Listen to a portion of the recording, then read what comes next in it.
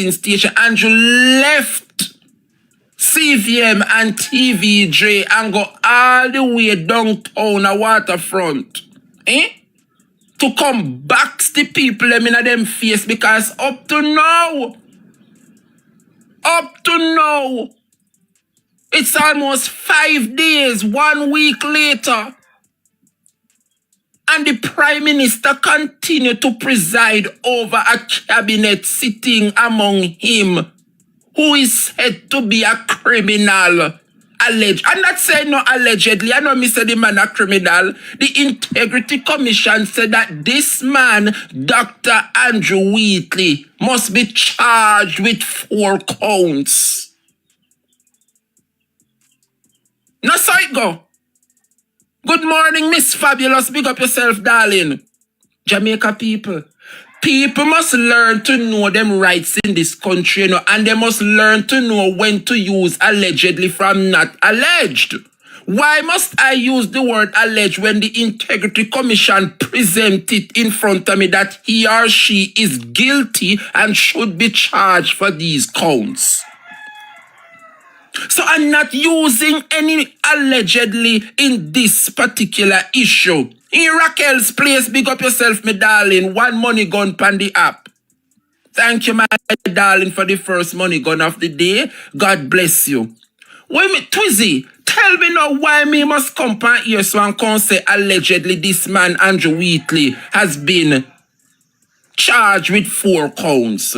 I am going off of what the Integrity Commission says. And that is the reason why none of them can come chat to me and could never chat to me when you see me come talk about the Prime Minister, because everything that I have said about this Prime Minister is what the Integrity Commission would have put out there about him. So we can always draw for our references. We can always go back to the reference and say, see here, Prime Minister, the Integrity Commission said that you were caught fixing charity monies. And that it say, that the Prime Minister set up a charity in his constituency, and the people in the diaspora would have worked so hard and send money come give Andrew Holness charity to help the poor and destitute. And instead, Andrew used the charity for what it was intended to do. The Prime Minister take up the charity money and go invest it in his own personal stocks and bonds. And me I tell the people them no lie pan ya. Why should I come out here, come add and subtract to the Integrity Commission report? I am repeating verbatim to what is in the report. So no boy, no girl within the Labour Party can't come send me no email. Yesterday me dey on Instagram, one of them out of G2K a come a message down my phone. I no want class nobody, I don't want class nobody. And you see, because me are going a little soft tier era, I saw it go. Yes, man, I want to take me little time, because if you don't think you see me beat out the dirty Labour right them, wait till me go over YouTube when me can get the privilege to show up me video them, I go and bring down the dirty Labour Party right down to the ground. You don't think you see nothing? We thank you, Queen of the Park, big up yourself. Jamaica people. You think Jesus have mercy, what make you send it?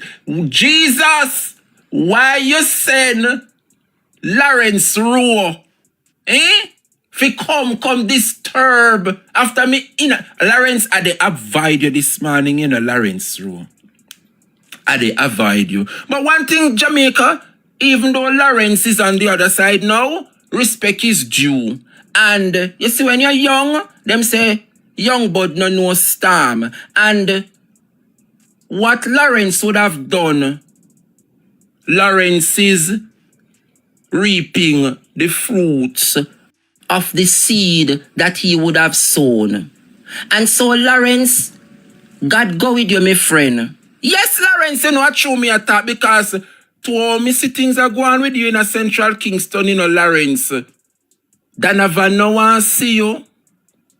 Rosie no have nothing to do with you. And you can't go up a Alman Town, go open your mouth up a Alman Town, you know, so you have to go stay in a Ray Town division. And to all me see Ray Town people are galang, you know, Lawrence, you have to go soon lift up from outer Central Kingston, you know, because you really kick the bucket. That is funny, honey. You kick the bucket, Lawrence. Oh my God, that is funny. But we now root to Lawrence because Lawrence, you know, is the de facto. And we want Lawrence to be in the forefront. Yes, we want Lawrence to be in the forefront because without Lawrence, we don't know that the Labour Party is on the back foot in Central Kingston. Lawrence, if you know what I mean, know, you change the 1 p.m. to 1 a.m. But anyway, we won't be sidetracked by the Labour Party and the Labour Rights and them operatives because them send Lawrence over here now for we focus on Lawrence. Lawrence, go and go find something to do because if you know what I mean, know. But anyway, Jamaica, I am not going to say alleged when it comes on to Andrew Wheatley. I am not going to say alleged when it comes on to the Prime Minister. As long as the evidence are there right before me, I am going to put it to you that these individuals are not fit and proper. Yes. And in this particular case, Jamaica, in this particular case, I realize that the entire Andrew Holness cabinet is under threat. I wonder if you hear what I said this morning. Perfect of the class, prefect of the class, thank you for the follow. I wonder if you hear what I say. The entire Andrew Holness cabinet is under threat. Thank you, Uncle Blair. Big up yourself, Uncle Blair. Uncle Blair, don't forget, say, I gonna want the support from you over YouTube, you know. All your voice, me want you bust up the things when me open up the phone like, look here now, man. I have a show set and planned for my YouTube success, you see. And I am looking forward to the elders, them, who would have been there to continue to blaze the fire with me on YouTube. So we are looking forward. You are one of them, Uncle Blair, that will be one of my shining armor over YouTube. And we have to remind Jamaicans from whence they came. I have a confession to make. Not of mine, but that of the Prime Minister this morning. And I want the elders to stick and stay because I am sure that the elders can agree. The Prime Minister made a confession, Jamaica. I want to say thanks to Pacha Gray for always staying in touch with what is happening because some things pass you and you don't even realize, you know. But Jamaica, the Prime Minister confessed once again. I soon get into it, but I want the elders them to stick around. Dr. Orin Cole, I want you to stick around as well. Little Miss Me Head Girl, I want you to stick around as well. Because you all will be Jamaica. Yeah? The evidence. Stick and stay. Jamaica, the entire Andrew Holness cabinet is under threat. The entire Andrew Holness cabinet is under threat. The Labour Rights are saying that at the rate by which the Integrity Commission is operating, 13 out of the 18 Andrew Holness cabinet members is at risk for illicit enrichment. 13 out of the 18 cabinet members within the Labour Party is at risk. All those who the Integrity Commission investigate and referred to be charged. All of them, take the matter to court and eventually plead guilty in court. I wonder if you guys realize that. The Prime Minister take the matter to court. Dalrymple took the matter to court. Leslie Campbell took the matter to court. Xavier Main took the matter to court. Now recently, Andrew Wheatley is taking the matter to court. Every single one of them of the 13, how much we gone so far? 6 out of the 13, you know.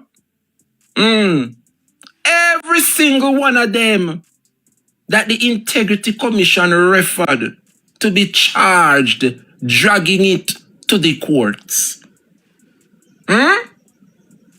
Former Prime Minister Bruce Golding, he is the epitome of corruption. And not even him a stick with Andrew Holness. Andrew Holness a gallop way from out of Parliament from the media. We never knew the day would have come. We never knew we would see the day where the Labour right them a run from the media. Can you imagine Jamaica? Can you imagine Jamaica? Based on the Integrity Commission report and the timeline,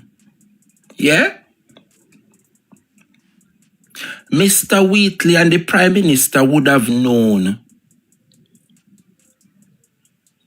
Mr. Wheatley would have known. And to show you further that the Prime Minister has no key,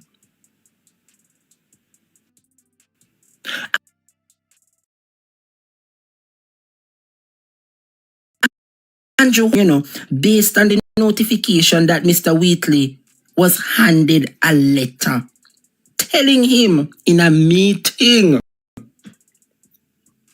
within the presence of his attorney that he is under investigation for illicit enrichment. Remember that the Integrity Commission, the report, the timeline is there.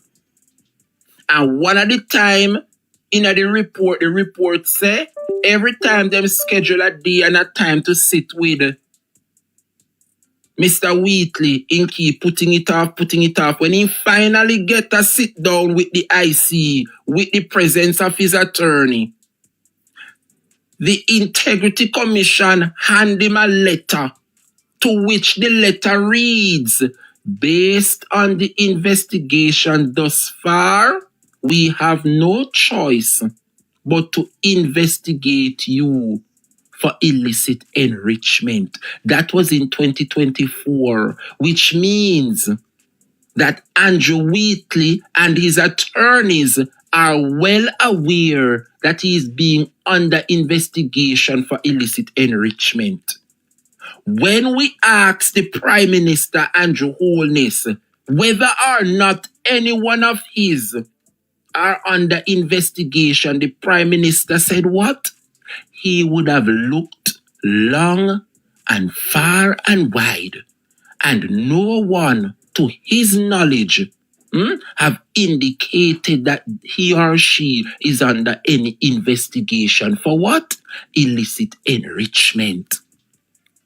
So what I want to ask the question, Andrew Holness, how the backside you go come tell Jamaican people yesterday, say you have all the confidence in Andrew Wheatley still, when Andrew Wheatley blatantly lied to your face to put him back in your cabinet. Remember you tell we say you ask the members on your side To which they responded to you. And you told Jamaica that you would have asked far and wide. And none of them tell you. So I want to ask the Prime Minister how you feel this morning to know that you would have asked and this man would have blatantly lied to your face. Eh?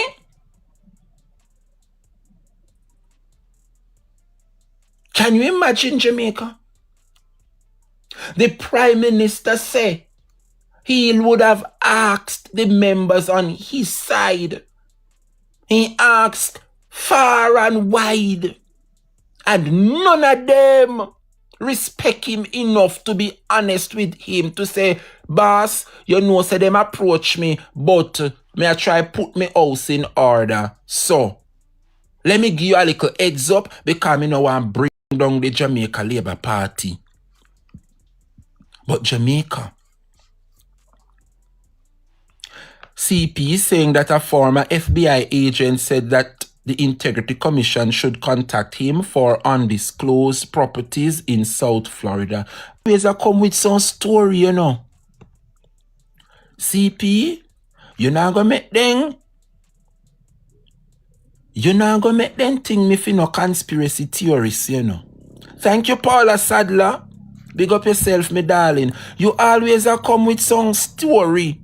And you see, because me know have the proof, Virgo Queen say Rattigan said it also. Rattigan can't say it, you know, because Rattigan probably have somebody has sent him the proof. Nobody no send no proof to me or email me with the proof, so all of we can be on the same page. So me now go propagandize. That's what it is. Paula say property of Florida. Me no know about it.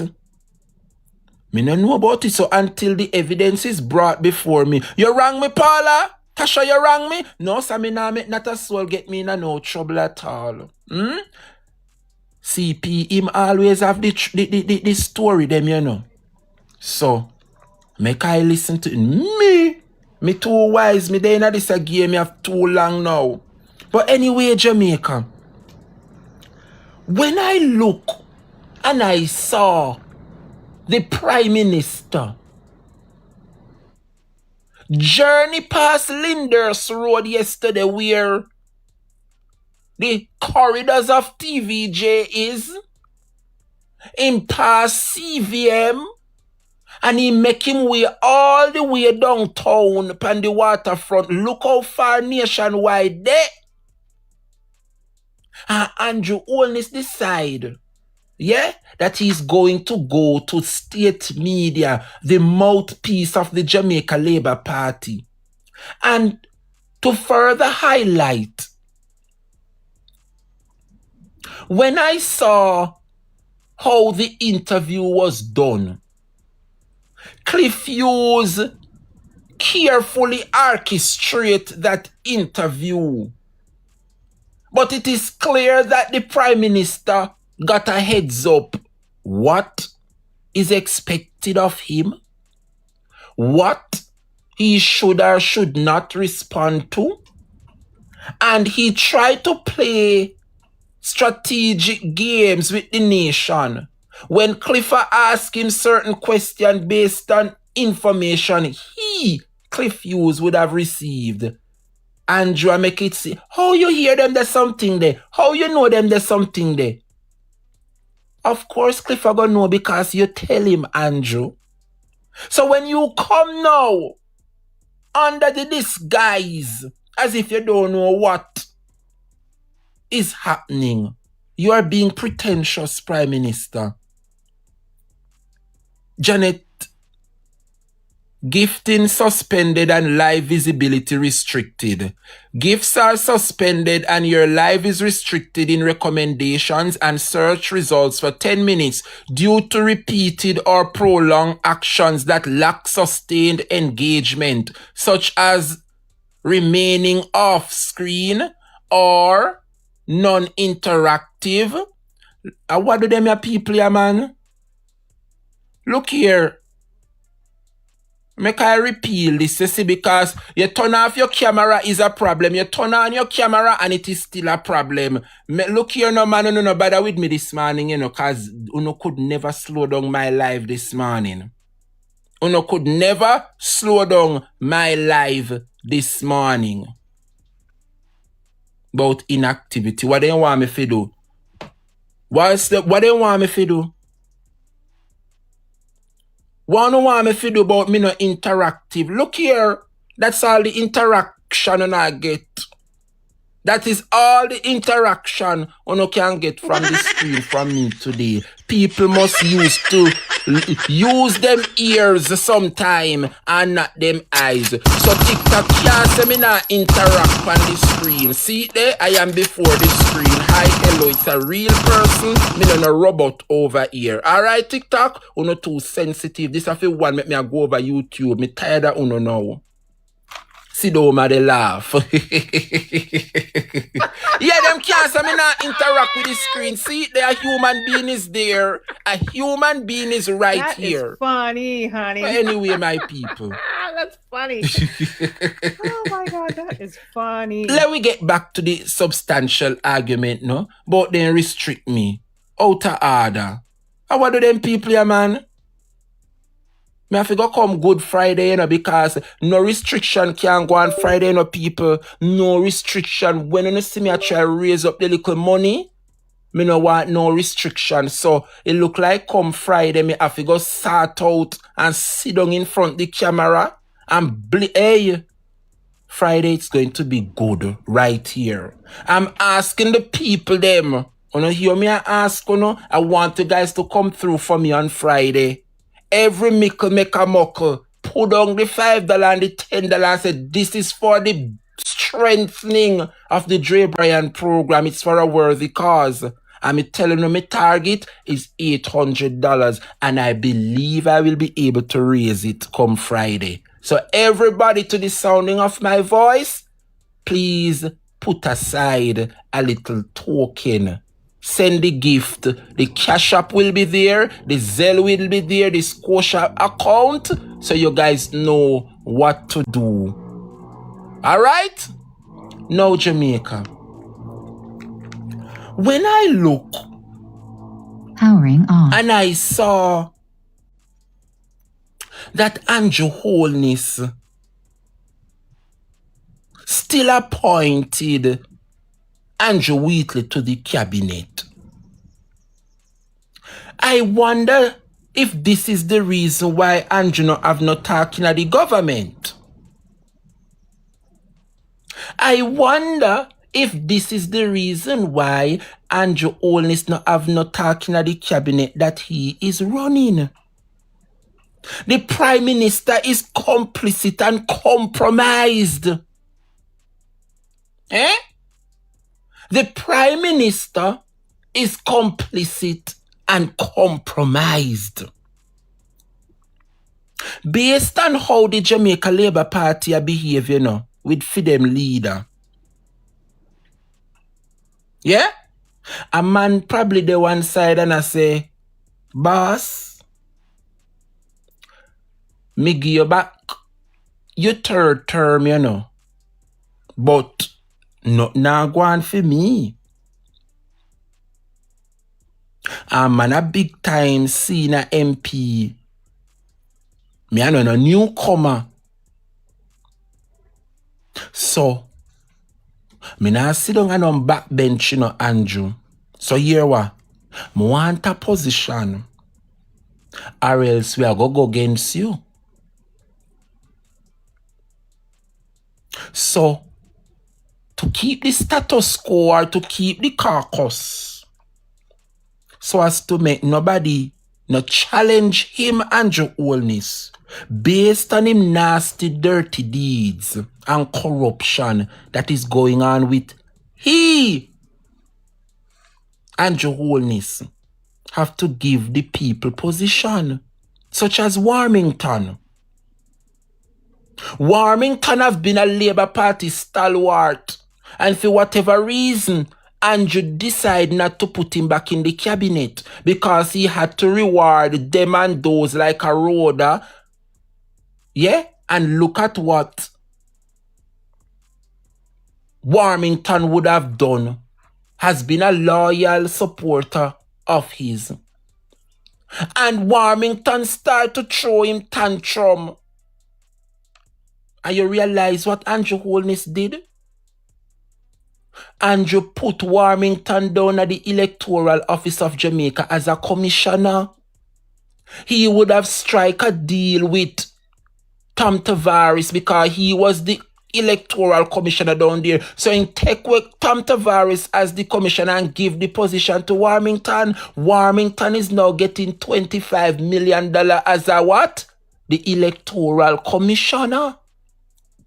So Everald Warmington fly past enough of them will sit down there as a member of parliament in the cabinet.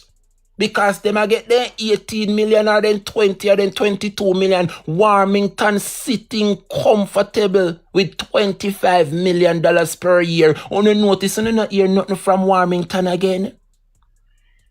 Eh? It is shameful. It is shameful, Jamaica. And that is the reason why Andrew Holness have so much state ministers. It is shameful. It is quite shameful, Jamaica. But the Integrity Commission has found that Dr. Andrew Wheatley, would have accumulated assets that is disproportionate to his lawful earnings by over $164 million. Yeah? The director of investigation would have flagged, discrepancies in the Prime Minister's statutory declaration since 2021 findings. That his filing and transaction exceeded over $470 million. Yeah? Linked to companies that are associated with him, the Prime Minister. So Wheatley bad or not too bad, Wheatley accumulated asset disproportionate to his lawful earnings by $164 million. But the Prime Minister equally was flagged for discrepancies, and assets disproportionate to his lawful earnings. So the two of them is a pea in a pod, The two of them fall under the same charges and even more. This man is still in the cabinet. Andrew Holness look at that file. Or did he not? Did he not bother to and put Andrew Wheatley back in his cabinet? Knowing full well, possibly, the investigation was ongoing. Or what does that say about the Prime Minister? And what does that say about Andrew Wheatley to know damn well the rules that governs and go against the rules that governs to lie to the Prime Minister? What does that say, Jamaica? Let me plug in my phone because the battery. Give me a second there. Just a second there, people.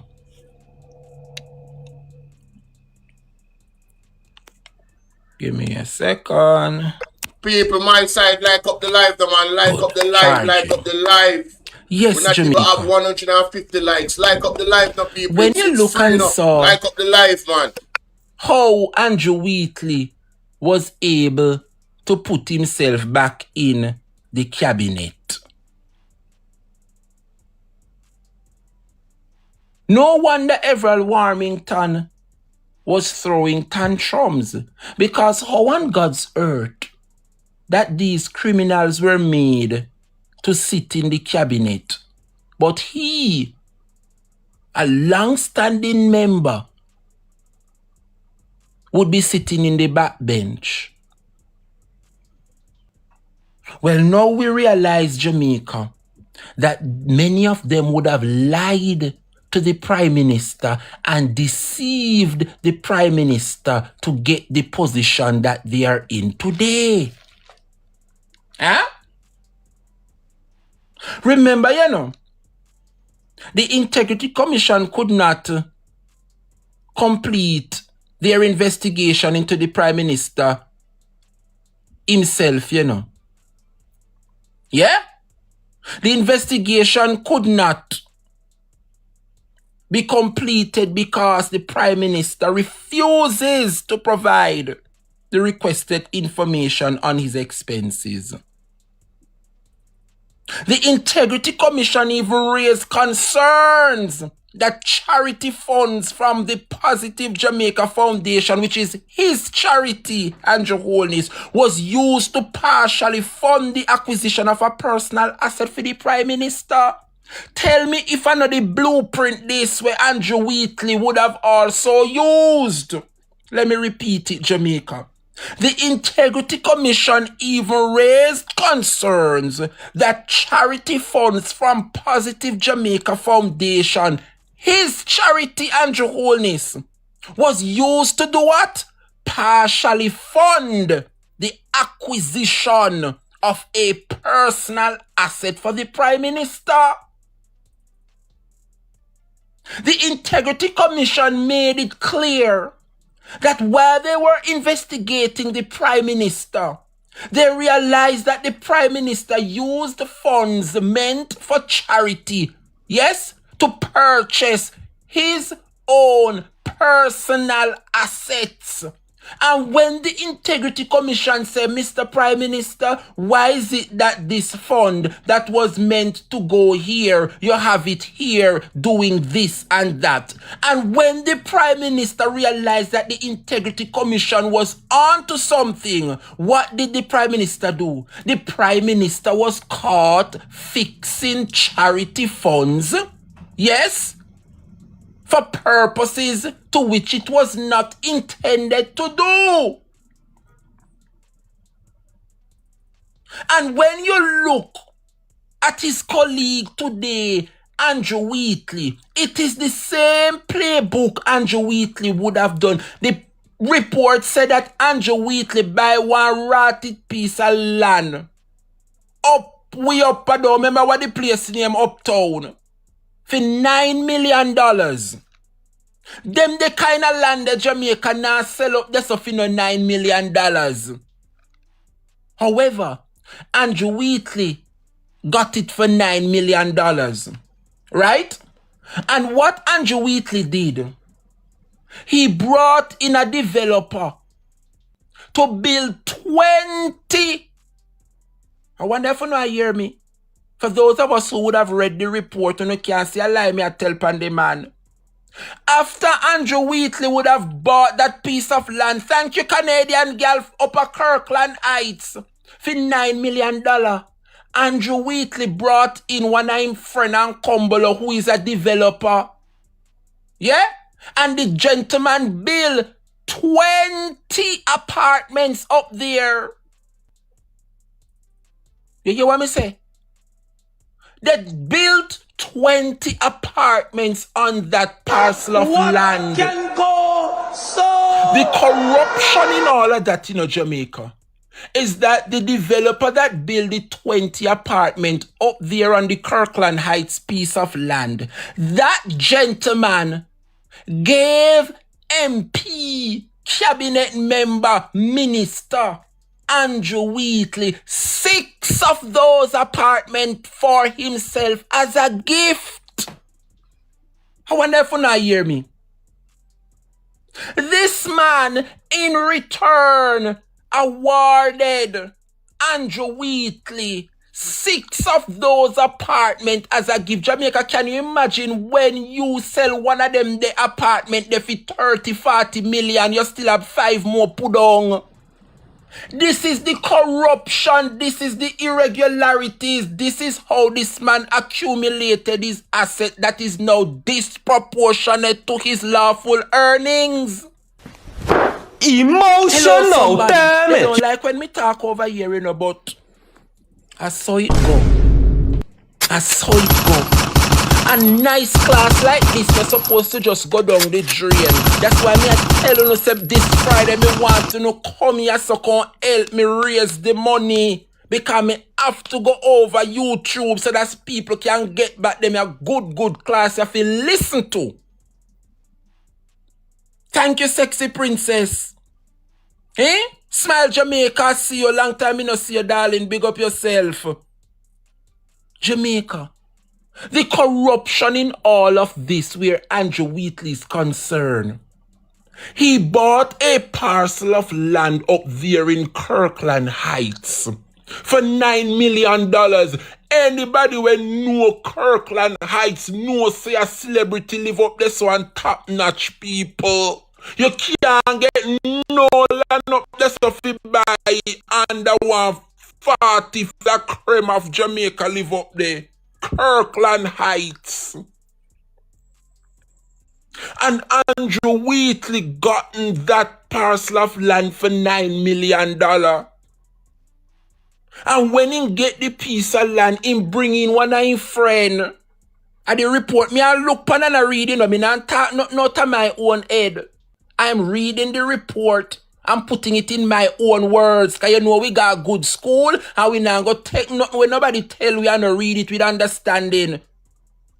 Yeah? Because when you know I read the report, you know, certain things we fly over on our head. So God bless the bloggers them like myself. We can read it and analyze it and interpret it and break it down into a language where everybody can understand.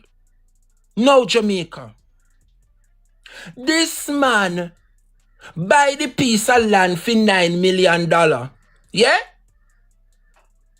Brought in a developer. This man now put 20 apartments on the piece of land.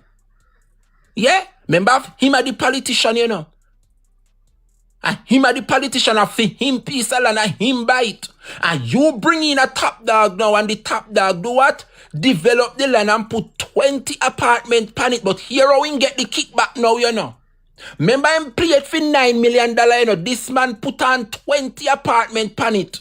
And this man now rewarded Andrew Wheatley with 6 of those apartments as a gift. And now one of those apartments is selling for $35 and $40 million.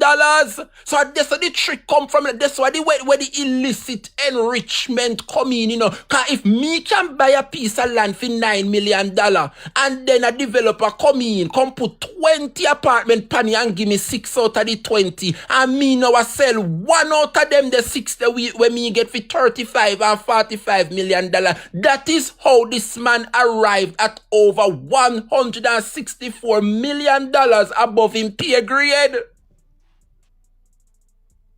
CP saying this is what you call treason and money laundering and tax evasion. Because remember, you know, when you put up them the judgment mansion, they uptown, you have to pay your property tax and them something there, you know. So to evade your taxes and to evade paying taxes, him not develop it himself, you know. It Jesus Christ of Nazareth Labour Party done.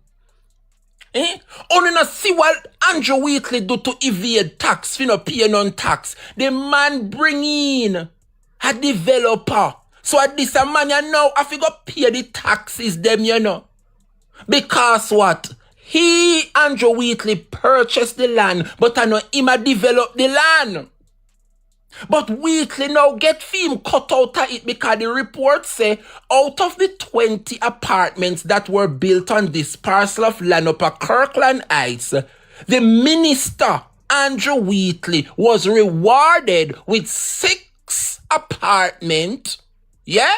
6 out of the 20 apartment buildings were handed to Andrew Wheatley as a gift. And I don't know about you, Jamaica, but me want to know what kind of man this, because me no know if no man I go sit down and make no man give him 6 apartment house unless you a sweet potato pudding like myself. That is funny. Hello, honey. somebody. No, we have to just call it for what it is. Which man in a them a day and age you go take up 6 apartment and award it to another man as a gift? Hello, somebody. That is for another story, for another day and another time, but it is what it is. It is what it is. Yes. God's mouthpiece. We have to explain these things in the report so that the viewers can understand what is happening here. That is how they get them kickback, This man, Andrew Wheatley, so too as many others within the Jamaica Labour Party, it's like the whole of them I read from one book, and the book, Andrew Holness have the book, but it look like Andrew give them the full book, Andrew tear out one page out it and give them and say, "Uno go and go yam food. Don't get catch." But it look like the page where Andrew tear out and give them. It no have no introduction, it no have no conclusion, it no have no nothing. Yeah? Andrew still have the appendices on how to get away. Fully done. Look here in Jamaica right now, no make me go on a tangent, Eh? When you say God's mouthpiece, I deserve my mic and so watch me and them. Yes, man, I get in everything, Jamaica. Let me just tell, I got my microphone, I got me mixer, I got me desk, I got me chair, I got me lighting, I got everything for me studio, Jamaica. Right now we in the built out where I set up my little background and so. But the little laptop when me have, when I try to stream, it tell me say it not compatible because it's an old laptop. So I'm trying now to get a newer model that will be able to stream and carry the live without any glitches. So that is the reason why Friday we'll be raising the money for the laptop. And I know God are gonna bless me. So that's the people who can come through for me on Friday.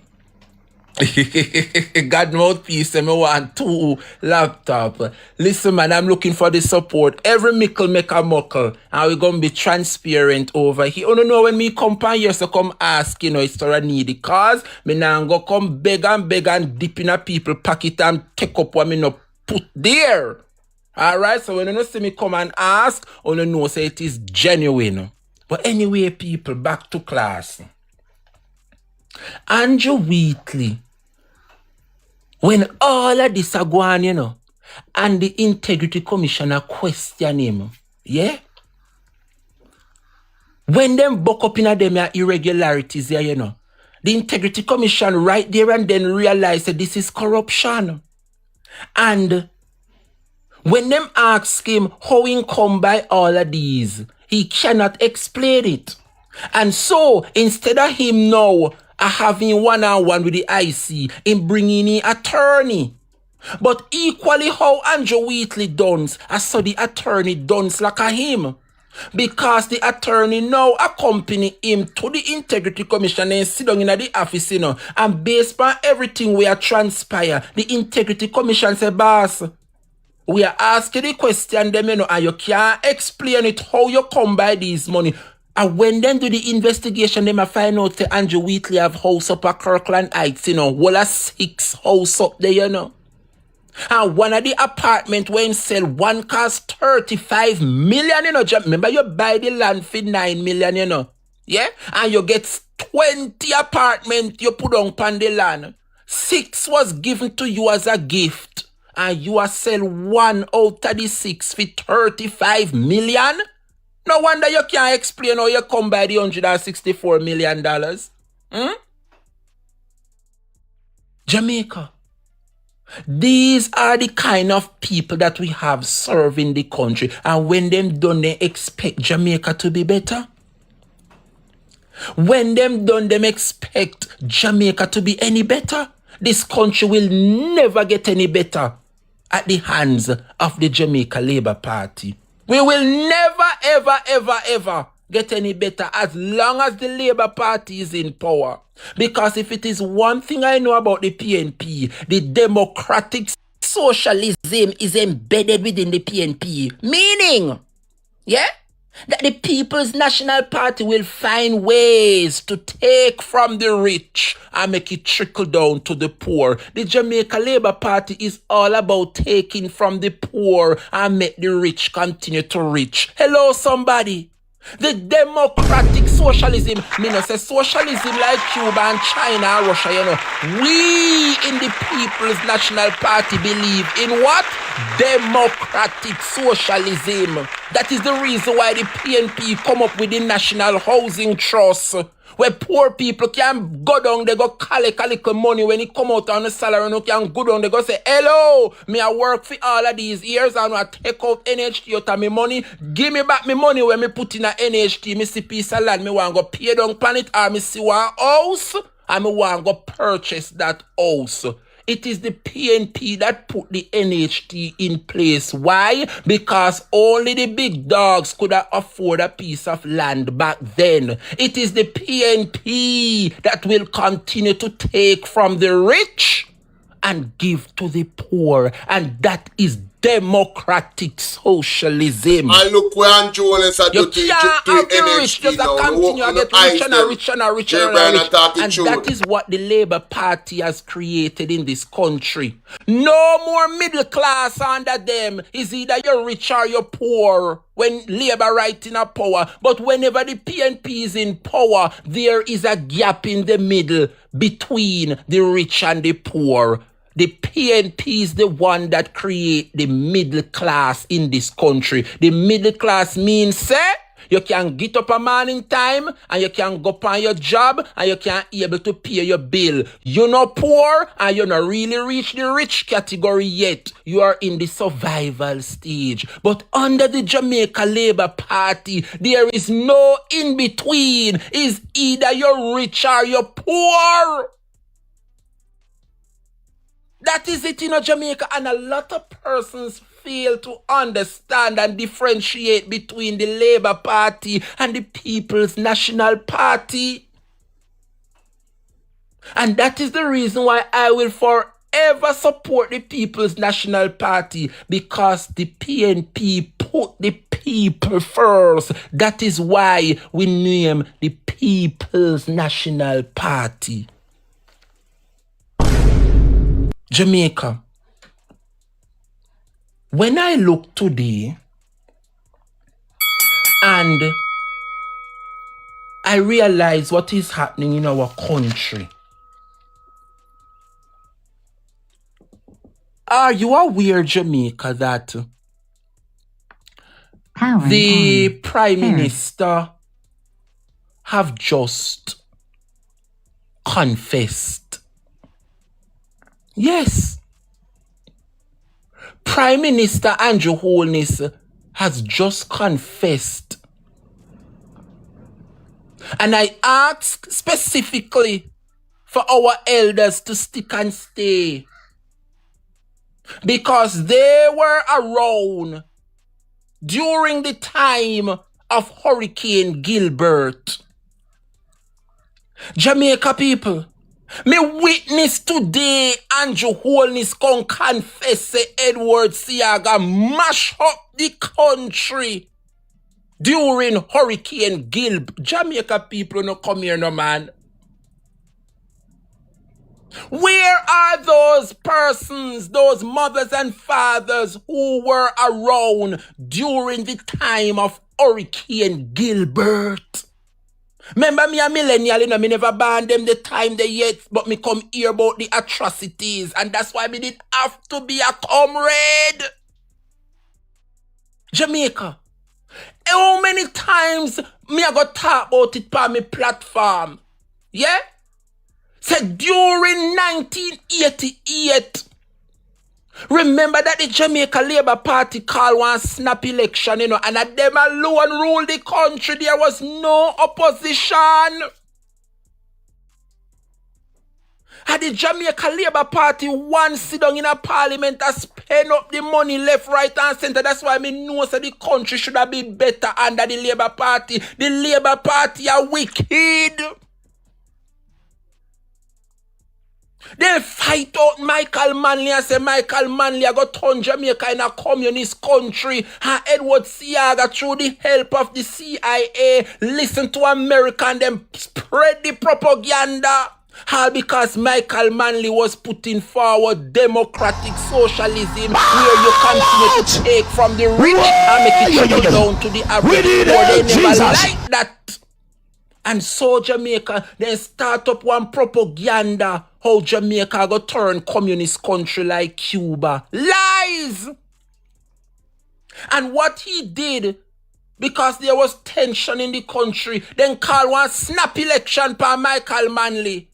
And when you look, appear dead people upon the registration for the election. So Michael Manley say, hello, we're not going to take part in this election until we have electoral reform. When them clean up the voters list, Labour right catch and pay dead people and them mama were dead, still upon voters list, also man a come vote in a woman name. That was what Seaga created in the 1983 election, bloodiest election, 1980 and 1983. And what happened, Jamaica? They decided to go ahead with the election all by themselves. And for 6 long years, not 4, not 5, the Labour Party was in power for 6 long years, all by themselves. Nobody did if do no checks and balance. Nobody did if watch how the money is spent. Nobody was there to hold them accountable. The Jamaica Labour Party had a term in office all by themselves to govern. But you don't see what God do. God looks high and he look down low on Seaga and he sent a hurricane in the name of Hurricane Gilbert. And Gilbert mash up Jamaica. Mash up Jamaica.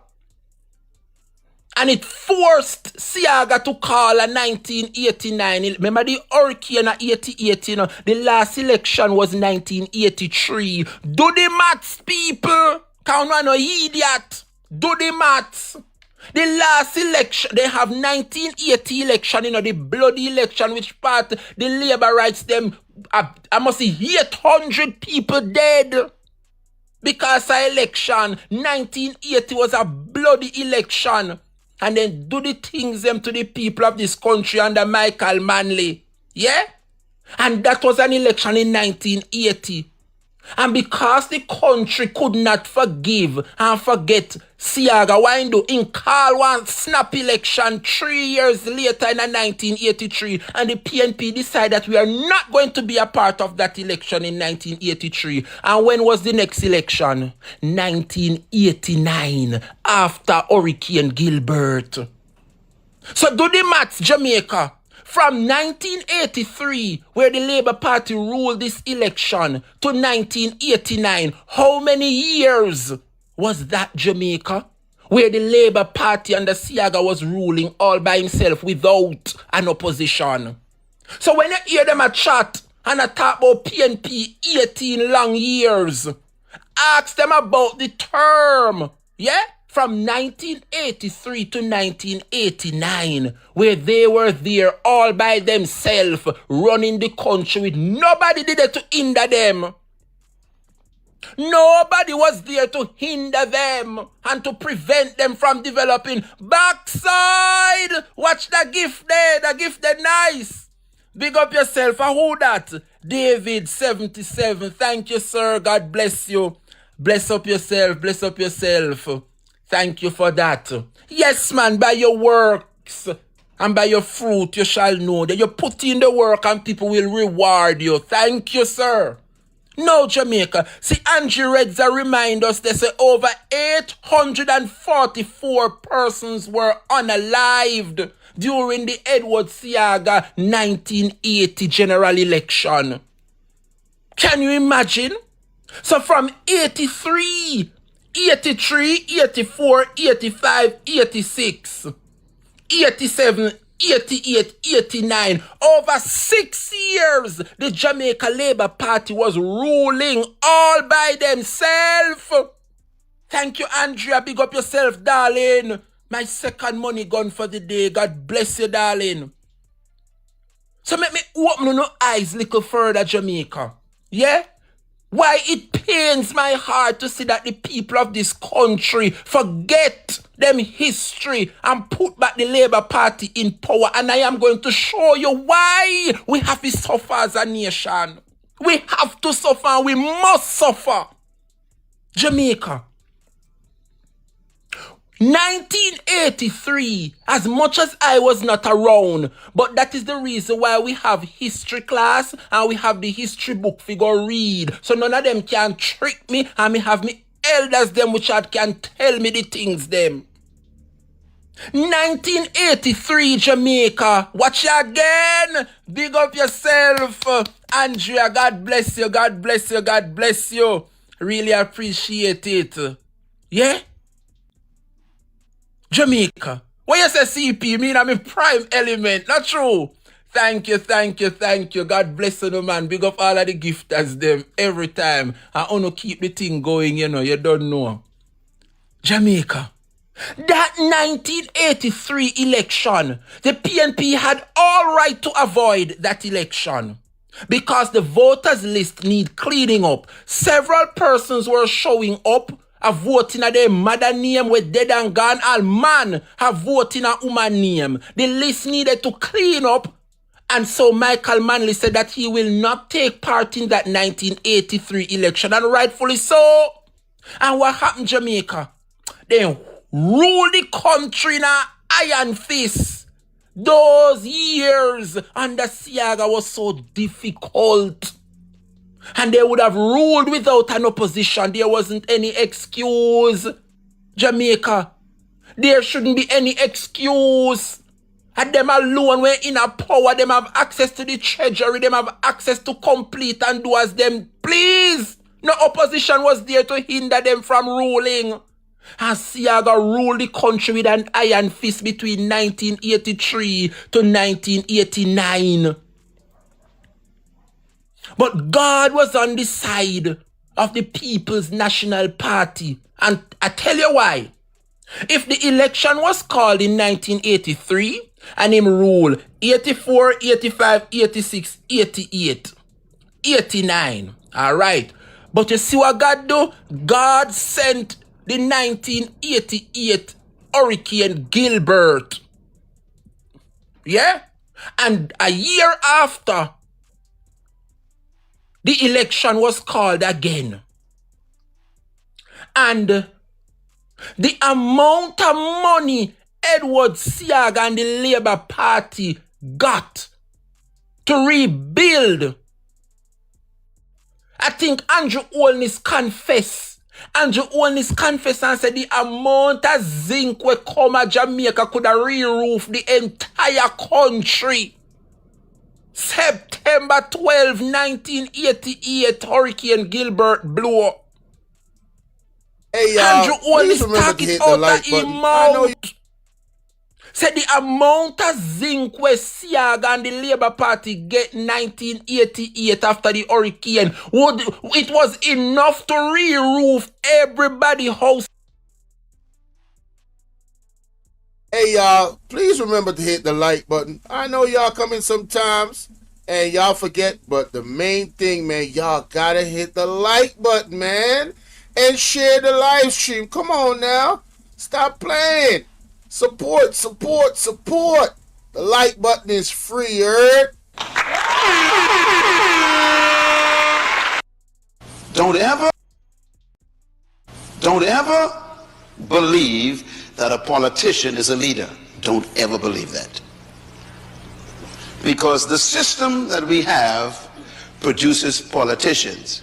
It doesn't produce leaders. And so you can have a politician who knows nothing about leadership and he's leading you. Politicians are concerned about the next election. That's all they when the nurses, them are go, Lord, Jamaica people, They say the nurse them walk off of the job. Accident and emergency. Nurses at the University Hospital of the West Indies walk off the job protesting overcrowding. Lord have mercy. UE is a cesspool indeed created by Dr. Christopher Tufton. Oh, no, see nothing yet. Back to the substantial issue, class. We are stay focused. Jamaica people. Well, Andy, you no realize when me see the restriction gone, you know? Cause GIFA come in. Yes, man, the restriction gone. I realized there was a restriction up there, but I realized that the restriction has now disappeared. So the gift them able to come through. Thank you, guys. Look like TikTok work with me this morning, man. But anyway, my people, back to the argument. I live to see the Prime Minister come confess. And the Prime Minister come confess and say that the amount of money that Edward Seaga gotten after the 1988 hurricane, the amount of zinc we come to Jamaica could have re-roof the entire houses right across the length and breadth of Jamaica. I know me say it, you know, Andrew Holness. Andrew Holness say that they would have gotten more money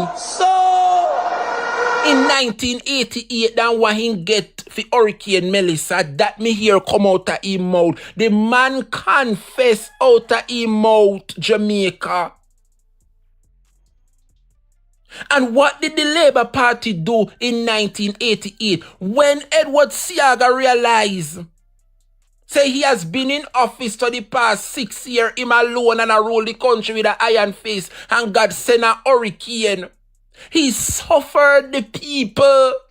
And after the hurricane and the aid and all of the support came to fix roof Jamaica and the food, oh God Almighty, Edward Seaga and the Jamaica Labour Party shut the container doors with the food them. My parents tell me, say, when them bust the container, them Jamaica think.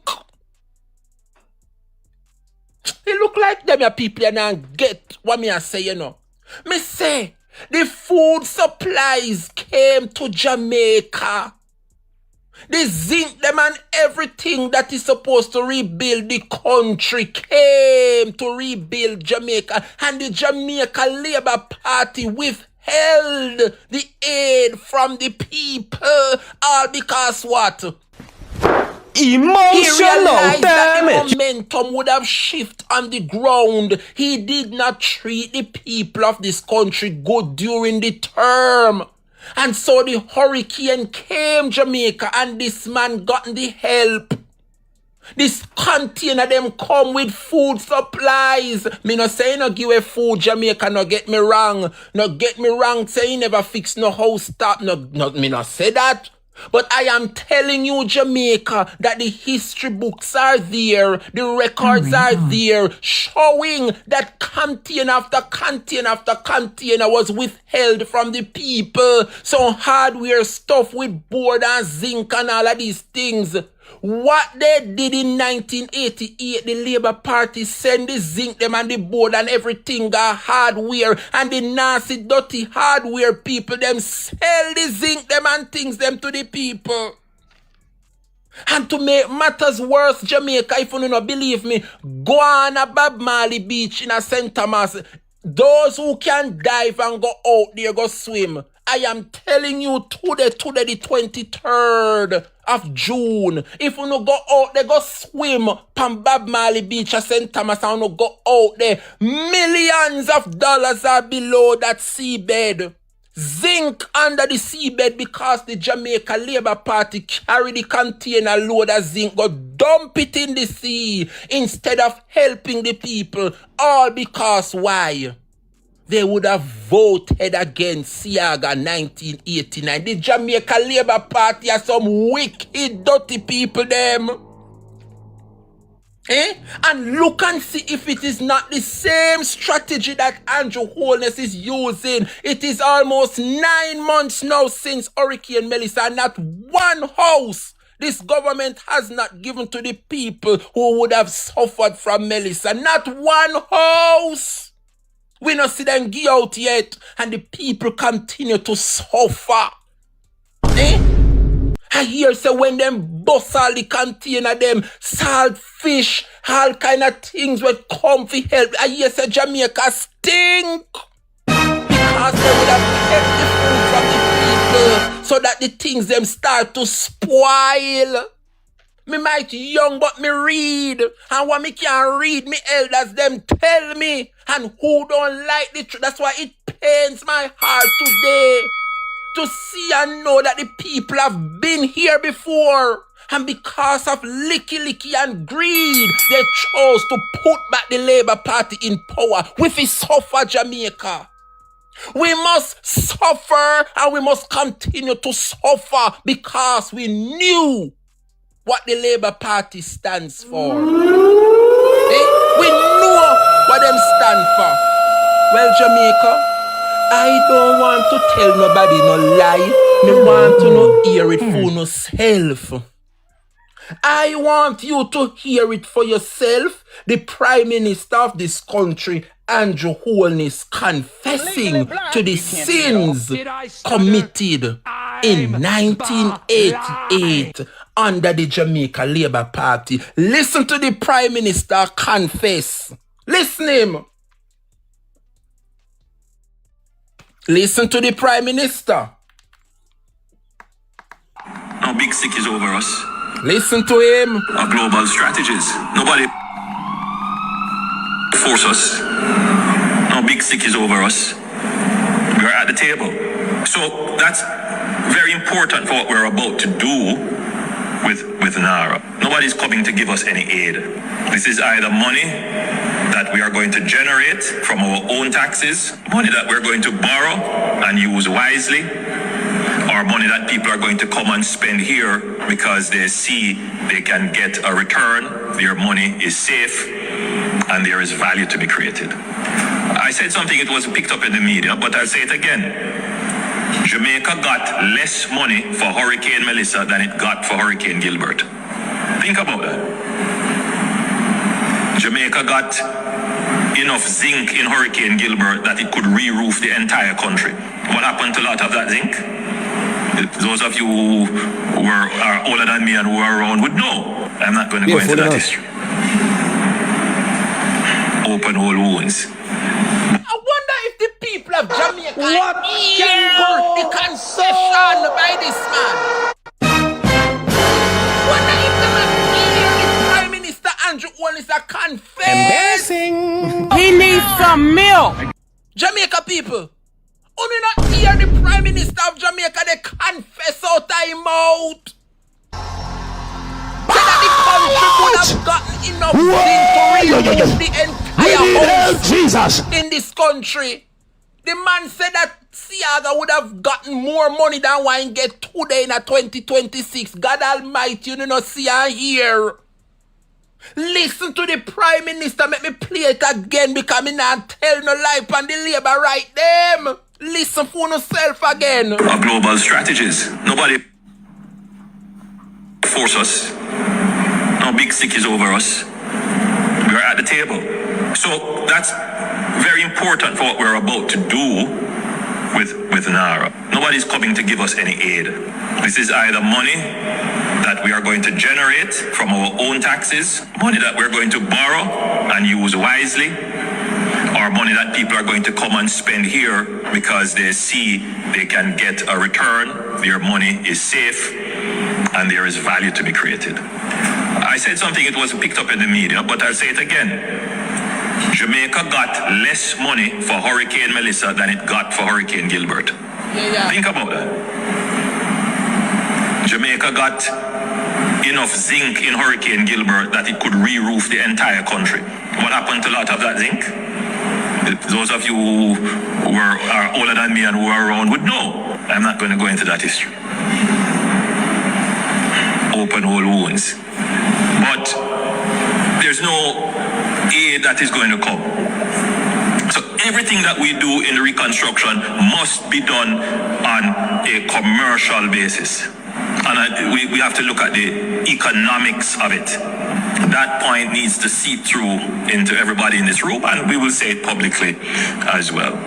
There's no charity here. So that also means we have to work harder than ever to make sure nothing is wasted. Jamaica, no hear it for yourself.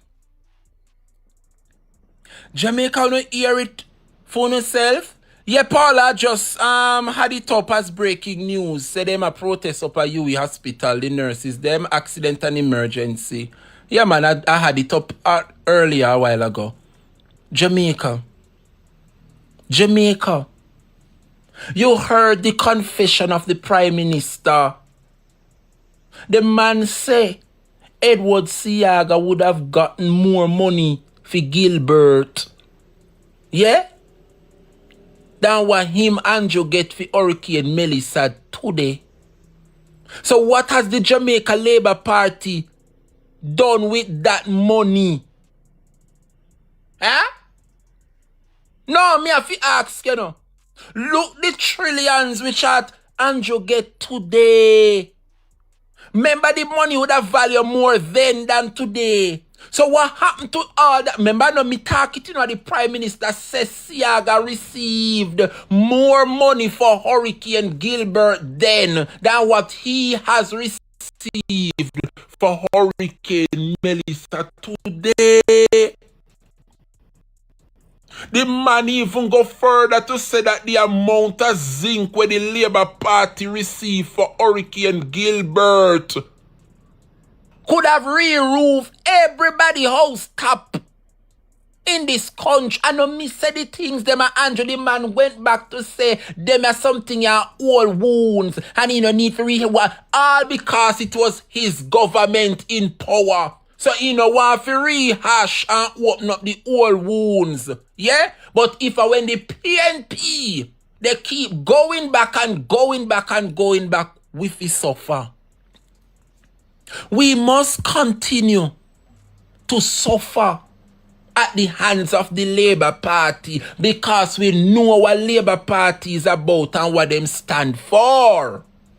Yes. And so Jamaica, we are here today in a predicament where the Prime Minister owed to the people of this country an address to the nation. Yesterday, Monday, Jamaicans are look for hear the Prime Minister come out and say, my fellow citizens and residents, and address the nation.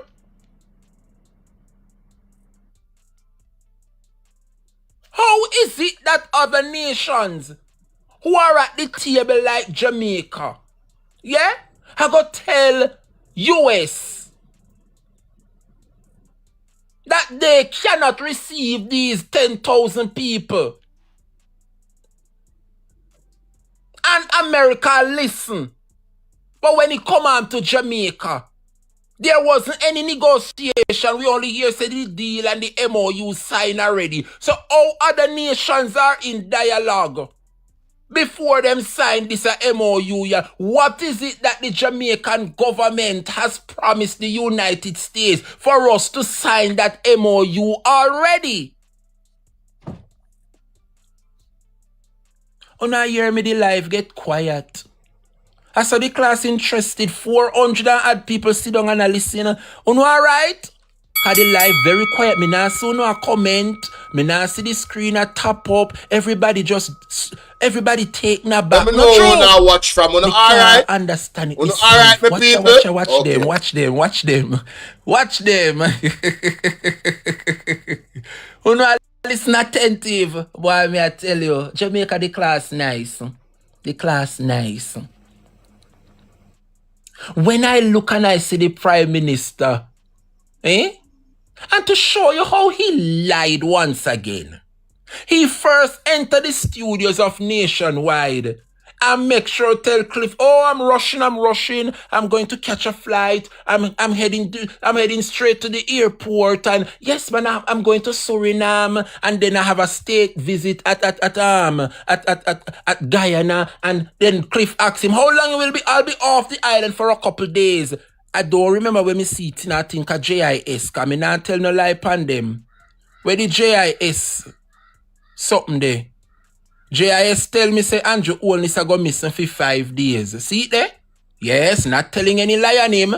Prime Minister Holness head to Suriname Energy Summit and an official visit to Guyana. Yes, an official business from June 22nd, which is yesterday, to the 27th. So that means that for the whole week, Andrew now go there. And what he's doing, Jamaica, is buying time so that the corruption charges that is hanging over himself and his cabinet will dwindle and dwindle and dwindle. It will never dwindle. Not under the watch of these bloggers when we see these days. We will not allow the Jamaica Labour Party to dictate to us with corrupt individuals that are under investigation and charges laid against them. I don't think it is fair and it is right, and I am looking to the people them we are going to Parliament this afternoon. Remember Parliament I keep this evening, you know. And let me tell you something. None of you now going to make the opposition walk out of no Parliament. You know crazy, and we send them there. Any walk out of go on uno labor rights if you walk out. Hey, what me say? Me no want nobody come tell me about how Marky G enough fi sit down with them.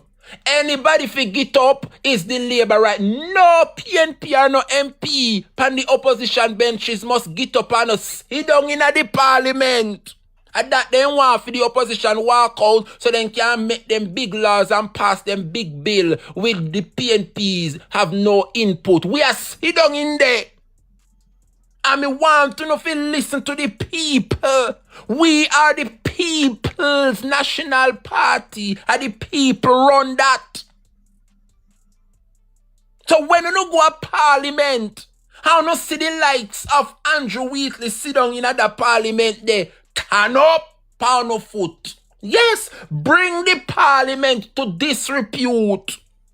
Make the Bigfoot woman put the Parliament on suspension. Yes. No longer will the opposition walk out of any Parliament because of the government's inept and disability to function. We will no longer be walking out of that Parliament. And I hear many persons are saying that, oh, we not sit down in there because Andrew did say, I will not sit here with Richard Azan because he built some shop and he never go to the parish council, he built it, and so them now sit down with we. We are not the same.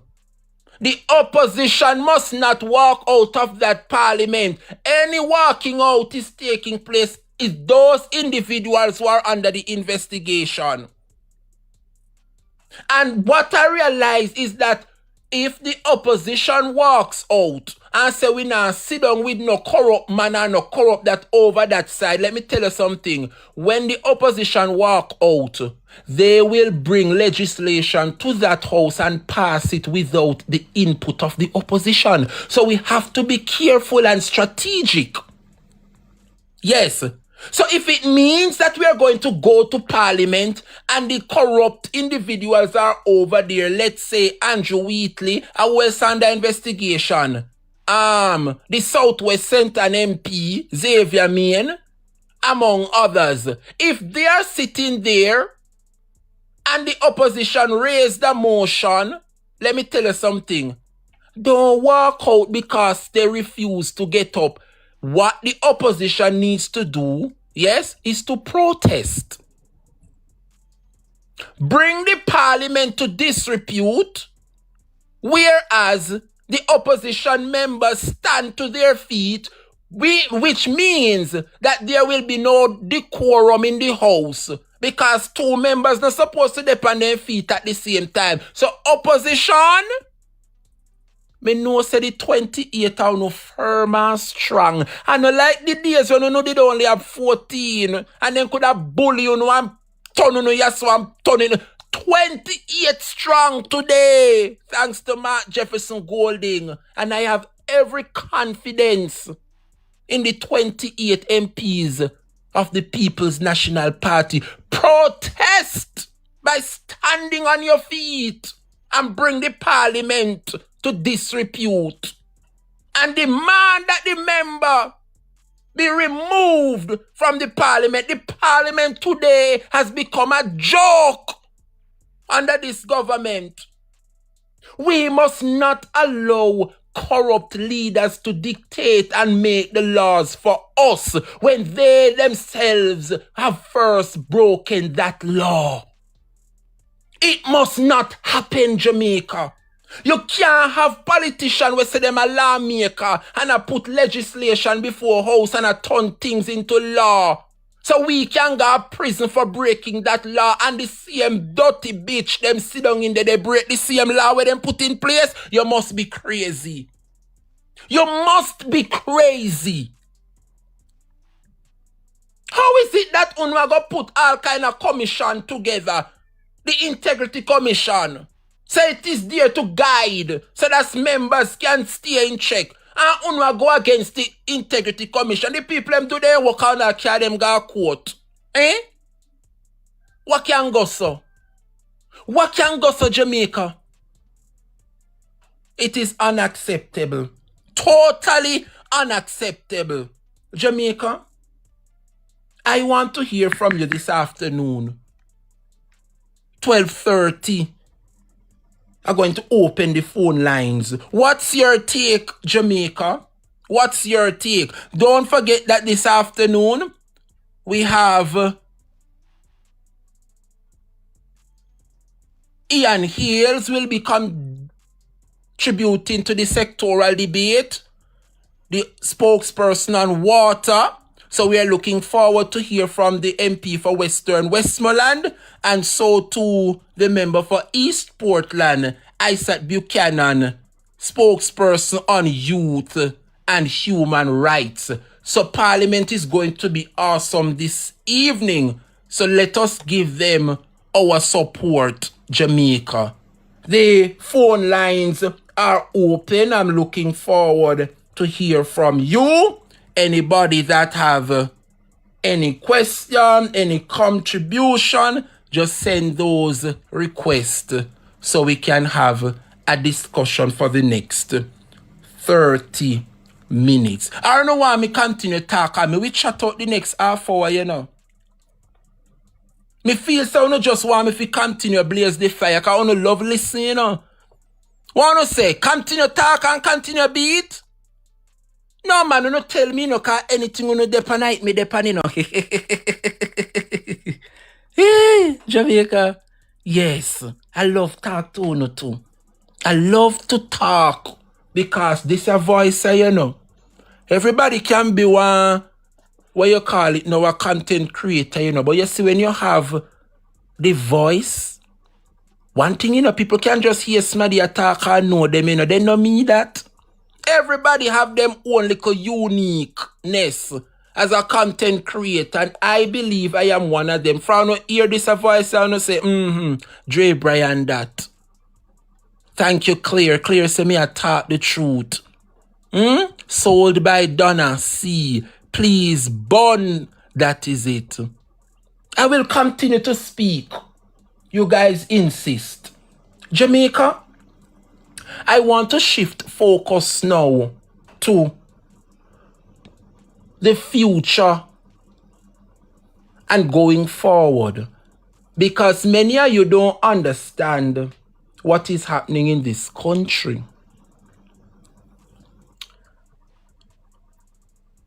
Follow me now. I want the People's National Party to pay keen attention to the member for Central Manchester. I'm going to repeat.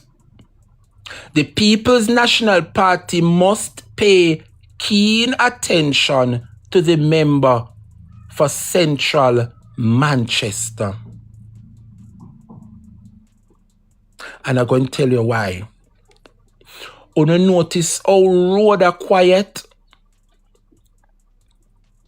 I wonder if you notice how Rhodamoy is quiet. Remember, Rhoda Crawford had no counselors behind her. Yeah?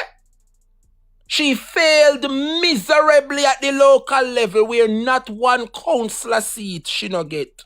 But she was able to flip things in the general election. You have to keep an eye on that woman.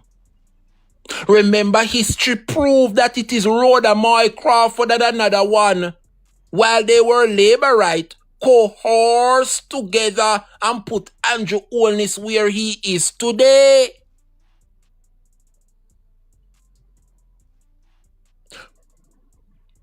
Look and see who is the president of the G2K today. That young lady. Are you aware that that same young lady who is the president for G2K is Rhoda Crawford, campaign manager? You realize how she's silent and she go on like she can't talk, but she can do her work to bring home a seat? I am saying to you, Jamaica, keep an eye on the member for Central Manchester. And I'm going to drop another bombshell.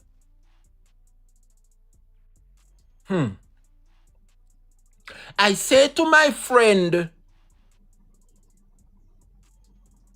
and the CEO of Bolo Tbv, Andre Stevens, and listen to me good. Listen to me good, yes or no? Andre say up the street, and we welcome and we support Andre because he's doing something good. My advice to Andre Stevens this morning, yes?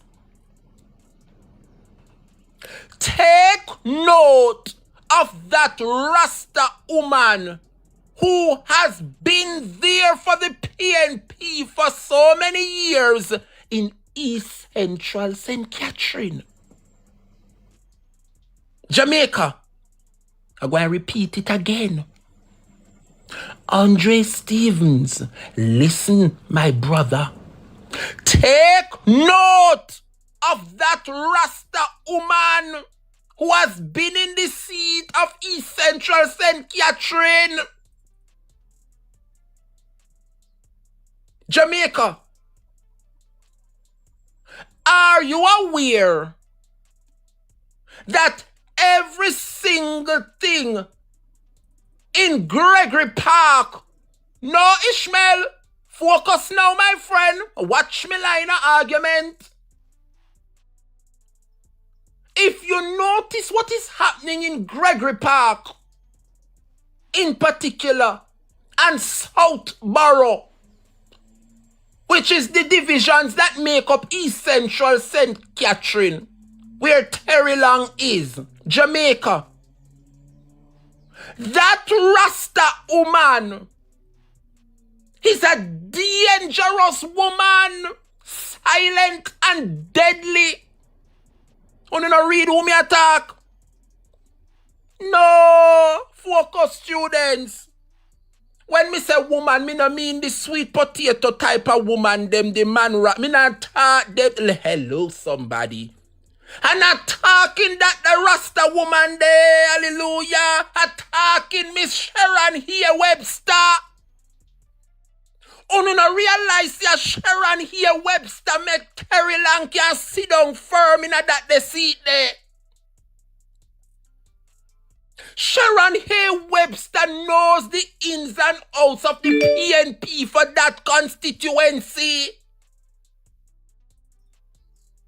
As Sharon Hay Webster make the comrades them come over and support Terry Long, Andre Stevens need to play the same game in East Central St. Catherine. And I say to Mr. Stevens this afternoon, look what is happening in East Central St. Catherine, where Sharon Hay Webster is concerned. These women together are the ones that caused the Jamaica Labour Party to be where they are. Rhoda Moy Crawford, yeah? Sharon Here Webster and the CMG2K president, that girl is Rhoda road manager. Don't sleep on them.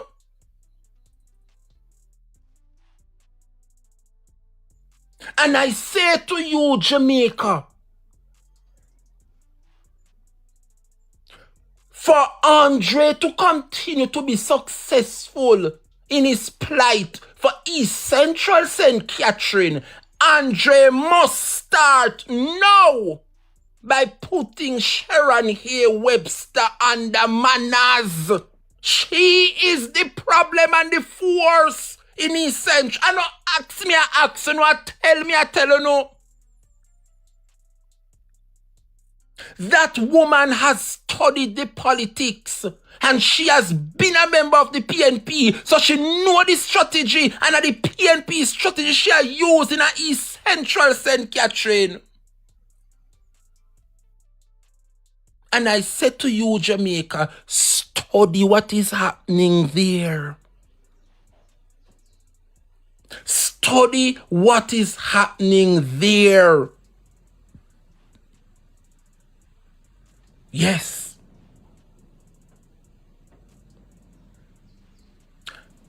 I'm going to leave it there so for now. I'm going to leave it there so for now. But the People's National Party needs to pay keen attention to Central Kingston, Northern Trelawney, Northwest St. Anne, East Central St. Catherine, and of course, Central Manchester. Yes. And you have to put Southwest St. Elizabeth in the mix as well. Those 6 constituencies will be key for the People's National Party. That is it, real life. We have to study them. Because they must study the PNP. You notice how Rhoda quiet? Remember, Andre tell with the things them where him and Rhoda would have done to put Andrew Holness where he is today. Remember, Andre tell we no. He told us. Rhoda is quiet. She's studying what we are not. How could I forget Western St. Mary? That means about 7 constituencies that we have to focus on, you know. We have to target those 7 constituencies, and if we pick up 4 out of the 7, then we give God thanks. 4 more seats we need. So if we target 7 now, we pick up 4, we give God thanks.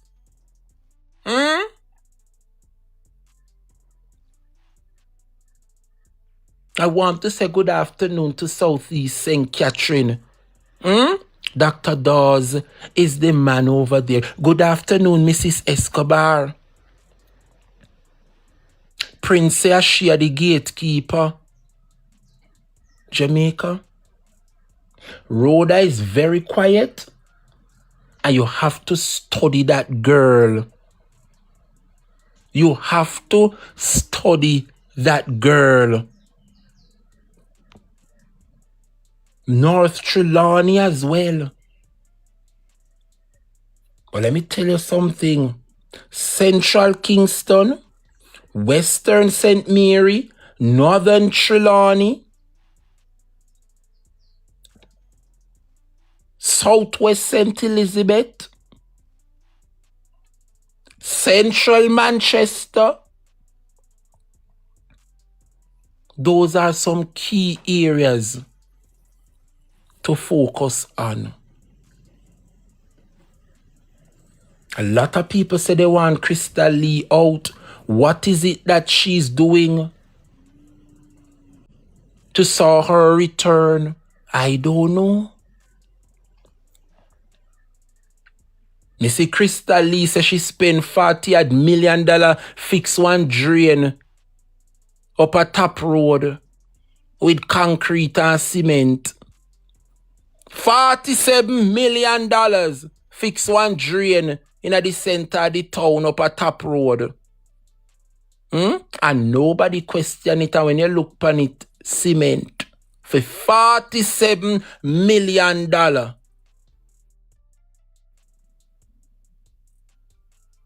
Jamaica, I am confident, Jamaica, that the PNP will get it right. Remember, say I'll poor Dayton. Remember, Dayton did a fight for fame seat, you know. Peter Bunting a fight for fame seat.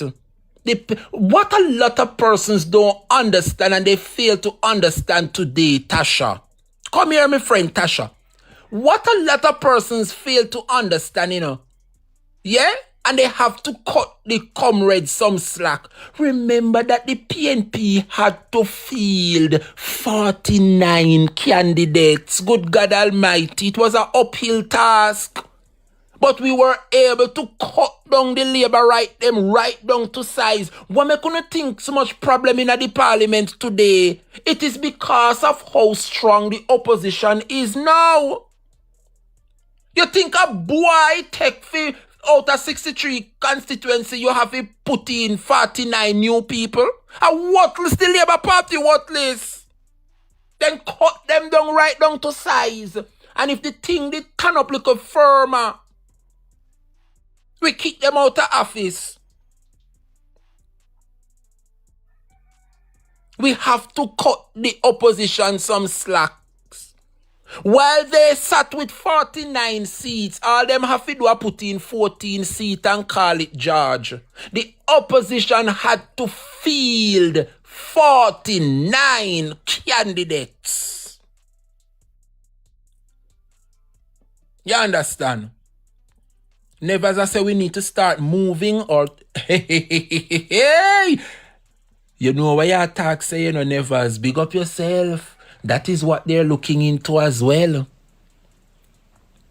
And the money that they used to trick the people them, me say all indoor worker get buyout, you know, comrade indoor worker, outdoor worker get money. But anyway, Jamaica, for whatever it is worth, I hope they would have achieved what they set out to achieve today. Because me no see the comrades them a ball. Like how the Labour write them a ball. The other day when my taxi friend them send me one voice note and Lord God me sorry for them. The Labour write them decide say them 3 hours them sit down there wait pan the chichi bus fi come. And the taxi operator them say they nah carry them because they want them $200. Yeah? The taxi man say uno put in Labour Party back in a power, so guess what? Sit down and wait pan the chichi, but 3 hours then wait late for work. And the taxi man say me not take no 150 from uno too wicked. So wait pan the chichi bus so uno can pay 150. $200 government say a taxi fare now, and we want with $200. If uno no have the 200 and a 150 uno have, take the chichi bus. Yes, I saw it figure.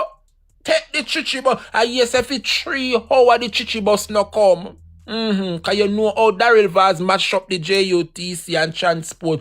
3 hours them sit down at the bus stop and wait pan the chichi bus to come and he no come. They late for work for 3 hours. And the taxi men say they're not going to seize because they're too wicked to themselves. I don't sorry for them. Christian said them if you walk from Portmore town, that don't wrong you. But it's a reality. It is a reality. The taxi man said they can't shot them because them too wicked. So while they're there for 3 hours waiting for the chichi bus to come, yeah? Because what they shot $50. And it is sad. It is sad, Jamaica, but they must learn a lesson. They must learn a lesson. You can't want to give the taxi man them 150 and a chichi bus. $200 the fare. And a run back a Labour Party. Wait on the chichi bus for the 3 hour where you can get for pay your 150. And that to no vote for. Me no want no come broke non taxi man foot. 10 minutes to the hour of 1 o'clock. Let me see if I can squeeze in some calls. Send those requests, Jamaica. Let me see if we can take some calls. Send those requests, please, and thanks. Quickly, Jamaica, quickly. The phone lines are open. Send those requests. Yeah, man, let we have a dialogue. Let's have a dialogue, quick and fast. I see excellence. I see quite a few persons calling. Let me take some calls. Let me take some calls. All right. Tasha is there. Uncle Sydney is there. Excellence. Good afternoon, Excellence. Wagwan. Hello?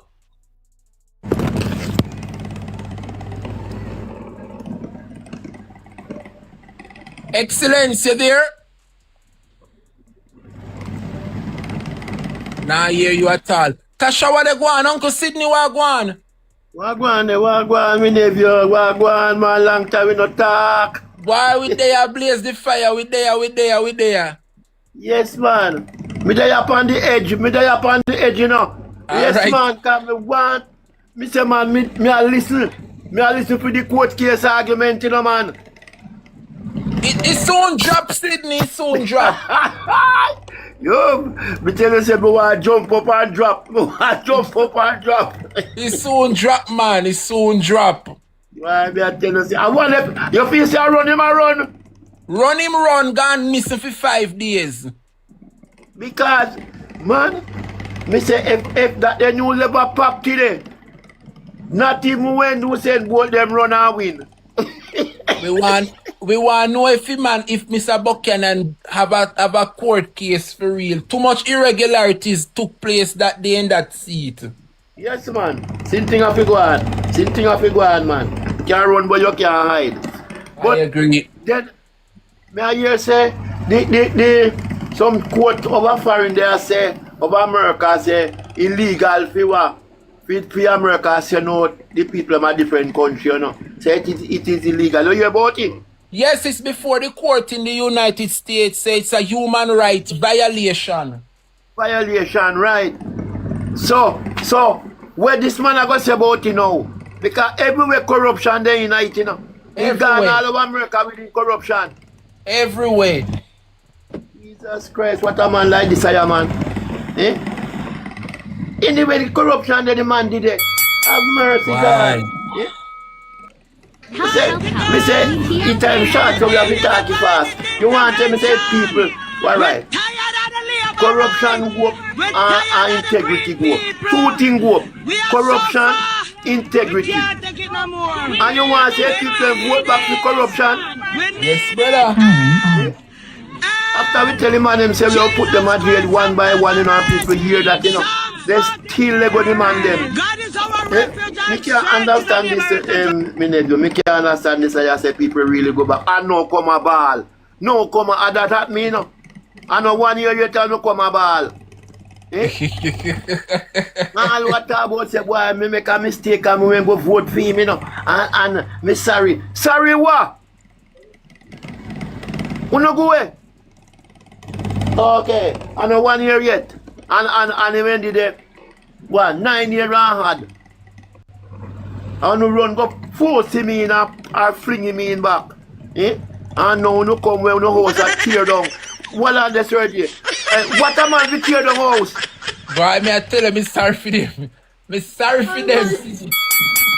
What am I? And him, you look here now.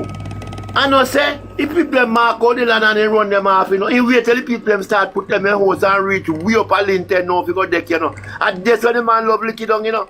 When the people them suffer by them 5 yard of stone, 5 yard of sand, one half ton of steel, and then something that black up it, come right up now, hungry for deck now. The man said they think he can lick it down then time, but what a wicked man. Yeah? I know the first him do it. No, my man do something at St. Thomas up at the lesson, you know. And me say the man do it at St. Thomas. And last year the man do it at St. Catherine. And before that he do it somewhere again. Make you never run them off island before. And you must see them a clean you up on foundation. You wait till them reach butter reach way up there so. You make them chop out the place. And when you look and see, they have one little good view. And one please remember to hit the like button. I know y'all coming sometimes and y'all forget, but the main thing, man, y'all gotta hit the like button, man. And share the live stream. Come on now. Stop playing. Support. The like button is free, heard?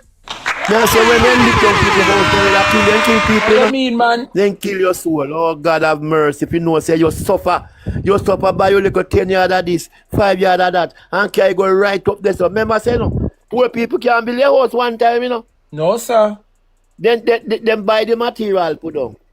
Then them take it from hardware good. Then come and then dig out foundation. Then them black up it come to mention and it pass. And then black up little further and it pass. And tell them butter tell you reach up a window height, then see, and when it come up.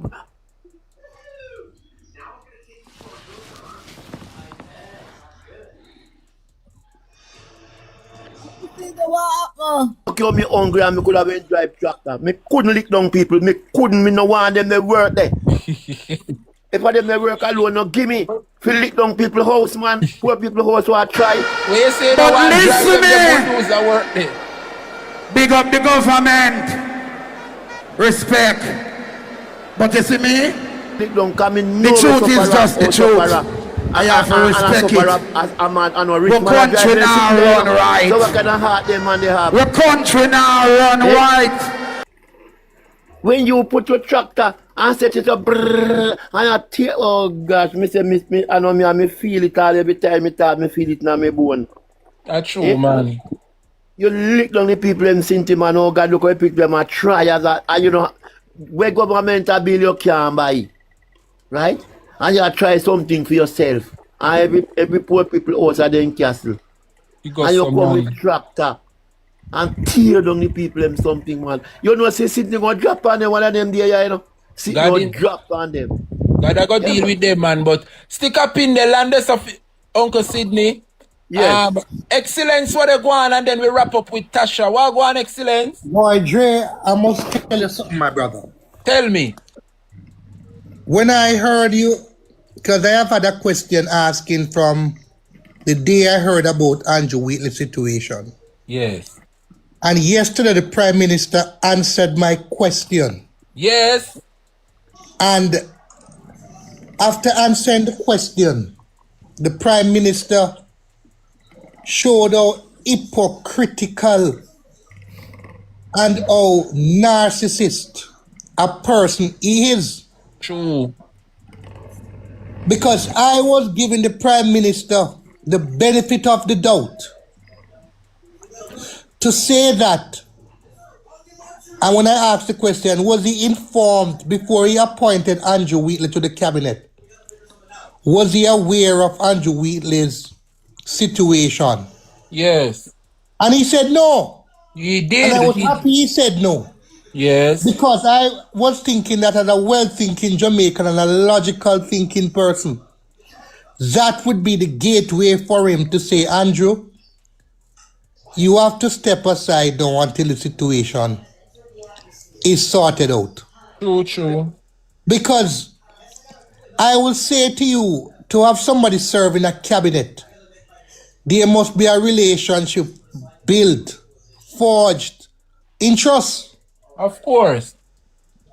And if somebody would blindside you as the Prime Minister knowing that they have this ongoing investigation, and when you offer him the job, he didn't say to you, Prime Minister, say, the man never investigate me, so let me go on easy back just now. Check somebody else. According to the Prime Minister, that never happened. Yes. That was the perfect card to say, Andrew, you have to step aside. No, just imagine, Dre, you have a company. You have a premier chef who come to your restaurant to work. And when he gain the job, he did not tell you that him don't cook pork. And he's when they're on the job, them and tell us he don't cook pork. You gotta ask him to leave, or he don't cook chicken. You gotta ask him to leave. Have to leave, because of course. betrayal of trust. Yes. How can the Prime Minister now go forward and take anything that Andrew Wheatley says and hold it in regard? Because he has laid the platform to be not worthy of the Prime Minister's trust, but yet still the Prime Minister says he holds his confidence. That is how the JLP and the Prime Minister view the people of Jamaica today. Edward Siaga made reference to a black scandal bag. This Prime Minister sees the Jamaican people intellectually as a black scandal bag. I agree. In a dark room. I agree. Embarrassing. And He needs some milk. Totally agree with you, my brother. Thank you, Excellence, as always. It's now 1 o'clock, we'd normally get out of here by 1. But Tasha, you have to close out the show, darling. Wagwan, me baby. Wagwan, baby. Love you, Jill. Love you. Some love for you is real. Me know, man. This is what I want to say. There's 2 seats. I'm not even going to talk about Central kids. I want to talk about Central Manchester and Trelawney seat. Yes. All right. I love all my PNP candidates, but look at Rhoda's seat, right? Rhoda have people, young people around her who know what they're doing, who have the vibes. You know what I'm talking about? Yes. Anyway, when I look at it, Jay, when I look at it and I see where Rhoda win, you see the same Mr. Mitchell is the mayor, right? Yes, yes. Rhoda gain vote in that man councillor area, you know. Yes, yes. All right, you see the PNP areas, they deliver. So where we have certain Rhoda seat in a Rhoda is not comfortable in a car. Rhoda know that if the right candidate come and the people go pan ground, she know say even she gone. Yes. See what the Trelawney seat too. True. The Trelawney seat is just, to me, if it was Meadows, would have won that seat. I agree. All right, think about Crystal Lee's seat now. If the person that was there before, I love my PNP candidate. I'm just pointing out mistake.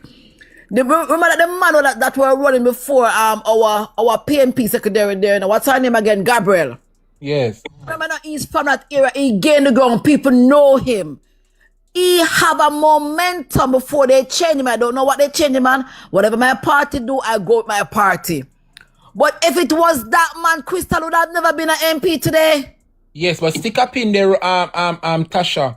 Yeah. Remember that the candidate there before was Dr. Dayton Campbell. No. I'm not talking Dr. Dayton. I'm not talking Dr. Dayton, man. I'm talking the person who was holding down after Dayton leave. That man, I can't remember his name.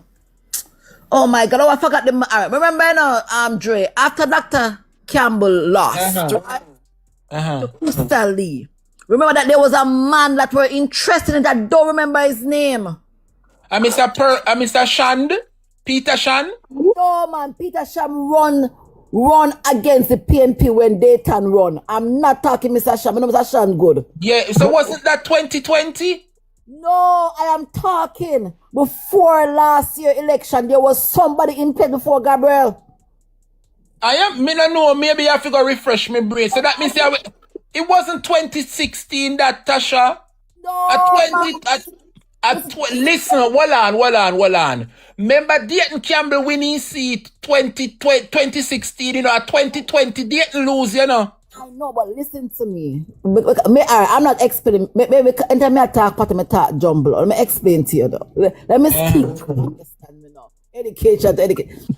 Remember now. All right. After Dayton, I've lost the seat. There's a man that come that he was a caretaker before they put Gabriel there. A Manley Clark, yeah, talk. A Manley Clark. But remember Manley was the standard bearer for the 2025 election. No, I'm not talking about honestly, I don't remember. Yeah, it's man, not... Manley Clark, man. Manley Clark was there before. Manley Clark when I hold it down before Gabby Teki. Yeah, man. Manley Clark was there. Yeah. After Dayton, Manley Clark when did they roll it down and we are campaigning with him. But Sydney, remember that we saw the surgeons of Manley Clark leading up to the local government election. Yeah, man. Manley Clark was there for sure. Right. It was, but whatever, I don't know who it was, and I don't know who it was. So I am not saying that PNP, we have done great. And I love with all the decisions that we have made. But I am not bashing the decision we are making. I'm just putting things. Because Meadows have the seat and Meadows all the people, you know. Yeah, man. Meadows would have win, man. Meadows would have win. We have lost the seat by 500 or 5,000. That's what we have lost the last time. Meadows would have win. And I'm not saying this. I'm just saying that. And for me, with the mayor now, this is how I believe in it. You see, mayor... or mayor, stick with the mayor. I am not saying that the PNP should have never put him there. I'm under explain. These are things that these are mistakes that we have made that we need to clarify next time. You understand me? I'm telling you. You see, what rather good with rather have money, I rather have the young people with the bagger. Rhoda is not, I'm not saying I Rhoda not go to school and she was a teacher. Yes, she has some challenges. Yes, she has some things or some crafty things. But listen to me. What we need to do now, we have the counselor now. She not have no counselor. There's something wrong with Rhoda. People don't like Rhoda. People don't like Rhoda like how we think people like Rhoda, you know. Rhoda only have the packet of the GLP, the money we have. We buy the young people. Come and tell something, Dre. Some people not care how their mama a PNP. And you care the 5,000 I can't give them. All them a tip out how much roll up, then can't get how much boom and rum. Yes. Whole heap of bike can give them. Whole heap of green bike can give them period and take back, you know. And not even all of that stuff. You know, remember it was a old, remember the man was a more, him a one decent man, him not no baga. So things that roll out and care with the local excuse my language. Things that rather than care with the carelessness and the wind up and the this and the that. That man not gonna do that. No, man need a different man. You understand me? So him the man now gonna do them something because I guess he's a pastor. So you need somebody who can grab the young people like how roll out the careless part of her. I see your point for real. You understand me, Dre? So we are bright people, you know. So we don't make a look coke up like when I come things say she have it and she all that. Actually, I talk, Tasha, as a pastor in the seat, as a pastor, him now go do it. Like how when I got the young people, want to put a boom up and a boom pan it, tell them something there. Him not gonna do that. That's true. So what me say? So we need one young. All right. Even Miss oh my God, even the lady who win against Faden, me can't remember Miss Sutherland. If I wear she, because there's a woman that have vibes, you know, the woman that can't bubble, you know. You see, even if I wear she, that's so. What a gun, what a foot gun. What don't win by the 1,000, what don't win by the 500. We just need the same energy, that's so. Because about the PMP strong here, them have deliver. A one era would have climb upon the man, and in the same mere era then climb upon the man. If you look upon it, actually I can't go find it now because I'm putting look at I have print out everything, and I've seen where we have gone wrong. So the same thing with Bobby. The thing is that Omar is is very nice. He's well known, Mr. Woodbine. But you see now, Bobby, I want to kill this look chaka chaka man. Where you say? Woodbine now go do the chaka chaka this. You know, chaka chaka man, you have standard about him. You must say Woodbine a bright boy, even though maybe him not deliver like. Alright, you see? I tell you something. I not want Wilson to take a whistle that glove. I not want thing go run. You see, Wilson, no Bobby style. I Wilson we kill Bobby with his style. Yes. Bobby a style boy, you know. And the same thing with Wilson and the charisma, Wilson does have Wilson does laugh at him, Wilson a real Jenna. I see your point. You know what I'm saying? Wilson we kill Bobby with it. Wilson we kill Bobby with the same tactics. And I'm talking about, I'm telling you, knowing from me at 30, me a campaign, Dre. I'm going to tell all people stay. Or Jamaican people stay. They love foolishness. They love excitement. Yes. And Dre, and then licky, they will nyam out the, Dre, as long as the music, the food, and the rum, and the slackness are going, you hold the young people them. That's true, you talk, girl. And that's what I do. But when me answer, you see? Yeah. When me answer, you see? Me hear what you're saying, you're right, but me not see how you have 4 councillors and make she win. Because I am telling you where she win. If I think I understand, me confused, brother. Listen to me now. All right. God almighty, me confused. Look, Well, hear what Sydney. Tasha, well, on the Tasha, me not going to talk certain things, yes, so I go WhatsApp you, and me I go WhatsApp you, Uncle Sydney. Yes, man, yes. Leave it, Tasha, me I read the room, right. Tasha, me I get some message, just left it right there, so you hear me, friend? All right, yes, me understand. I go and WhatsApp you, and I go and WhatsApp you to Uncle Sydney. Yeah, man. Because remember, we are with a neighbor, we are sent out with the right up here, so yeah, man, yes. About that. You understand me? And the same thing with Zara. Think about Zara now win for a pretty girl there. And money not Dre, because you then thief the money, they have the money. You see how them. Man, they happy. I don't lie, you're true, man. Dre, just about to realize. Dre, I'm gonna say something to you when I realize. I'm gonna tell you something. The same man already call me MP name, because I don't really want to say name. But me have an MP now, Dre, a special MP will win the Western St. Mary. Broke as a dog.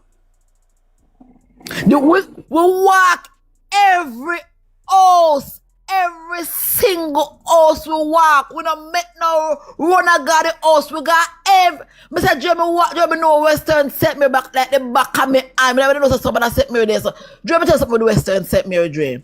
You see this Western St. Mary people? You only can't buy the look dirty one of Bobby carrying. Because Bobby can a lot of vote in a retreat division.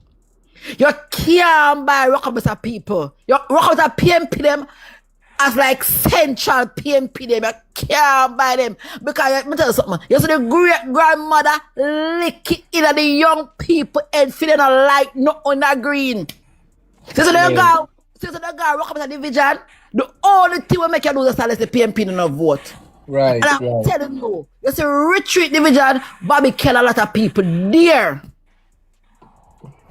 You see, alright. You see him. I think about it. Once we win the division, you know. And I'm telling you, man, a lot of things that have happened in this election that we supposed to learn of. I'm tell you something.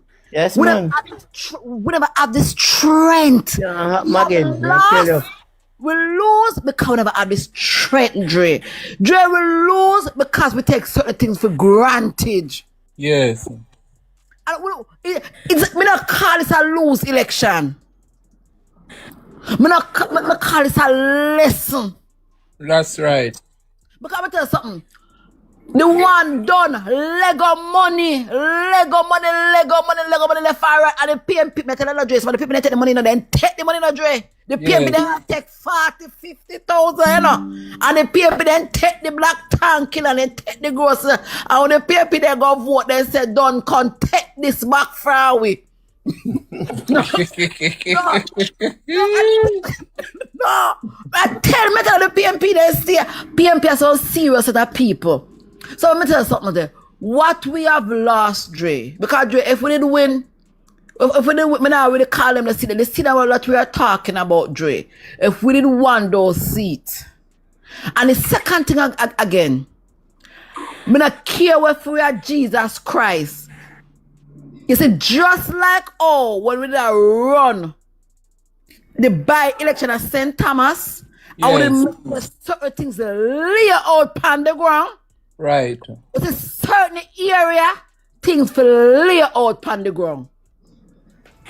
You see, like when Isaac Buchanan up a Portland, so all the PNP then stick out and say, listen to me, we have a phone, listen to me, we have a ray, and them stick out and not four double can go on. And them sitting now, we need some serious PNP back, Dre. True. We need some PNP this time. Dre said, look in our Juliet owner's face and say, you me a chat together. I should just decide. Yes. The PNP is back. The PNP. Man, no well on, man. We have to little beating go on first, but you see when we grab back this aya. Hey, said Nikisha Virgil, me love your girl. Nikisha Virgil just look in Panda woman and just tear the man in her face and say, Jezebel, you may attack. Look at Dre. I want to be blame later on camera for. You see them Andrew is a call my bullies and say, yes, me a bully, but you are one dictator. Our thief. I say, what are you? And what are you? And what? I did a look. Me say, yes, me a bully, but you are thief. What hard, boy? You hold on. But anyway, people, Tasha, I love you, Uncle Sydney. Yes, man. Me have to leave it here, so I have to run. Yes. I have to run and leave it here, guys. The class was nice. Thank you, guys. Yeah, big up on yourself. Thank you for the support. Tell us, hey. All right, look here now. You're so interested you is at 322 somebody me I see here, Still there, yes. Yeah? 320, you see it? True. All right, Uncle Sydney, big up yourself. Yeah. All right. Tasha, big up yourself. Let me tell you can't stay out no day, nowhere, no time. No time. Just education, and that's what people like. Even you people can't stay out. Look at even the dunce when I understand Dre. They listen and they say, what mean by that? They go ask them, and they say, what mean by that? Because Dre is interested, Dre brighter, Dre, mama, your papa said, nigga, school, now you never waste money. That's right. I'm looking for Tasha. Me and you we talk, and you know, say Friday we have to go do a little thing. So Friday, you know a thing set. Yes. TikTok, you know that kind of stuff. You know, go sell it as in the Western Union. You know, I'm not saying I can't get no. True. All right, me baby, big up yourself. Why get all like? Yes, love on you. Big up on yourself. Big up on yourself. Yeah. Ah, boy. Cool. Yes. Boy, me I tell us that the comrades, them not easy, Big up on yourself every time. Jamaica, class was good. I want to thank one Dre Brian, ladies and gentlemen. Make sure so go to Dre Brian on TikTok and Dre Brian on YouTube. Follow him, ladies and gentlemen. Alright? Yeah, me I try to find out what going on with the case. I'm gonna see me can call Durval right now. I see me can get Durval. Come on, what going on with Andrew Wheatley case. Andrew Honest versus Paul Buchanan. I want to know what's going on. In the meantime, for all the new people that are here, I'm asking you guys to go and subscribe to all of my YouTube channels. Right there on the screen. Asgold, big up yourself, Ian Miller. Me soon in my place, Paul Johnson, PW, Ryan Campbell. Go and shout out some people. Nestle, how you doing? Winifred, big up. Love, big up, love. Who else is here? Wanna tell me where you guys are watching from? Lilith, long time don't see mama, how you doing? Good to see you. We have Jimmy G. We have Brave 876. We have the humble lady unstoppable. We have unforgettable truth. Yo, we not some name, I tell you. But me love Sonia. What's up, Sonia? Yeah, man, me soon in, man. Me soon in. I chatting, man. Marva Dice, how you doing? Greetings to you, my sister. Greetings to you. Yeah, Vian Miller is here. Who else is here? Calligraphy, Wagwan. Bless up yourself. Angel, the first person I chop, Angela. Big up yourself, Angela. Who else is here? Who else is here? Shout out some people. Lester Sims, big up yourself. Sandra Bennett, big up yourself. Lady J, what my baby? Big up Marcia Wilson. Or Marcia Wilson. Big up yourself. She said, yes, using their simple majority, we have a whole with nose. You know, me personally, me na when it comes to, let me see, who is this? The Midland, big up yourself, the Midlands. Who else is here? Seymour Thomas, big up yourself. Yankee Bless, my general, Wagwan, brother. UK in the building. Holy manners and respect, you know, bro. Dean Elliott, bless up, bless up, bless up. Who else we have here? Albert, Wagwan, Albert. Albert I talk about the Siaga playbook. Them for know Albert. Unique Ray. Bless up yourself every time, my brother. Ladies and gentlemen, remember the pinned comment. That's where the donation is. And you can go on, bless up. Egla Wagwan, and you can bless up the donation. The cash up, the sale, the PayPal is there. In the pinned comment. Mario Miller. Big up yourself. Who else is here? Carl Stewart. Yeah, shout out everybody, you know. Richard Reed. Ryan Campbell again, him the everywhere, you know. I'm bridging that, you know, from overseas, you know. Happy Father's Day again to all of the fathers them out there. Jennifer, how you doing? Blessings, blessings, blessings. Yeah, man, me go call, hopefully him not there in the courtroom. But me go call, some unknown Libra, how you doing, Mama George, how you doing? Big up yourself. Colin, how you doing, Colin? As goal. Wanna bless up on yourself, you know, man. The word is love, you know. So I'm going to call Derval, because I want to know what going on, you know. Me want to know what going on. Me anxious right now. Yes, I've been highly anticipating what they're going to rule. Either way still, the fight continues, because Mr. What's his name? Mr. Paul Buchanan say, listen, if them not rule the right way, we are got the Privy Council, you know. But it will be nice if the court does what they're supposed to do. You understand? So when I get Derval on the line, hopefully I can get him. Come through, Derval. See your phone ring and go out the door, my boss, and give me some update, yeah. We need some updates. Derval, they on the ground, you know. Alright, I'm going to call him straight. I'm going to call Derval straight. Call Derval straight, yeah, man. Probably, you don't know. I'll call him straight. We should have Tika number too, you know. Why me not have Tika number? Hold on, let me get Derval number and copy it, you know, see.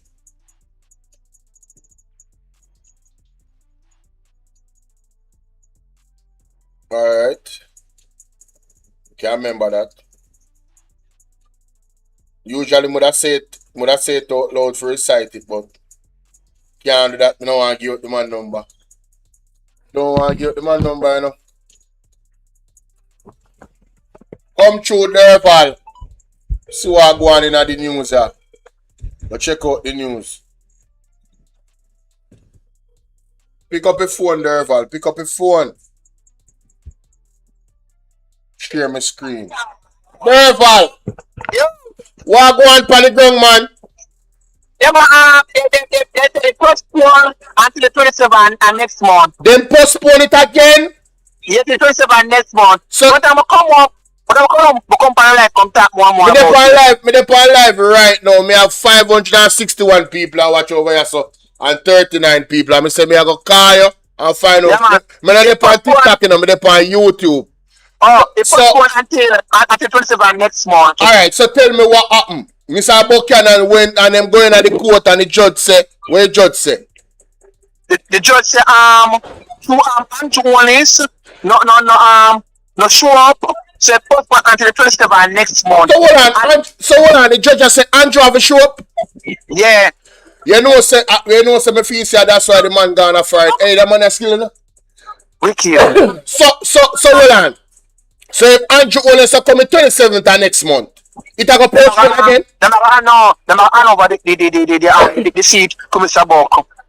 Hold on then, say that again. It's either a re-election or a call over the consequences, or them hand over the seat to Mr. Buck. No, hold on then, Derval. That's all I said the judge rule the case.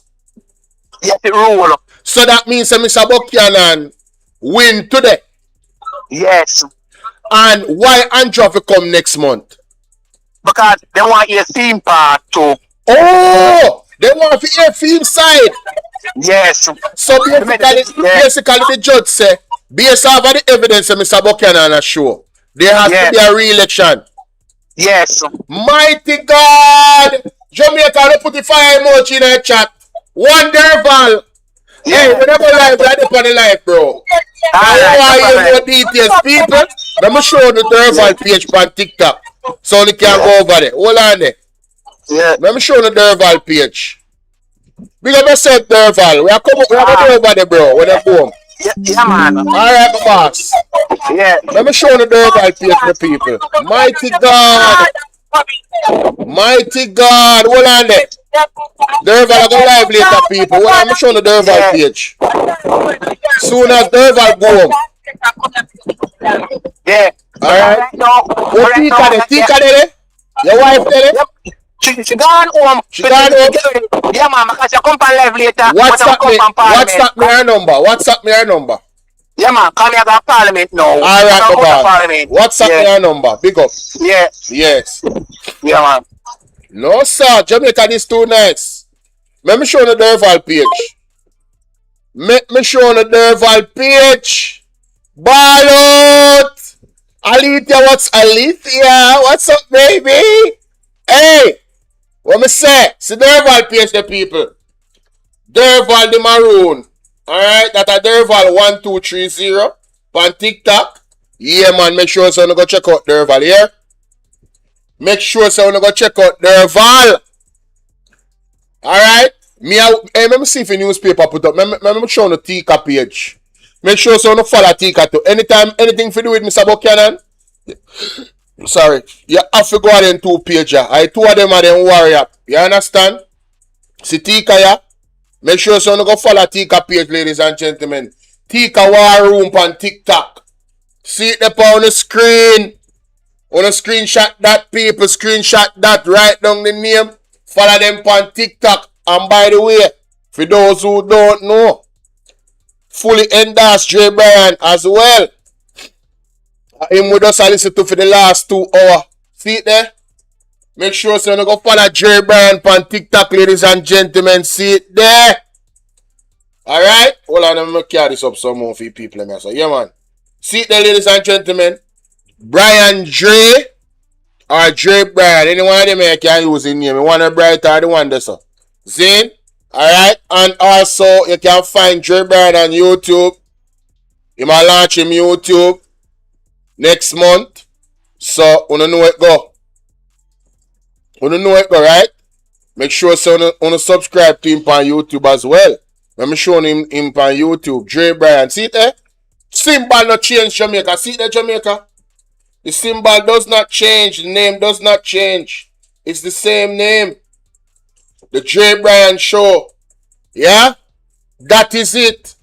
Make sure so you follow. Let me see me get the number from Derval so I can call Tika right now.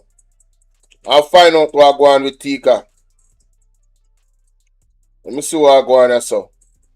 Got the 2 warrior them, you know. 2 warrior them. Derval not send me a number yet. How will Derval I deal with? Derval come like in too excited over there. Come Derval.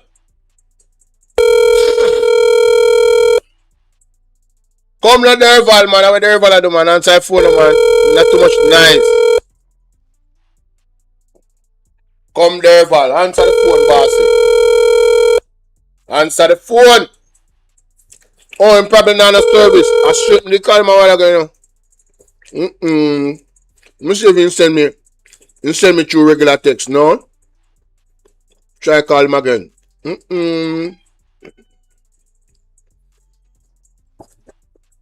Derval look like you're not on service.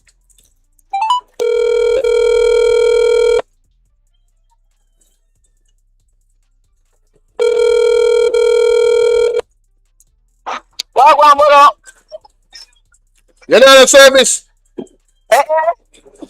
Alright. You're not on credit. Can't send me the number. No, man, not Mr. Buck. Yeah. Oh, our phone not work. Where Mr. Buck then gone?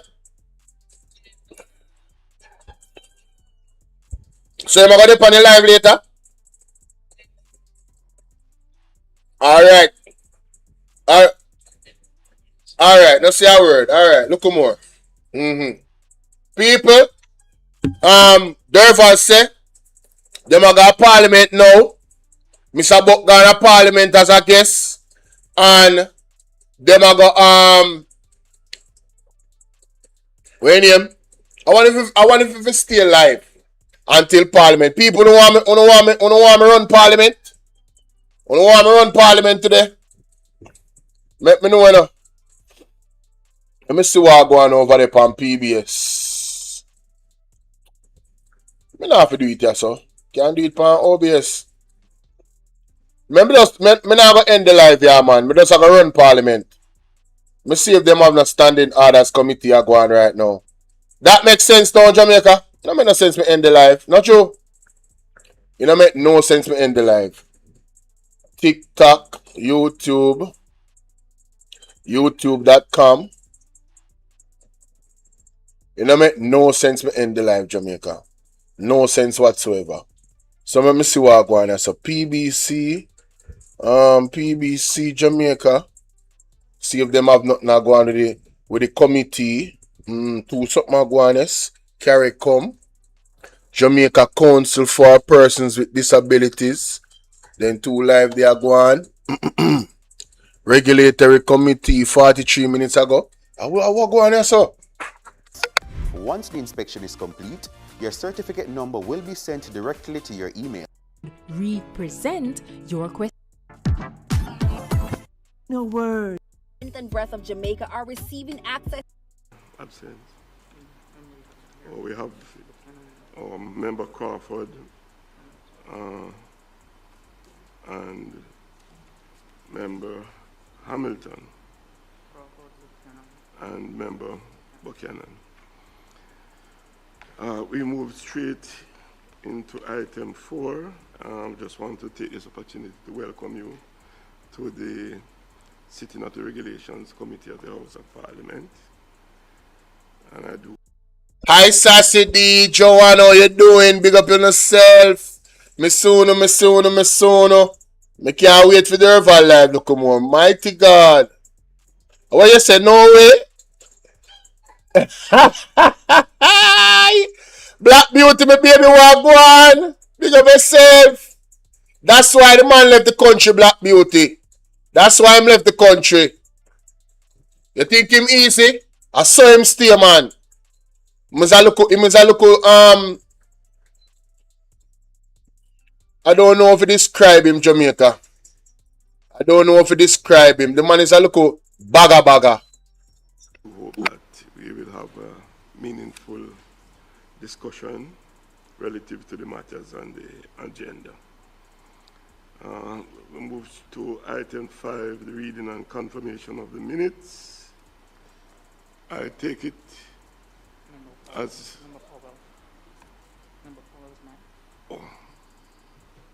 Member yes, Paul. Chairman, I was just suggesting that as both colleagues weren't here at the last meeting, perhaps it might be convenient to move the agenda to deal with the substantive item at 7, and then we can return to the minutes. Thank you very much, member Paulwell. So we will move to item 7, which is the insurance amendment of 20th schedule number 2 regulation 2026. And as we do so, I'll just ask the team leader to maybe give us an overview. Members of the committee, thank you for the opportunity to appear before you today. I am also acknowledging the presence of my colleagues from the FSC and the Ministry of Finance. Committee members may recall that representatives from the FSC and the MOF appeared before this committee in respect of the insurance amendment of the 20th schedule, regulations 2026. These regulations replaced the previous 20th schedule contained in the insurance regulation of 2001 by providing for revised and new industry fees, which replaces the previous methodology for calculating annual fees for both life and general insurance with a new methodology. However, an inadvertent error was identified in a recently reviewed amendment regulations. In the first column describing the classes of insurance business, the entries in the second and third rows from the bottom were incorrectly duplicated as accident insurance. Due to this duplication, the class of insurance business, motor vehicle insurance, was inadvertently omitted. The regulations currently before the committee, that is the insurance amendment of the 20th schedule number 2, regulations 2026, seeks to correct that error by amending the 20th schedule by deleting the first appearance of the words accident insurance and substituting the words motor vehicle insurance as was intended. It should be noted that the fees applicable to both motor vehicle and accident insurance is $100,000 for Jamaica and Caribbean companies and foreign companies under the previous regulations which were reviewed by this committee. Accordingly, no further amendment of the prescribed fees for motor vehicle insurance is required. The amendment that the committee is being asked to consider today restores the omitted class of motor vehicle insurance, thereby ensuring the accuracy and completeness of the schedule in keeping with the Commission's previous representations to this committee. It does not alter the substance of the fee structure previously approved by this committee. I thank you and stand ready to respond to your questions. Thank you very much, Mr. Borrell, Colonel Borrell. I think the matter here is a straightforward issue, and therefore I'll just ask the members of the committee for any comment that you may want to make. Well, Chairman, I will not comment. I think this is so straightforward. I would like to move that we adopt this resolution. Okay, members? Seconded, Mr. Chair. Okay. Therefore, the committee has no objection to the points put forward in relation to the amendments, and therefore we will adopt. And we want to thank you very much for coming today. And again, I apologize for the late start. And members. Good. I will move back to wait till him.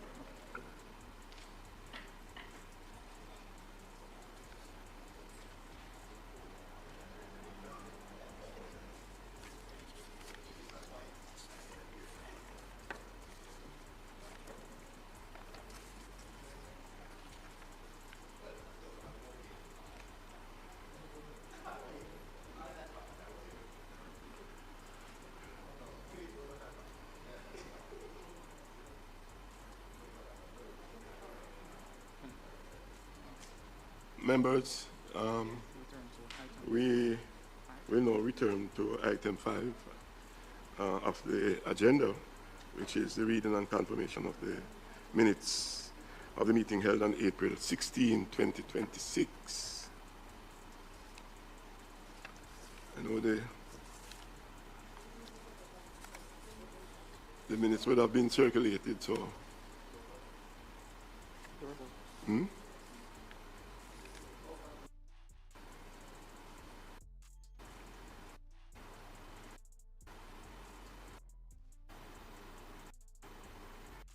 We don't matter. But it was item 8, any other business? Yeah, this a man here put me to sleep, yeah, man. When I come off of that, yeah, man. I foolishness him a go on with. He might put me to sleep, brother. I don't know what my chat say. I talk about minutes and one bag of sleep. Sorry. When I go into the news and I see what going on over TVG and them stuff, the midday, you know? Yeah. I'm going like and shake up the live, ladies and gentlemen. Yeah, man. Derval on the up, you know. One Derval on the up. Dre Bryan, straight. See it there? All right. YouTube. TVJ. So I go on over there on TVJ News. I know. What is? Is Jamaica accountability? Hey!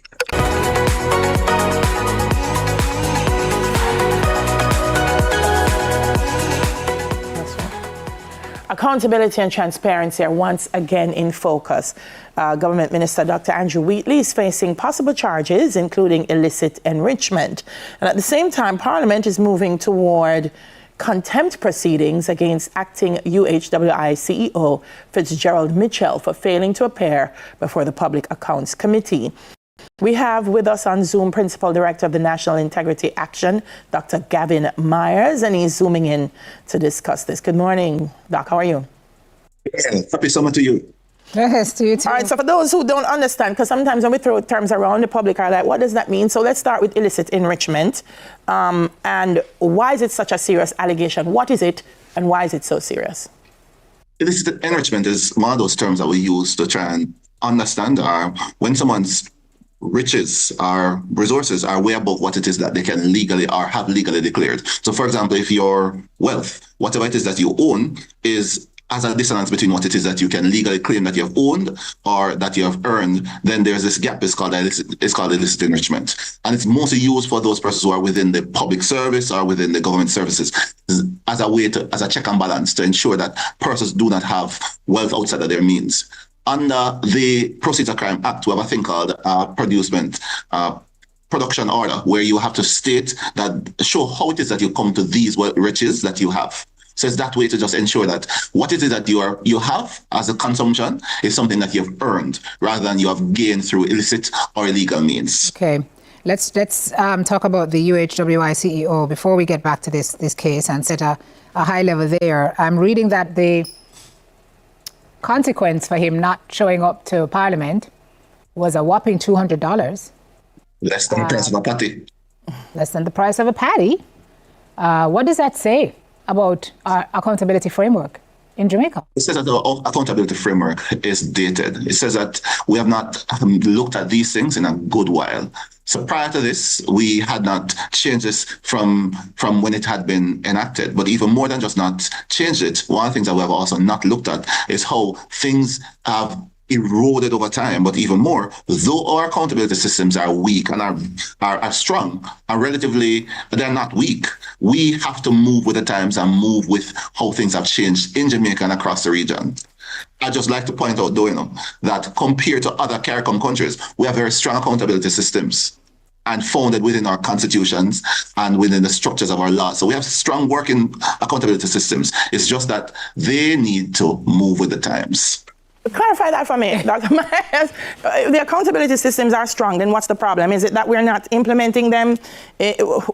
Clarify for me. Where's the issue? Execution? So there are a couple of issues that we need to talk about. One, in comparison to other CARICOM countries, we have rigid and robust accountability systems that require a lot from us in terms of, one, this entire area around illicit enrichment. We have things around ensuring that we have Public Disclosure Act. We have these things that are happening, but they need to come up to speed. So, for example, the Integrity Commission Act has this concept called a gag clause that is within it, saying that the Integrity Commission itself can't speak about whatever it is that they have under investigation or not.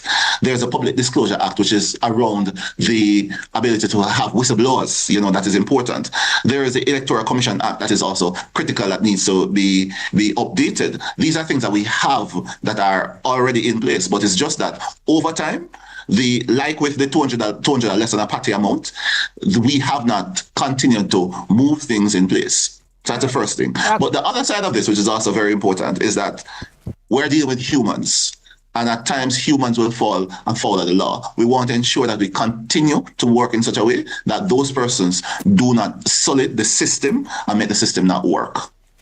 So where are we with that? Because when you said a while ago that, we have a robust accountability framework, Harris and I, we look up in, because if you benchmark against the region and say we have the strongest framework, maybe it is that the baseline for the region is not great? Are we saying the baseline for the region is not great, or are we just doing that well? I would perhaps want to suggest it is the former and not the latter. Based on what we've seen, and how things are playing out in recent years. Accountability seems to be our major Achilles heel in Jamaica. Sergey? It has been a major Achilles heel for most CARICOM countries, well, most democracies across the world. It's one of those challenges that we consistently have to work on. But beyond just working on it, we in Jamaica have to work on things for ourselves. So which is why the importance of active citizenship, which is why we have to ensure that we call out to the parliamentarians to ensure that the accountability systems work. And also, we have to ensure that those persons who are pushing back against us, we call them out for what they are, facilitating corruption. And that is the critical part about it. We need a groundswell. We need people standing up. We need people who are saying that this is something important that we have to be a part of, that we're calling out the state to be a part of. And it starts from the top, comes straight down to the bottom. Well, I want to, two things. What's the burden of proof that the IC must meet before charges such as illicit enrichment are placed? Because I'm not going to lie. I know that public officials come under a lot of scrutiny, and sometimes even after charges are made and the individual proves that, okay, there was nothing illicit, the concept sticks with them forever. People say, oh, them friend free them. So what's the burden of proof before we actually say, yes, there is a challenge? So there's a robust investigative system within the Integrity Commission program. There's one robust system there that speaks to, one, the burden of proof. And let's speak about this one that is there. In the Andrew Wheatley case, they laid out what it is that they actually shared, what it is that they did, and showed up how it is that there's a calculation in terms of what it is that he actually has over the time said that he has done and what it is that he actually has. So there's that has been shown over time. And we can see through that there has been some dissonance. I'm not making any formal comments as to whether it is right or wrong. I'm just saying that there's some dissonance between what he has reported and what it is that he actually has. And that, according to the Integrity Commission and their investigation, shows that there is at least that prima facie case. Other things have come up. And we can talk about this because within the Integrity Commission, there are systems that you can read off within the Integrity Commissions Act as to how it is that the cases are investigated and the investigators that are there. All of this are done independently without any form of structural support or any form of investigation or any form of interruptions by anyone else. So this is done independent. Along with this, we talk about the other arms, that the Auditor General, etc., that have their own ways to do this. And if it is that we're saying that these persons are lying, then we're saying that there is no truth outside of what it is that some people offer. But I'll just put it that the work is being done. And it is within the court of laws and within the system for us to have this. I would make a note that we do that. I'm telling you something. You know what the system, ladies and gentlemen? This is what is wrong with the system. The individuals that make the law know the gaps in the law, so they take advantage of those gaps to facilitate their own wealth. That is it. So it's all about political will. That's why elections matter. From the moment Andrew Honest statutory declaration was in question, if Jamaicans were about true democracy and about accountability and integrity and making sure that we make sure that the country is going in the right direction, Andrew Honest being the head of any party would be the end of that party. Look at Mr. Starmer in UK. Mr. Starmer, the allegations against Mr. Starmer, you know, are the issues they have with Mr. Starmer in the UK, you know, is pale. It's not even night and day. It's an eclipse. Andrew Honest situation is an eclipse, ladies and gentlemen. It's unique compared to Mr. Starmer. And some simple little thing, Mr. Starmer have run away, you know, and resign in the UK, you know. And the Jamaica Labour Party has lost all credibility. Because all of this cloud of darkness of corruption is hanging over several individuals in their organization, and the leader does nothing. Listen, in 2019, Andrew Honest said, yes, you know, just like what this man has said, compared to other countries in the Caribbean, you know, Jamaica's one of the best and robust, you know, anti-corruption framework. And him say all we need to do is to just spice it up a bit and fix it up a bit and strengthen it and bring them along and support them. And now Andrew Honest is in the courts trying to remove illicit enrichment, calling it unconstitutional. The very thing in the act that let us know or suspect, who are the criminals in government, Andrew Honest want that part of the act to be removed, so they don't have to explain their wealth anymore. They can just thief Jamaica if they want thief with impunity. Just thief. That's what Andrew Honest want. No explanation necessary. What's up, Dwayne Hutchinson? You know, hear the man said. He said Jamaica is an uneducated nation. One night belly full people them. Brethren, me can't walk on Queen Candy. I can't even say nothing. Right? All well-thinking Jamaicans, them afraid to come out on their own platform and speak out freely. Because them two ladies with up on the screen, to me, it look like them disturbed with the situation, you know. But they will talk amongst themselves in a them private time. And I know other people that is a part of this particular organization. Is it CVM, right? Is it CVM or TVJ? We know people in the media space right now that morally they're not stand with the government. They're not stand with the government, you know. But guess what? People have them job. People don't want to lose them job. People don't want to lose them livelihood because them just a go with the flow. Because Jamaica turn one big party shop. One big party shop of corruption. Family business. The lawmakers are the problem. You're right. Something wrong with the system still enough, Ian Miller. Something wrong with the system. The system needs to be improved. Who, and it ultimately go back to the lawmakers them. The one they were in a power. You're right. It ultimately go back to them. You're right, you know. It ultimately goes back to them. Mighty God. Let's continue. Have to wait that the work is being done. And it is within the court of laws and within the system for us to have this. I would make a note that we do not have to wait until someone has been charged to remove them from office or to ask them to be removed. A famous case is some years ago, the Minister of Education, Royal Reid, he resigned, or he was asked to resign even before charges were proffered. So we can have this early on. You called for an active citizenry. You say we're not to leave it to other people. People need to speak out. I feel like one of the reasons that Jamaicans feel there is an accountability problem is because people have spoken out in previous years about this and seen nothing done. So with that said, how do we move to this place where you speak of, Sir Myers, where you say we have the framework, we just need to update some things, we just need to, how do we, I don't know if it's an overhaul, but how do we modify, how do we amend so that we see things moving a little more robustly in this robust framework of which you speak?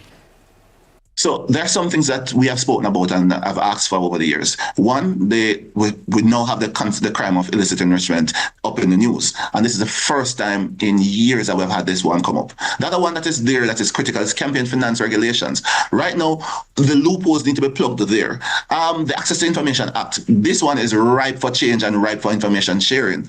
If we want to have an open government where we can know more things proactively, this is something that is needed. A lot of things that we have also promised, an impeachment act, it has been promised over the time, and something very simple that we've asked for is just changes in how it is that we get the vetting happening. Because I refuse to believe that the Prime Minister would have known these situations and acted in this way. So these things to support the Prime Minister and support other people from ensuring that the best people are put forward, it is critical that we have better systems in place. And the only way we can get that is with our parliamentarians doing the right thing, and they will act when we speak with them and ask them to do it. All right, we're going to go, Doc. Thank you so much for speaking with us. Hey, this man is doing a phenomenal job, you know. When Miss Daniel Archer, Mrs. Daniel Archer, I believe, Mrs. Shout out to her. When Mrs. Daniel Archer came out, ladies and gentlemen, and left the NIA, the National Integrity Association, right? I was very saddened. I said, mighty God, how are we going to find somebody that has, you know, that fire and that substance as she does? You understand? So Here comes the bangarang, ladies and gentlemen. More in the news. To the Midday News for Tuesday, June 23, I am Carrie Simpson. A special welcome to our viewers on TVJ internationally, the Cayman Islands, and online at onespotmedia.com. Here's what we have in the bulletin. UWI hospital nurses erupt over poor working conditions.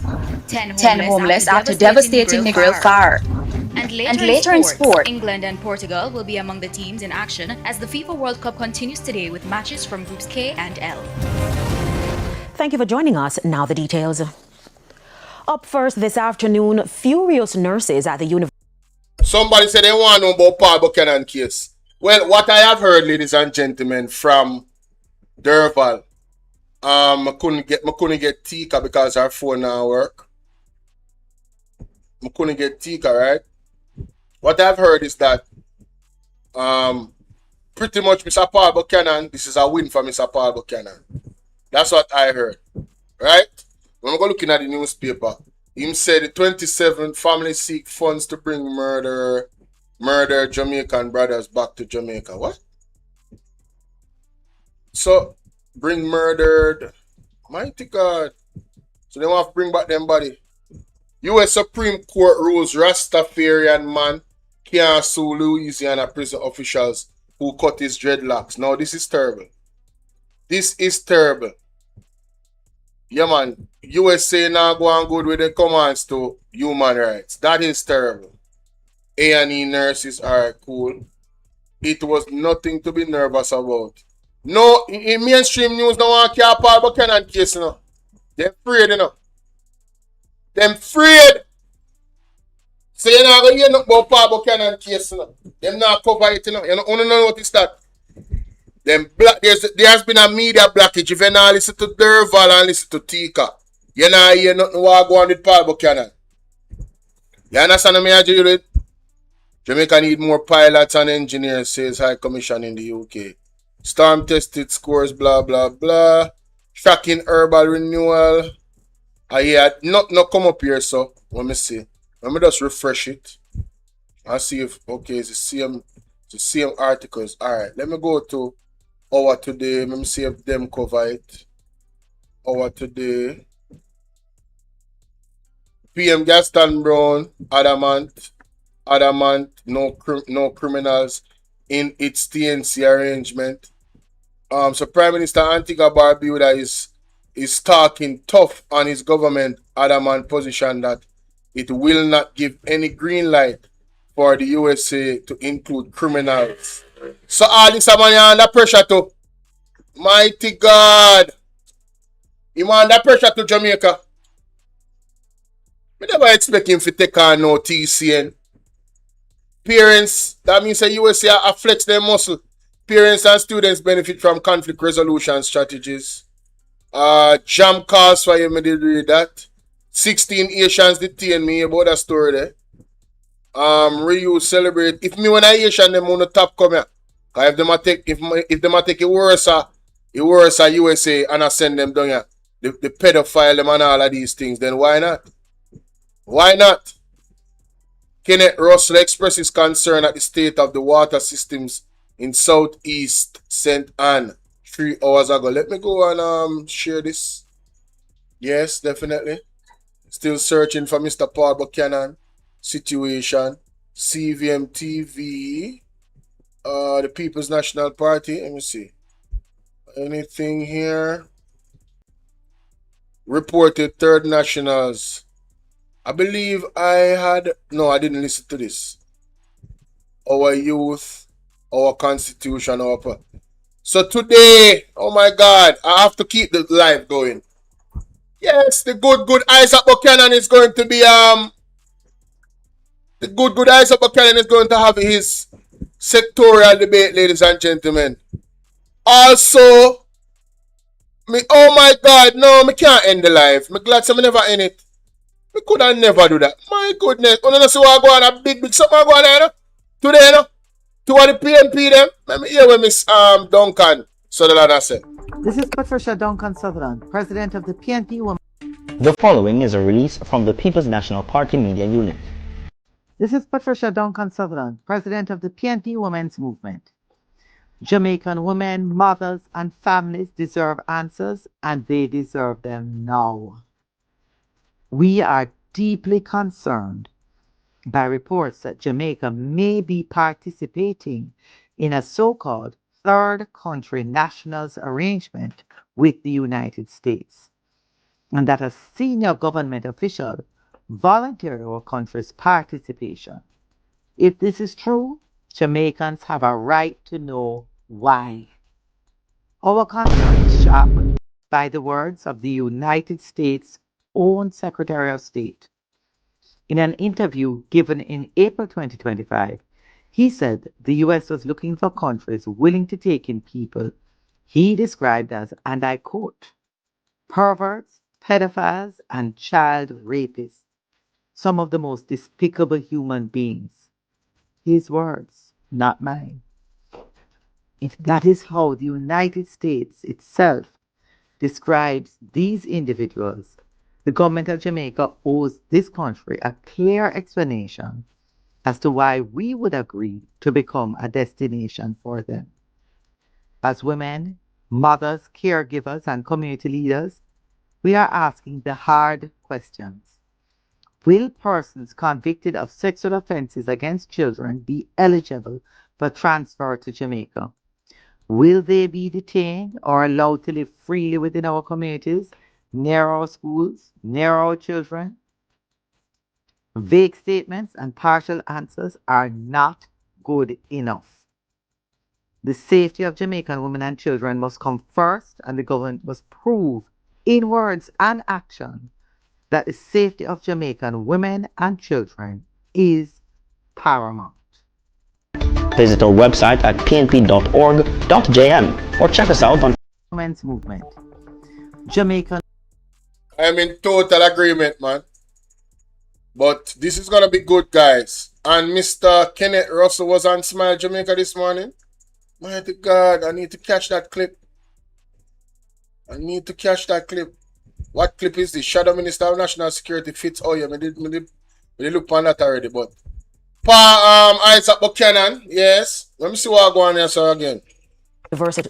University Hospital of the West Indies took to protest this morning, decrying what they describe as unacceptable and long-standing poor working conditions. They say they have reached their breaking point and are calling for urgent action to address their long-standing concerns. Our reporter Anthony Atkinson was on location. Thank you, Carrie Ann. We're here at the University Hospital, and as you can see behind me, it's not about the money, it's actually about how they're being treated and how the patients are being treated. No, we spoke to some nurses about how they're feeling, and they want to speak to the Minister of Health, Dr. Christopher Tufton. We are just limited in a lot of ways that we just cannot help. They're asking us to make wine out of water, and we are not Jesus. We have patients coming in from different hospitals. When does the door close? To say that we can. He needs some milk. So Christopher Tufton don't ask the nurse them to make wine out of water. The man of Jesus Christ, brother. What can go so? What can go so? Ways that we just cannot help. They're asking us to make wine out of water, and we are not Jesus. Ways that we just cannot help. They're asking us to make wine out of water, and we are not Jesus. Emotional damage. Help, we hear the We need your divine intervention. We're tired of the labor right. We're tired of the green people. We are so far. We can't take it no more. We need this. We need this. We need it. Help. Help. Jesus Christ of Nazareth. Psalm 46. God is our refuge and strength. Is a liberator. Ways that we just cannot help. They're asking us to make wine out of water, and we are not Jesus. We have patients coming in from different hospitals.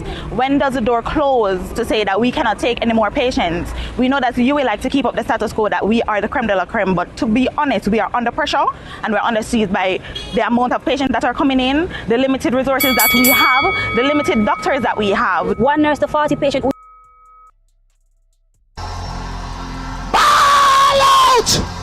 Whoa, yo. We need help, Jesus. Jamaica need help. Shift the parliament. shift the election, shift everything, remove them out there, take out the cockroach, take out the thief, take out the criminal them, take out the thief them, take out the murderer them, take out the gang leader them, out of Parliament, take them out from Portland, take them out. I hear Portland, me I go to Portland, why me I travel to Portland? Take out somebody, man or woman. Why, nurse? Nurse, I say we are not machines. Can I say I love your hue, your skin color, that cool dark skin right there. Mighty God, I just had to say that. You're standing out, you're shining in the sun, my darling. Big up yourself. But let's continue.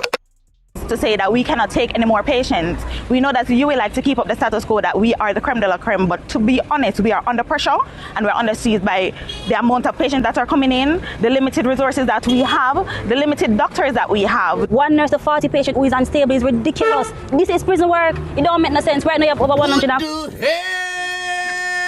Oh my God, no way. Patients that are coming in, the limited resources that we have, the limited doctors that we have. One nurse to 40 patients who is unstable is ridiculous. This is prison work. It don't make no sense. Right now you have over 105 patients in there. How much nurse over there? 9 staff still over there. Them don't go home because what? Day shift tired. Last time me work here with how much patient, and when we go, me mash up. We are nurses who care. We want to give the utmost care to the patients. We are not in a position to do that because we don't have the resources. We don't have the bed space. We have to risk patient come in. We have to put them on the bed at the resuscitation on the dirty floor. Yes. Them not coming with any infection, but after we done the resuscitation, them full of infection. That is nastiness. Patient comes in for stroke. The patient need aspirin 325 high dose within that 4-hour time frame. How do we tell the patients that we don't have this? We need a time. We need a time to say this is going to be in place at this time. We know that it's not possible for everything to happen today. It's not feasible, it's realistic, but we need a time to say going forward, procurement is going to ensure that the resources are available, the major resources are available. Our needs are basic. We have to be making, my grandmother would say, make our hands turn fashion. We're tired of doing it. We have homes that we are doing that at already. We don't think we should be coming to work and be doing the same thing. The Ministry of Education has dismissed claims that preparatory school students receive preferential treatment. Jamaica, this is a global disgrace. Only hear the cries and Parliament soon start. Only hear the cries of the nurse them. My God, what can go so? What can go so? No man, that don't play too fast. Let me play that again. Only listen to the last part. One nurse to 40 patients. That they not even show the girl face, cause you know say then we do things and fire and them something there. If you come say them thing there, you don't know them stay, them dirty and nasty like. But listen to this. How much patient, and when we go, me mash up. We are nurses who care. One nurse to 40 patients. Me not tell no lie. Me no want a nurse in Jamaica to be my wife. Unless me rich. Because when she come home, she not have no use to nobody. She not have no time for me. She not have no time for me as her husband. It not gonna work. I don't want a nurse from Jamaica to be my wife or my girlfriend. It not gonna work. Uno too tired. Uno need to live one single life and celebrate life and just give a life to God. Mighty God, under them circumstances, how them gonna have life, Jamaica? Under what circumstances is these people going to have a life? 40 patients to 1 nurse? 40? Come on, man. Come on.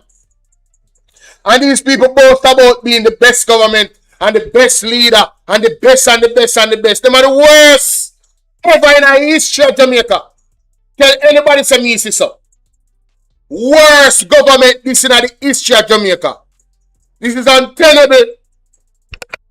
Under pressure and we're under siege by the amount of patients that are coming in, the limited resources that we have, the limited doctors that we have. One nurse to 40 patients who is unstable is ridiculous. This is prison work. It don't make no sense. Right now you have over 105 patients in there. How much nurse over there? The girl said this is prison work. Jesus have mercy. Father God, come take a case. We have to go ball out. We have to continue to ball out until God move this man. We can't take no more of this. Staff still over there, them don't go because what? Day shift tired. Last night me work here with how much patient, and when me go, me mash up. We are nurses who care. We want to give the utmost care to the patients. We are not in a position to do that because we don't have the resources. We're not in the bed space. We have to have a patient come in. We have to put them on the bed at the resuscitation on the dirty floor. Yes. Them not coming with any. Jamaica resuscitation on the dirty floor. Jamaica resuscitation on the dirty floor. Jesus, Father God, no man. No, Father God. Father God, me know say I have a plan. I'm still there and wait patiently. This is out of control. This is out of control. Infection, but after we done the resource, then full of infection. Yeah, that is nastiness. Yes. Them not coming with any infection, but after we done the resource, then full of infection. Yeah, that is nastiness. Patient comes in for stroke. The patient need. Then Jamaica. They know that make people them dead off a hospital. Pray like son of man. Listen what the lady has said. When it's supposed to help the condition of earth. So when they see people are dead at hospital them. At the hospital them fault, you know. And because of the government really, you know. I feel them responsibility to provide these resources in Jamaica. I don't want us to lose sight of that, you know. It is the government's fault. Wow. Aspirin 325 high dose within that 4-hour time frame. How do we tell the patients that we don't have this? We need a time. We need a time to say this is going to be in place at this time. We know that it's not possible for everything to happen today. It's not feasible, it's realistic, but we need a time to say going forward, procurement is going to ensure that the resources are available, the major resources are available. You know, this young lady sounds so intelligent. No wonder everybody want them overseas. Because she's not unreasonable. She understands it's going to take time. Right? But you need to give us a time when it's going to happen. Not promises and then it don't come true. Because they know the blueprint of the government, Jamaica. They know the blueprint of the government. And please remember, say a government-run organization, this UHWI. So when you hear me, I blame the government. I don't want to eat that lab rat. I come in my comment section, I come talk about everything when you blame the government. Are the government responsible for this? Right, Marcy? Are the government responsible for the UHWI? This is a total... I said tough time need to be fired immediately. Immediately. All of them to pack up and roll down one barrel down Blue Mountain Hill. Blue Mountain. Just pack them up in one barrel and roll them down that. And anyway, poppy pop. You don't know? Needs are basic. We have to be making, my grandmother would say, make our hands turn fashion. We're tired of doing it. We have homes that we are doing that at already. We don't think we should be coming to work and be doing the same thing. The Ministry of Education has dismissed claims that preparatory school students receive preferential treatment over their peers in primary schools in the PEP placement process. The issue was addressed during the analysis of the results Monday at a press conference at Jamaica House. Including children, were left homeless after fire destroyed their homes at Non-Parial Road in Negril, Westmoreland on Monday. Reports are that the fire started shortly after 4:30 that is, and swept through a yard and gutted 3 houses and 2 shops. There were no reports of injuries.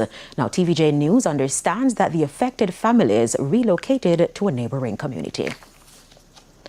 At least 2 councillors in the Manchester Municipal Corporation are calling after. To other news, 10 persons, including children, were left homeless after fire destroyed their homes at Non-Parial Road in Negril, Westmoreland on Monday. Reports are that the fire started shortly after 4:30 that is, and swept through a yard and gutted 3 houses and 2 shops. There were no reports of injuries. Now, TVJ News understands that the affected families relocated to a neighboring community. At least 2 councillors in the Manchester Municipal Corporation are calling on the corporation to provide funds to councillors to assist fire victims in their division. Councillor for the Grove Town Division, Icival Cherry Brown, highlighted that victims of fire find it extremely difficult to restart their lives and often turn to councillors for help. But she says councillors often do not have the funds or other resources to assist. It's a cost. When I go and spot, what can I do? I can't do nothing. I know Ministerial will go there, yes, but we are the council's persons for us. They need to see that we can do something for them. And we can't do anything. So this petition, let us all support it. So we can get something, no matter how little it is. We can do it also.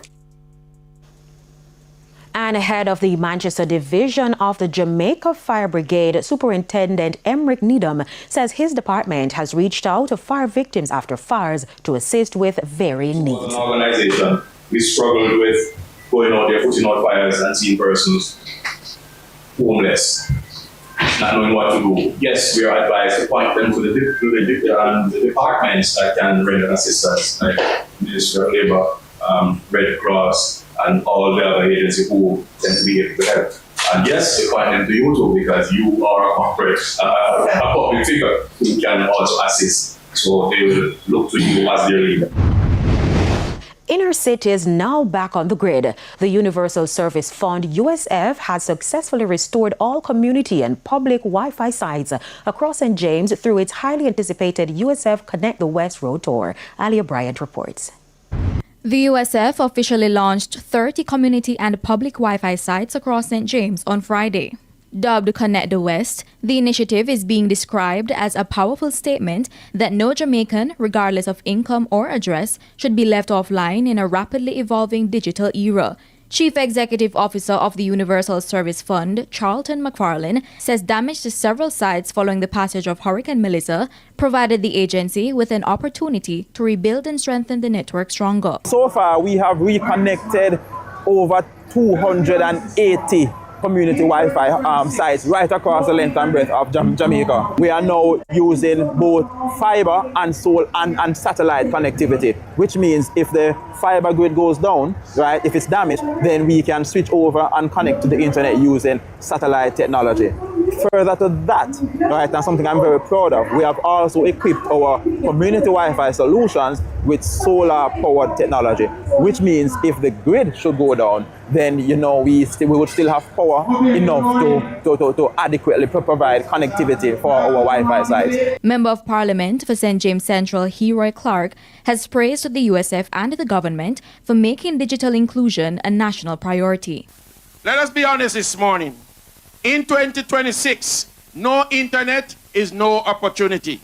No internet means our children cannot do their school research after 3 p.m. You know, when you're going to the community at Canterbury and Roseheights and them places, not everybody can afford it.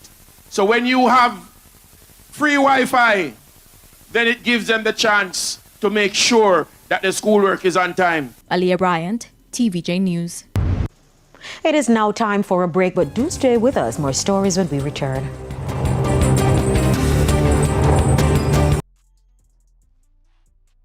Yes, so Parliament not really start yet. Let's see what else are going on over here. PD, TV.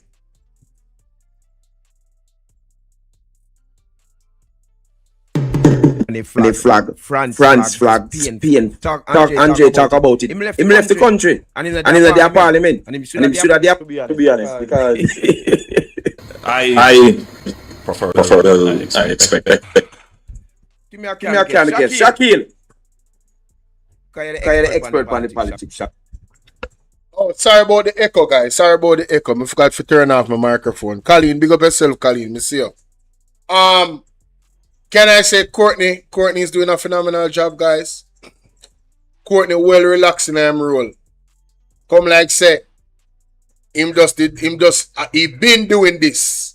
Allow me to tell, Island girl walk on. This a government and put up no foot mercy and care about no Cuban doctor. That will never happen. This a government can burn every bridge because them in fear of the United States. Every bridge them are burn for the USA. You just remember that. Every single bridge. That will never happen. A different government have got come in, but me have to give Courtney in flowers. Courtney bill for this Jamaica. Yeah, man. Him have him own style, him have him own way, and you know some people did don't love Courtney already in the background. When him and Andrea 1-2 punch it. Big up Courtney Williams, so you mean? Shaquille. One of you know really want me. Shaquille. Good afternoon, Shaquille. I don't want to no feel say me I watch Parliament on my phone, you know. I know we not started here. Them still I do advertisement. So wanna stick around, ladies and gentlemen. Me I run the Parliament. We are running go straight through. Wanna stick around. Parliament soon start at 2 away. At 2 away bright new MP them. I go drop them first sectorial speech. Mr. Isaac Buchanan. And of course, my man they no new. My man Mr. Ian Hales no new. But what he has to say is supremely important. Both of them. Because I want to talk about water, I want to talk about human rights, you know. And then two things, there's a huge issue in this country. Let's continue. You rub your eye. What make Miss Sweeney, we soon get you, Miss Sweeney. Shaquille, why you make you rub your eye? Greetings, Shaquille. Oh, sorry about that. Somebody asked me something in the comment section. Bolo, what is going on with the Asian them? The man them now go send them back at the yard, man. I mean what go on with them? I think so them are going to keep them like the TCNs. I think them are give them one option to become one citizen of Jamaica. The man them are send them back. That's what's going on. Then capture them. Enough of them get captured. 16 the last time here. You see me? So yeah, that a go on pan what a go on. I don't even know if it start, to be honest, because I've never seen such bare-faced arrogance in Jamaican politics. Blatant. Yeah, like since I've been following politics. I don't know about before I was How long they have followed politics? Because you have politics before me, you know. No, man, I'm not going to put my age on screen, you know. I'm not going to put it out there. I'm in my 20s. I'll say that much. Yeah, start politics about 12 plus. And Mass control, big up yourself, my brother. Yeah, man, me see you. Oh, yes, say English match kick off later. Cheers. Good luck, my general. And trust me, it's surprising and it's disgusting because if you look at it, you know, you understand the strategy that's being played here, Courtney. The Prime Minister is literally boxing a corner. He has no choice because if he should remove Wheatley from his cabinet because of a IC report, it therefore means he should also resign. Oh, because there are IC reports that implicates him for some of the same charges, some of the same questions are hanging over his head. Him so certified, I'm uncertified. Him certified now? Me don't know. No, man, still uncertified. So him can't look for Wheatley and say, hey, you have to go, you know. Because the reality is Wheatley can always spin it back and say, well, if me are going, you have to come with me, you know, because I too away. Yeah, Pat can't call Kettle Black. So he's in a precarious situation where he has to defend the indefensible. Because if him not defend it, him also leave himself vulnerable. But Shaquille, him say to Wheatley, him say to Cliff Hughes, say Wheatley under circumstances under some serious charges. What are the charges them, Shaquille? So illicit enrichment is one. I think there's one that says failure to report property owned, and I think I'm not sure about the other one, but I think the other one was that he owned some. He did declare some rental properties and stuff like that. I don't remember it right now off my head, but yeah. So all of this are money then. Everything yeah, are money. Him get rich over a span of years when he was in politics, and based on the salary he should be getting, it just not match up with the wealth at all. Yeah, that was the issue.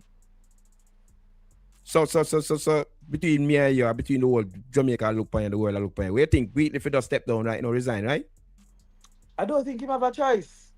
You know, let us see. I don't think him have a choice. But remember the man say Andrew only say him not a problem with him, you know. The man say him not a problem with him, you know. Whole necessary reshuffle cabinet following scandal. Really? Shakil, you see that? Shakil. Like Shakil left. Michelle. Good afternoon, Michelle. Sorry, we never pick you up now. Michelle, what's up?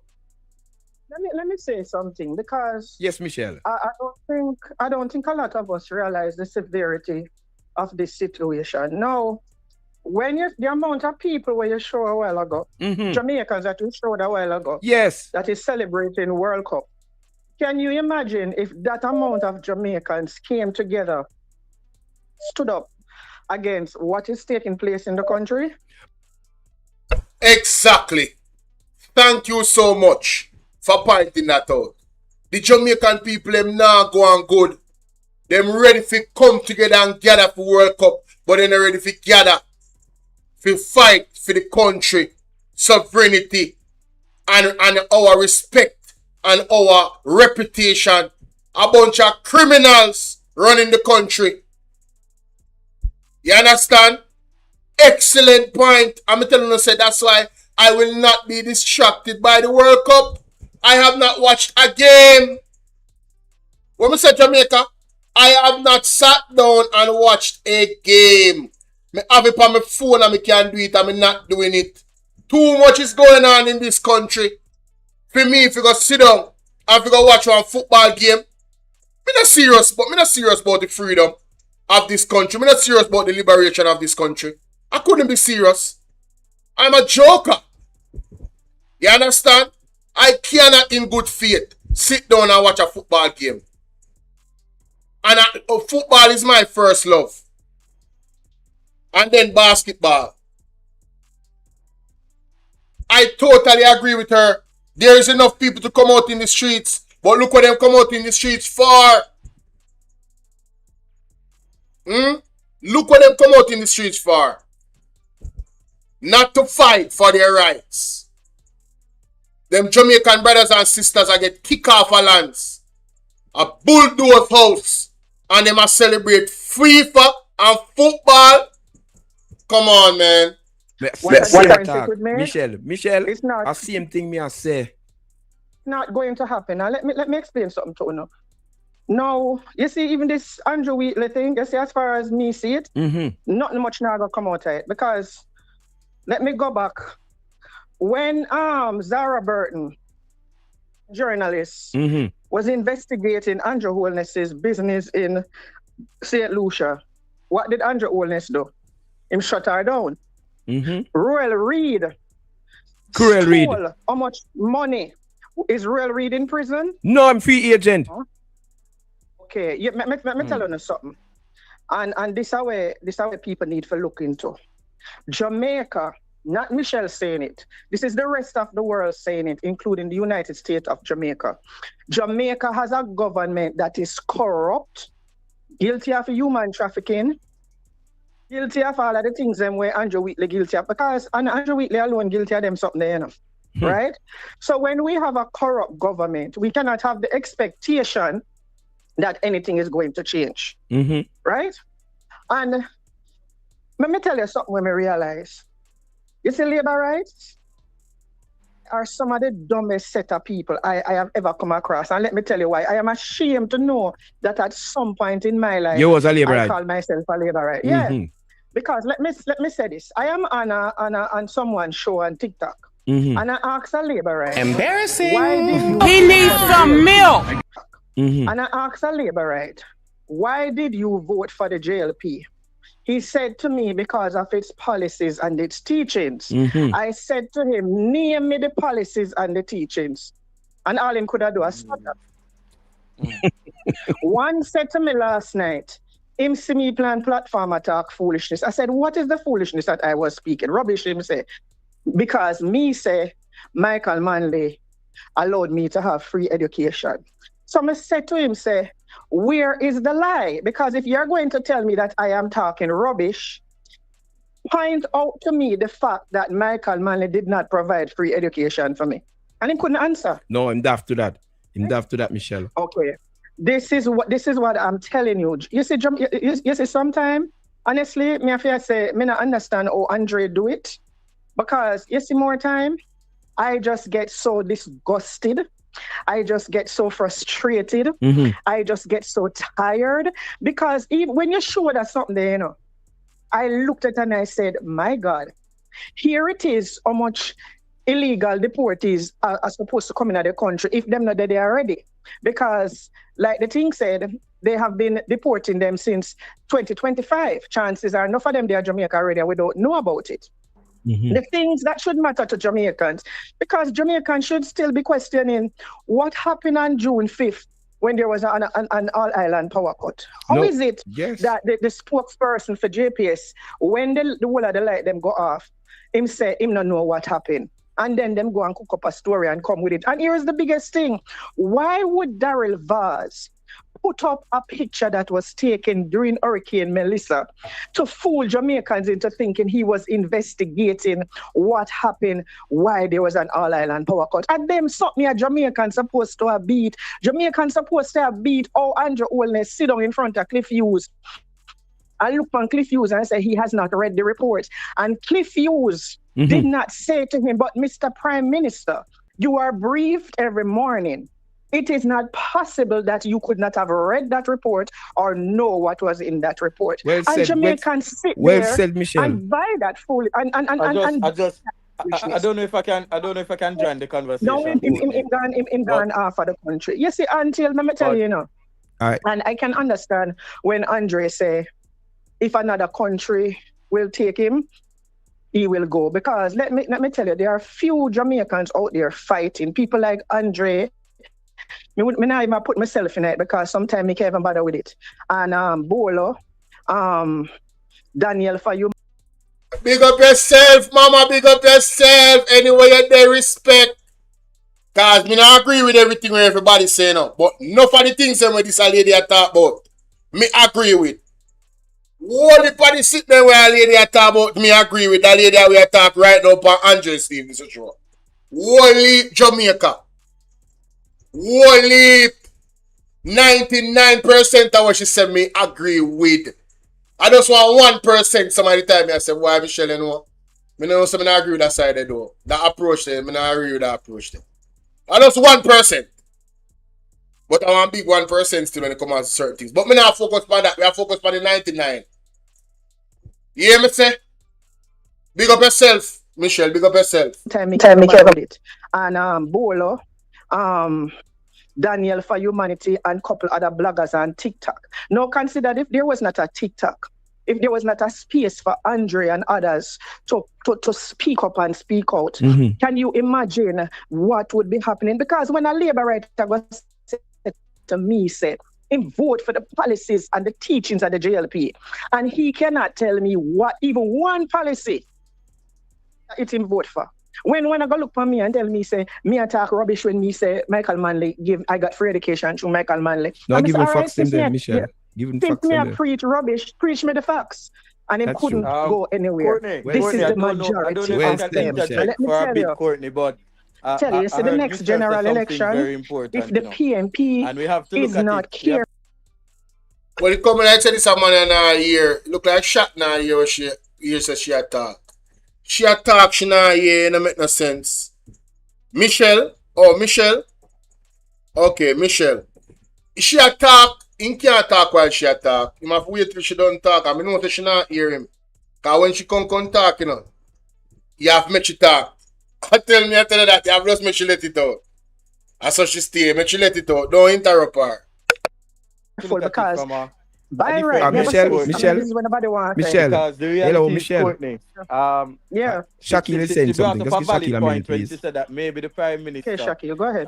It is very impossible for the hearing Prime Minister Courtney to not know. No, he's saying the Prime Minister. What's happening? All right. What you gonna do, Michelle? Michelle. All right. Thanks for your input as usual, Michelle. Shakil, the host now. The guest is gonna expound. He's gonna explain. Yeah, he's gonna expound. And you know, Courtney, that there's no way the Prime Minister can be unaware of what's happening.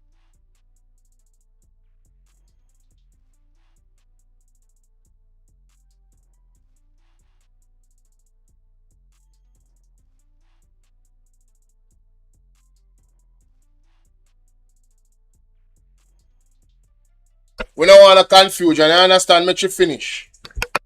just finish off. Because he's If the briefed PNP every No, morning no, for Michelle. this. by And I right, agree. well, And I'm the not reason court, why I I just agree, want to finish off Courtney, because is I can't hear All right, Shaquille, So I just give me a want minute, finish. Shaquille. Make Michelle finish tell off him and hold then. on. Yeah, hold on, Shaquille. All right, Michelle. Yeah. Continue. Finish off quickly, Let me please. say something. Mhm. Every well-thinking Jamaica know that it was through corruption why the GLP won this election. Mhm. You see, all of them people here, where them bring in, Mhm. and all of them people there, where them are go gay passport and whatnot. Yeah, Jamaican Don't passport. be surprised if by corruption them win the next election. The PMP needs to become more proactive and start deal with the criminal them as just as they are Yes. criminals. All Bless right, up on Michelle. yourself, Yeah, man, guys. bless up. Thanks, Michelle. That was Michelle, people.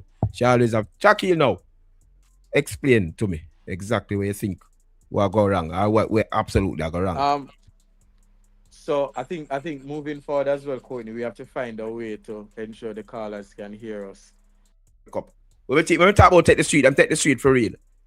Every car when we see have an Argentina flag, Brazil flag, Germany flag, France flag, Spain flag. Them excited over the World Cup, and the World Cup is excited over the World Cup, and the World Cup is miles away from us. Miles away from us. The World Cup is miles away from us. And we're excited about that. And we're excited over all the government are dealing with. If we take the streets, like take the streets go, even today, Parliament. Even Parliament today. People feel outside of the Parliament are wait to see if the PMP are going in the Parliament or not going, or if them going and come out back. You understand? Andrew Wheatley. Him and the next one too. Yeah. It's supposed to be today. Yeah, that is it. But when we said this about the Parliament, there's no way the PMP I go bail from Parliament today because Ian Hills and Isaac Buchanan is going to have their sectorial debate. All right, we're not gonna see that, so we can't forget about that. Not today. That's terrible timing. people excited about it. Why not excited about it and not excited about to get this whole thing out? And the hospital system is a mess. The hospital school is a mess. Hospital is a mess. We're not.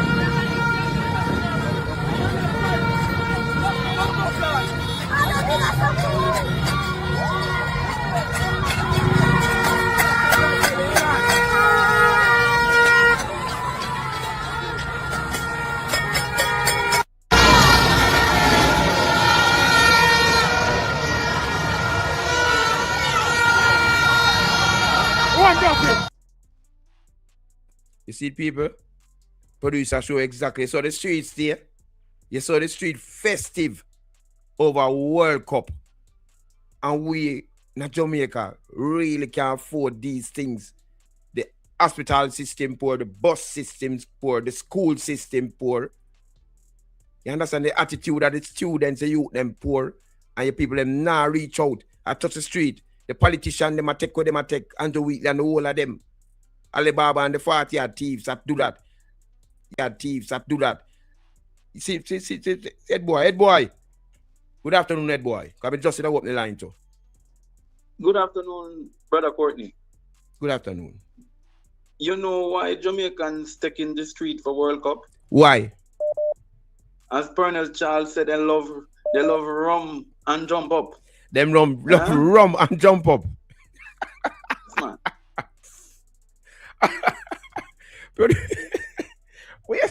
They love rum and jump up.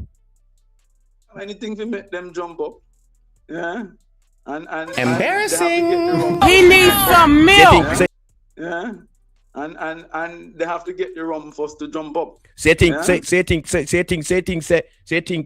right or it wrong for them participate in a World Cup this way, and we have other things to deal with. What do you think? You have some people in Jamaica, all left the country on fire, they don't care. Yeah? This is, you have to understand, you know, Jamaica, a matter of fact, the World Cup historically has shown every time there is a World Cup. Yeah. Or a athletics, whether it is the World Championships or it is the Olympics. You know that crime go down in Jamaica? Yes. Caught up in the sports activity. So, you know, truth your target, boy. Truth you're talking direct about. correlation. There's a direct correlation. It has been shown for a long time. Mm-hmm. But you know, the man who like the boss, Yeah. I come for him. Yeah, you know him? You know him? I'm a minister of the gospel. Yes. So you could come, you could make arrangements with me, Mm-hmm. and I send you to court. Oh, and we bring you into the arbitrary police station. When you Yes. get out, Yes. we could offer you a reward. Mm-hmm. Yeah? When him get out. So where you say must you come to me, I link you up first and me and you carry me in? Yes, the two of us will. I can't carry him in because I'm not physically there, but I'll counsel him and tell him to meet you and Yes. bring him there. So me so the man, this live man, this live man, you can meet me. You can meet me. People. You can reach out to me. You can reach out to me. It's better I meet you in the bus park. In the bus park. Come back to the crime. Come back to the crime. Come. Ball out! What? Hey, easy that boy. You can meet me in the bus park. Yes, man, I best place. Yes. Preferably. Ask him if he have no neighbor. We have no old wig. Yeah? You can put on a old wig. Yes, him have to put on a wig. Because you never have no wig, you know. You see, I never have no wig. People know him, you know. People know him, Ed boy. People know him. but him have to disguise because they're That going to try is to keep funny, him from getting honey. reward. Yeah? That's funny. Not really true. Oh my God, that is funny. Ed boy, that was great. Anyway, on a serious note, as I go. Yeah. You know, I listened to Andrew yesterday and Cliff Hughes, and Professor went through it last night. Mm-hmm. But I keep on asking myself, you know, these days people realize I am not talking anything too serious because I don't think some people in Jamaica realize how serious things are. Mm-hmm. And you have to find humor in it. But you know, Andrew tell Cliff Hughes that him gone Guyana to a gas summit. Mm-hmm. Yeah? Oil and gas summit. A Guyana. First he was going right, a Guyana. Mm-hmm. But I want to ask Andrew, why him run left Parliament today? Yeah, no. Yesterday we Andre talk about it. Him left the country and in their Parliament. And him should have their Parliament. Him left the country. He's supposed to be present in Parliament today, but you know why him can't go? Why? I'll tell you why. Because after they had the meeting on Sunday, Mm-hmm. yeah? Yeah. Crew, the brothers in the Labour Party, who are members of the lodge, yeah, who Wheatley is a member of the lodge as well, yeah, Mm-hmm. surrounded Wheatley, and said before Wheatley go, you must go. Yeah. What can go? Jamaica, only hear that? Jamaica, only hear that? Hello? Jamaica. Lodge, Jamaica, the lodge again. Mighty God. What a bangarang. Wheatley go, you must go. You know, see, Andrew make sure run because Andrew not answer a question today in the Parliament, you know. Ball out! Him not gonna answer no question. Him not gonna answer no question. Parliament until another week. So about another week, he might come back from Ghana. Guyana, I'm not come back. Remember, no, he says he's going to be in Guyana for a couple of days. Yeah. So the fact that he's going to be in Guyana for a couple of days, having myself not been to Guyana, Mm-hmm. it's not easy to fly to Guyana. Andrew don't typically fly on a private jet. So take the plane. He's going to right. So between Jamaica and now Mm-hmm. and Guyana, Mm-hmm. he's going to have to literally maybe between transit, he's going to have maybe 48 hours, 24 hours in between the transit to get back to Jamaica. So when Andrew get back to Jamaica, it's Friday or Thursday. Then he might go to Parliament the next Tuesday, he might go to Parliament. Yeah, but you remember, you know, one Andrew, they must change the Andrew name to Andrisha. You know why I say so? Why? Reminds me of those little girls who when they That is funny, honey. That's funny. Oh my God, that is funny. Embarrassing. He needs some milk. Take his microphone. Just a minute. Just a minute. Take his microphone. Usher him out. Usher him out. Usher him out. No, Andrew, they must change Andrew name to Andrisha. You know why I say so? Why? Reminds me of those little girls who, when they're playing, they give you a slap and it's your time to get last lick.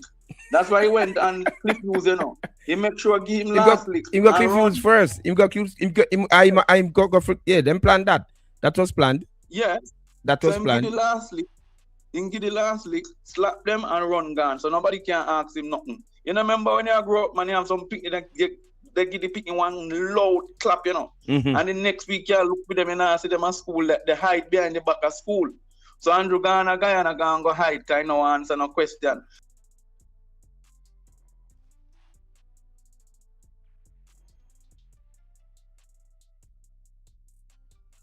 But all I can tell you, Andrew, now make the whole down a Guyana, you know. Because the last set of people go Guyana. In Guyana, they send one, the same thing Rattigan promoting now, the treaty thing they were Rattigan asking people to sign. Yeah?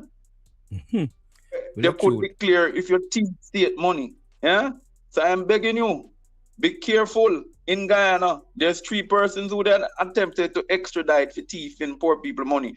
But as I go, Andrew, I mean the other Andrew, not they want the Prime Minister Andrew.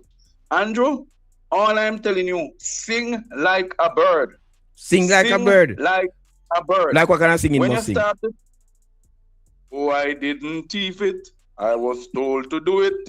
Then I gave some to Andrew and some to the wife. And the wife said to me, build me a gas station.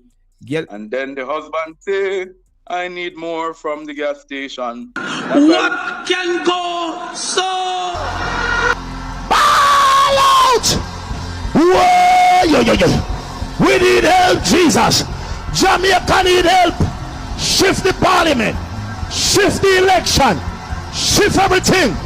Remove them out there. Take out the cockroach. Take out the thief. Take out the criminal them. Take out the thief them. Take out the murderer them. Take out the gang leader them.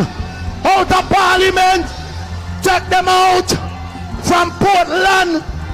Take them out. I hear Portland. May I go to Portland? Why may I travel to Portland? Take out somebody. Man or woman. Jamaica only hear what the man said a while ago. Read between the singing. Mighty God. Mighty God. Just as we suspected. Huh? That's why Andrew Wheatley can't get fired by Andrew Honest. Totally compromised.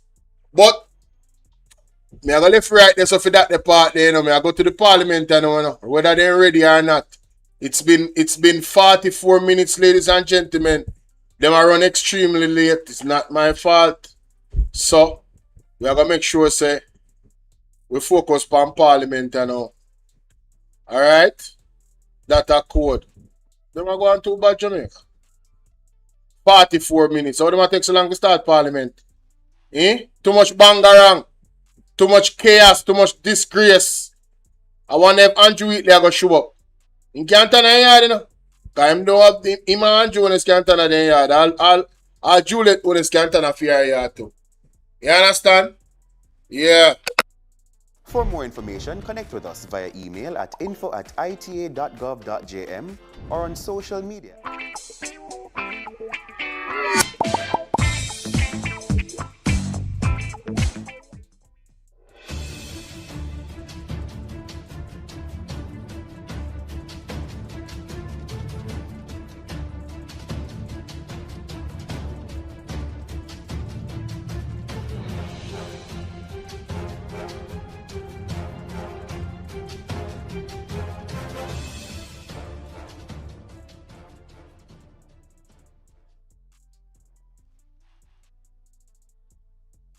As me say word a word. Almighty God, by whom alone kings reign and princes decree justice, and from whom alone cometh all counsel, wisdom, and understanding. We, thine unworthy servants, here gathered today in thy name, do most humbly beseech thee to send down thy heavenly wisdom from above, to direct and guide us in all our consultations. And grant that, we having thy fear always before our eyes, and laying aside all private interests, prejudices, and partial affections, the result of all our counsels may be to the glory of thy blessed name, the maintenance of true religion and justice, the safety, honor, and happiness of the king, the public weal, peace, and tranquility of the island, and the uniting and knitting together of the hearts of all persons and estates within the same, in true Christian love and charity one towards another, through Jesus Christ our Lord. Amen.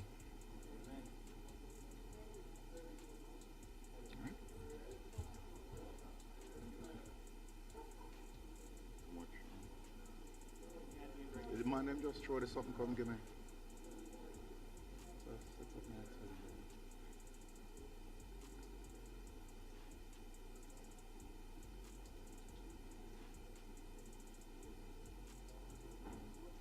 You may be seated.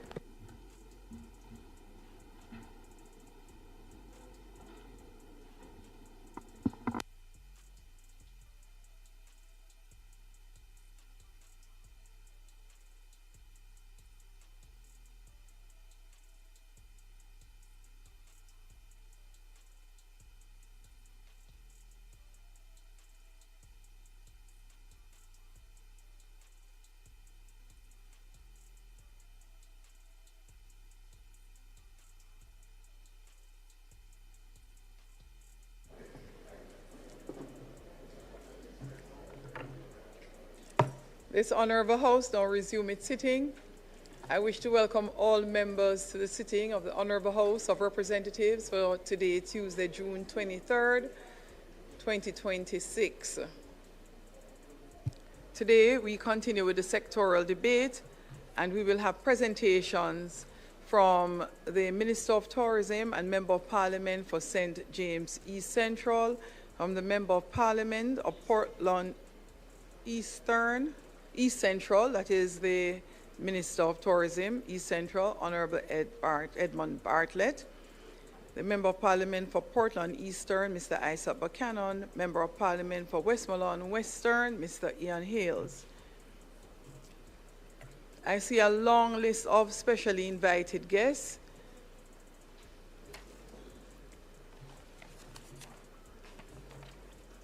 That I would like to make welcome. Javier San Roman, Deputy Head of the Mission from the Spanish Embassy. Mr. George Matthews, Counselor for Political and Economic Affairs. And Delaney Story, Political Economic Intern from the U.S. Embassy. Mr. Victor Soto, Head of Economic and Commercial Affairs from the Dominican Republic's Embassy.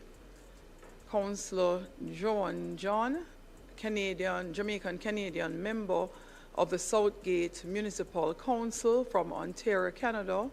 The Honourable Godfrey Dare, OJ, CDJP, Chairman of the Tourism Enhancement Fund, long-serving chairman he has been. I wish to also welcome the Permanent Secretary in the Ministry of Tourism, Ms. Jennifer Griffith, who is here with us today, along with the team from the Ministry of Tourism. I wish to also welcome the constituents from the constituencies of St. James East Central, Westmoreland Western, and Portland Eastern, who are in the gallery today in support of their respective members of Parliament. I'm not seeing it on the list, but I can recognize a beautiful star sitting up in the gallery, none other than Carmen Bartlett. Mrs. Carmen Bartlett, it's a pleasure to see you.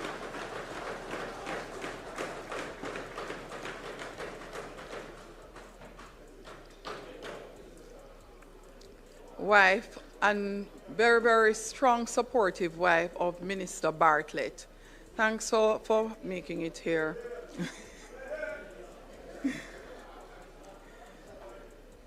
We appreciate when members of the public are able to witness these proceedings live. However,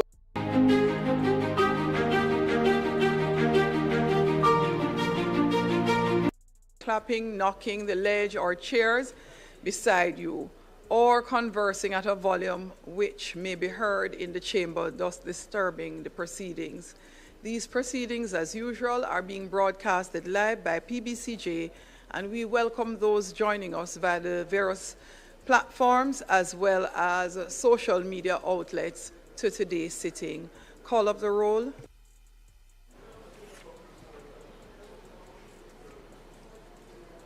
Mr. Clark. Here. Mr. Green. Here. Dr. Holness, Dr. Chang, Mrs. Williams, Mr. Bartlett, Ms. Grange, Dr. Tufton, Mr. Mackenzie, Mr. Montague, Mr. Vaz, Mr. Chuck, Mr. Charles Jr., Mr. Morgan, Ambassador Marks, Mr. Samuda, Dr. Wheatley, Mrs. Cuthbert Flynn, Mr. Terry Long, Mr. Witter, Mrs. Dalrymple Filbert, Miss Morrison, Miss Lee, Mr. Williams Donovan, Mr. Main, Miss Crawford, Mr. Delroy Williams, Miss Hamilton, Mr. Sivright, Mr. Azan, Mr. Brown, Dr. Brown-Burke, Mr. Buchanan, Mr. Bunting, Miss Burchell, Dr. Campbell, Mr. Cousins, Mr. Crawford, Miss Daly, Dr. Dawes, Mr. Golding, Mr. Gordon, Mr. Hales, Mr. Hines, Mr. Hilton, Mr. Jackson, Miss Jess, Mrs. Malahoo Fort, Mrs. Miller Bennett, Mr. Morris, Mrs. Nita Garvey, Mr. Newell, Mr. Paulwell, Mr. Phillips, Miss Perkis, Mr. Robertson, Mr. Robinson, Dr. Russell, Ms. Shaw, Mr. Smith, Mr. Dwayne Vaz, Mr. Warmington, and Mr. Charles Jr. Thank you, Madam Speaker. House Leader. Madam Speaker, I ask for the suspension of the agenda for us to go directly to public business. Question is that we suspend the agenda and go to public business. Those in favor? Aye. Those against? The ayes have it. House Leader. Madam Speaker, allow me to firstly join with you in welcoming the members, the various guests that we have here today. A number of them have turned out to hear the Minister of Tourism and Member of Parliament for St. James East Central.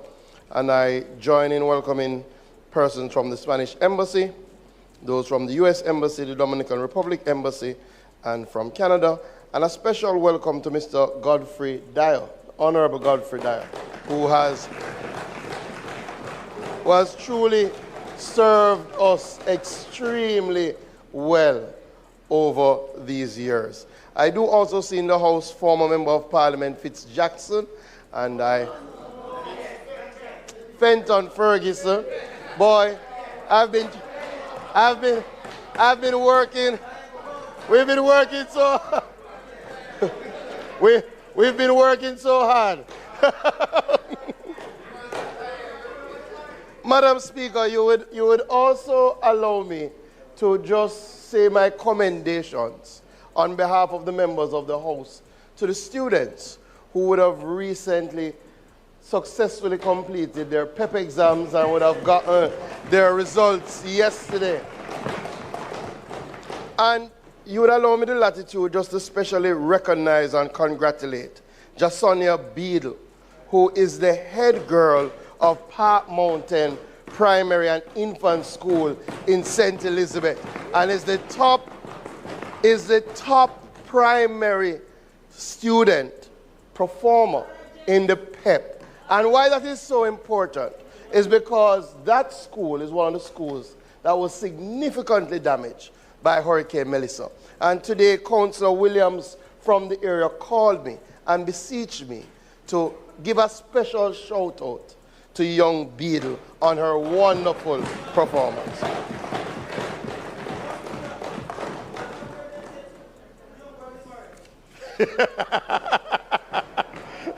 It appears there's a lot of congratulations in order, but I allow the members to do those privately. But we do see a new man has joined us today, and I will leave it at that. We now turn to our first presentation in our sectoral debates, and we will hear from the World Tourism Minister, Member of Parliament for St. James East Central, the Honorable Ed Bartlett.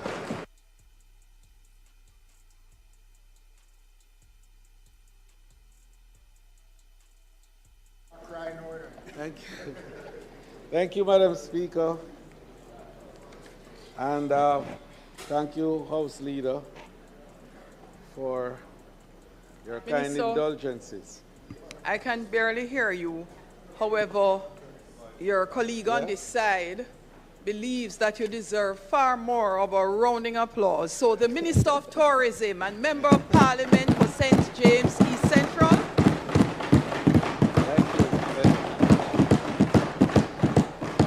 I'm not going to give you any envelopes. Thank you very much, Madam Speaker.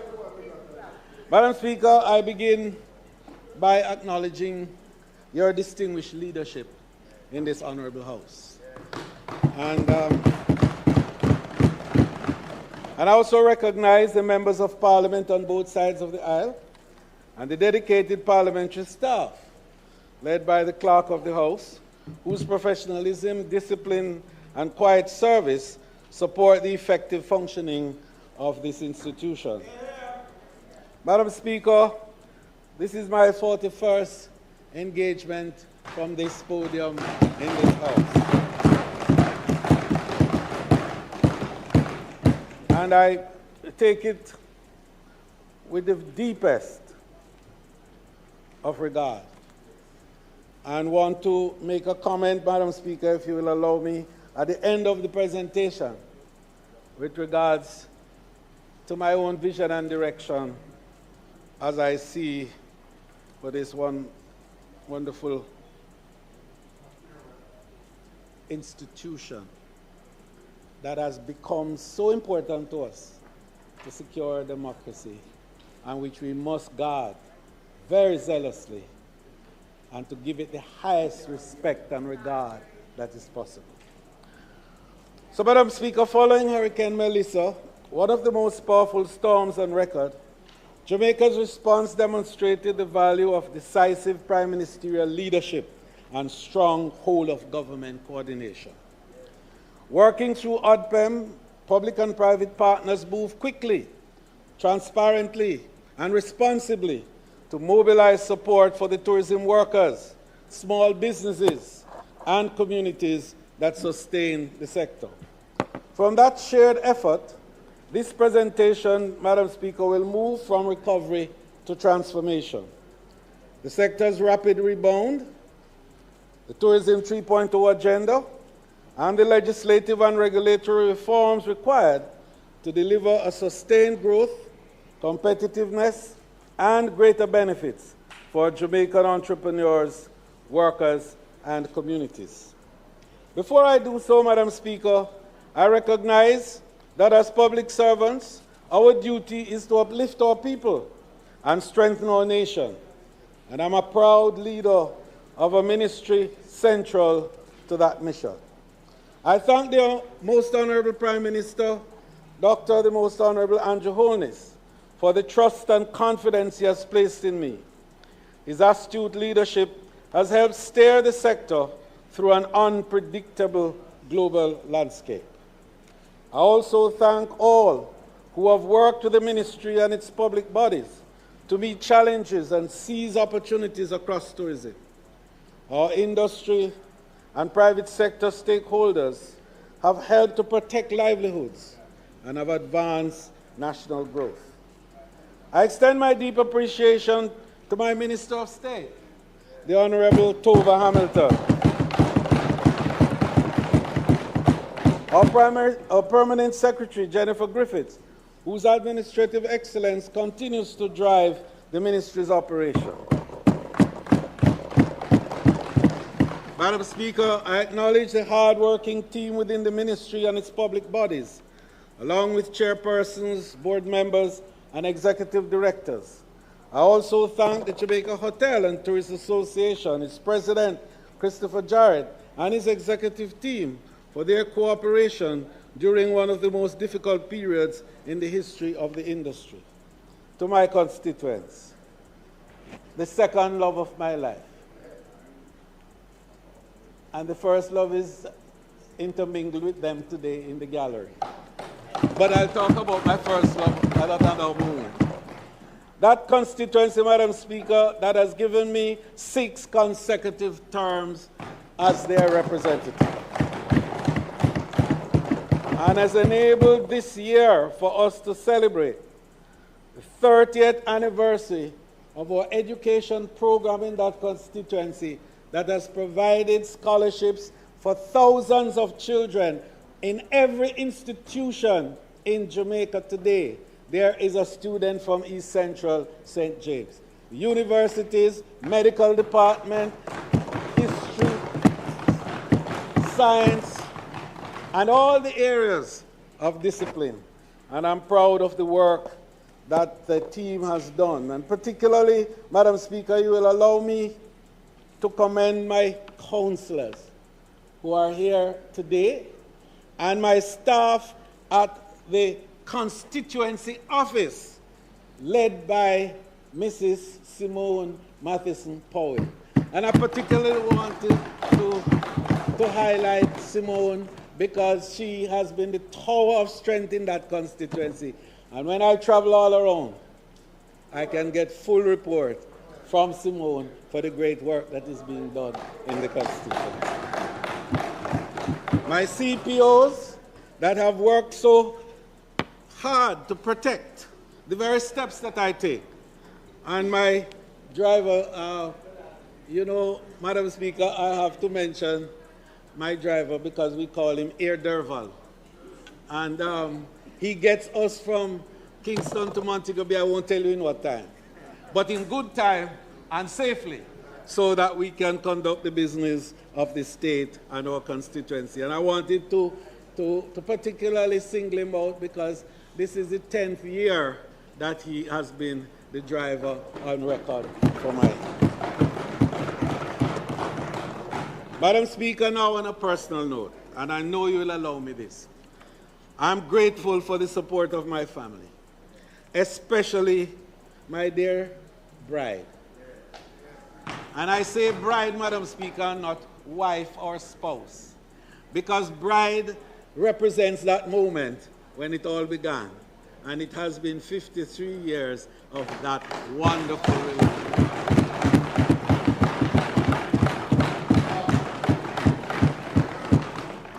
Carmen really has been a source of great inspiration and encouragement to me over the years. And I'm thankful for her unwavering support and constant presence. Most importantly, Madam Speaker, I thank God for the health and strength to serve.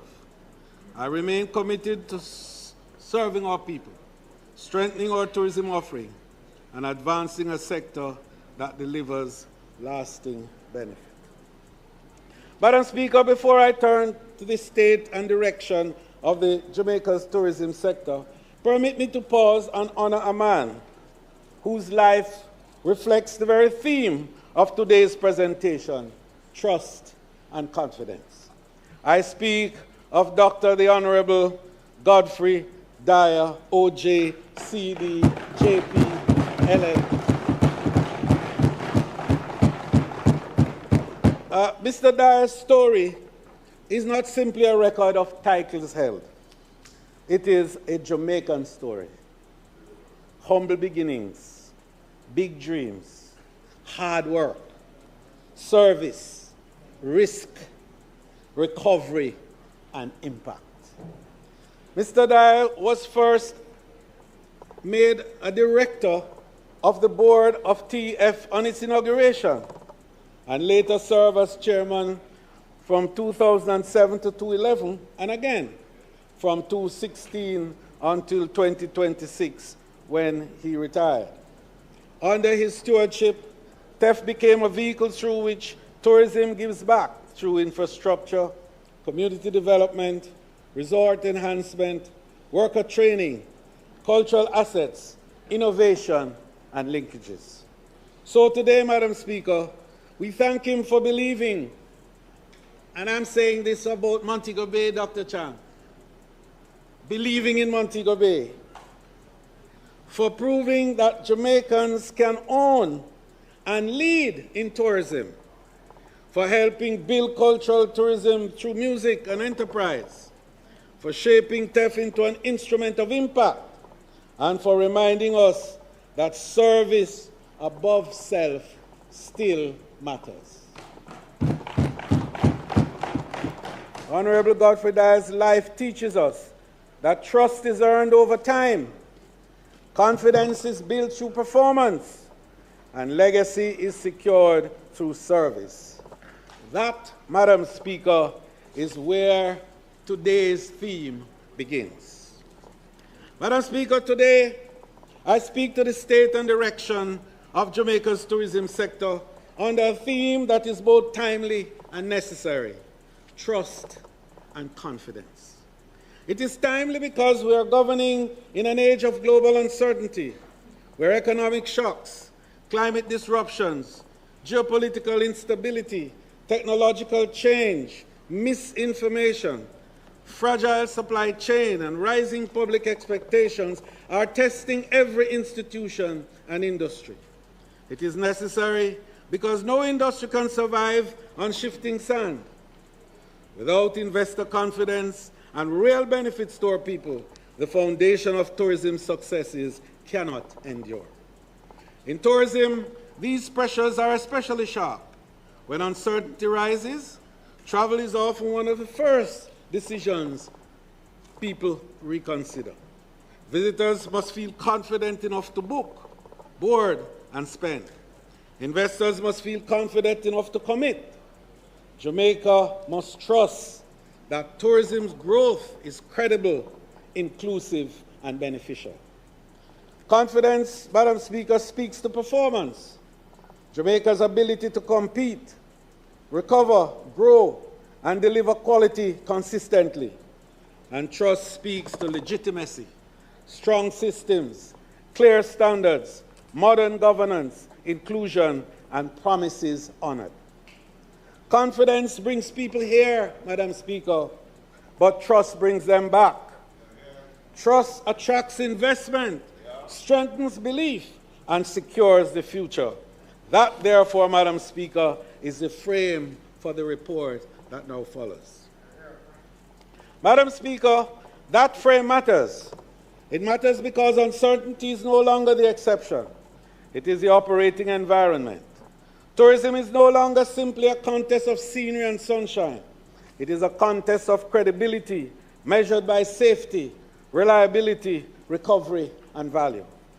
That's why Jamaica's strategy now goes beyond promotion. We are building a model grounded in resilience, destination assurance, stronger linkages, inclusive growth, human capital development, and modern governance.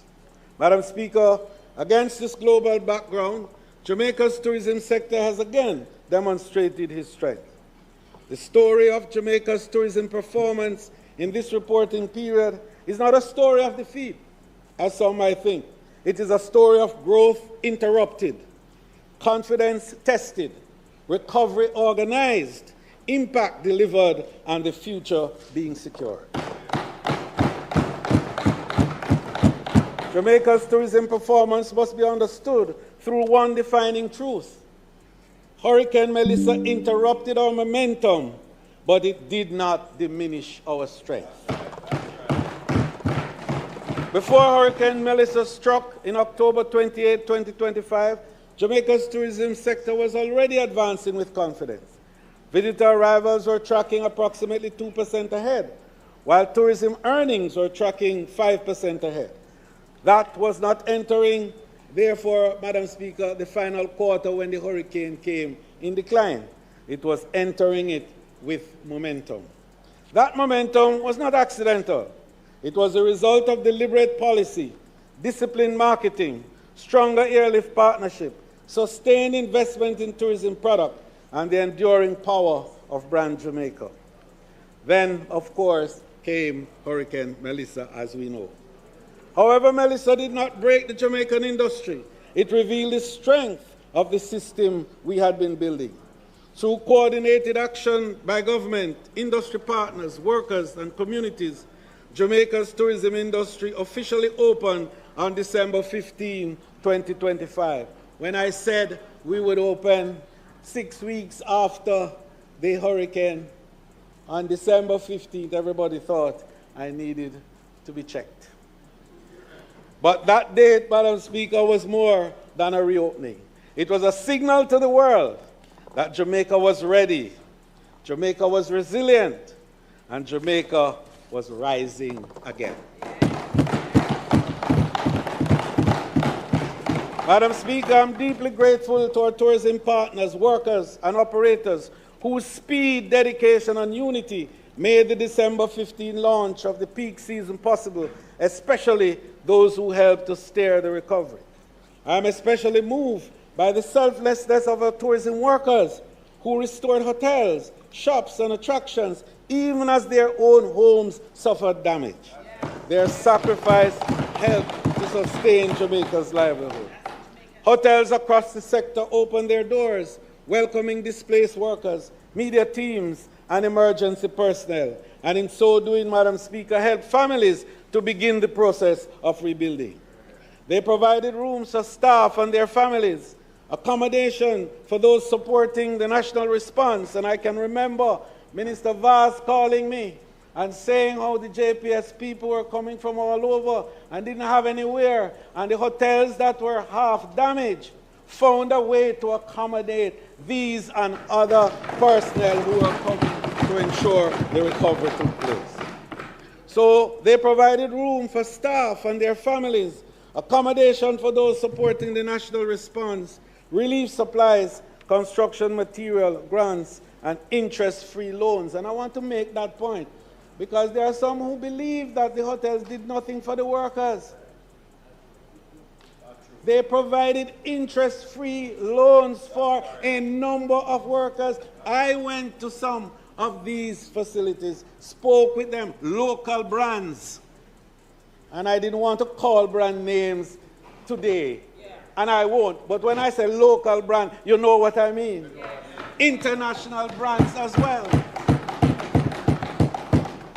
And the other night, when we were at a certain anniversary, that point was made as to $1 million of grants that were provided to workers to assist them in their recovery from that particular hotel. So, Madam Speaker, our visitors too rallied. And I want to just pause to say thanks to some international agents whose names I can't call because there were so many. But there's one particular one, the World Central Kitchen. Madam Speaker, we house them, and for my sins, I happen to know the people who were involved with them and managed to help them to get to Jamaica and gave them the convention center as their base. Cost us a little bit, and Maureen James and her team had to work very hard to bring it back. But they were able, Madam Speaker, to provide over 3 million meals for workers and people across the Western Jamaica, while at the same time provided jobs for 350 ground transportation operators who are carrying the food and supplies all across the region. Madam Speaker, that to me is confidence. That to me is trust. So, Madam Speaker, repeat guests launch grassroots funding campaigns even on their own. At Coca-Cola Palm in the Grill, one visitor shared how her 8th grade daughter, Gabby Nichols, raised $7,500.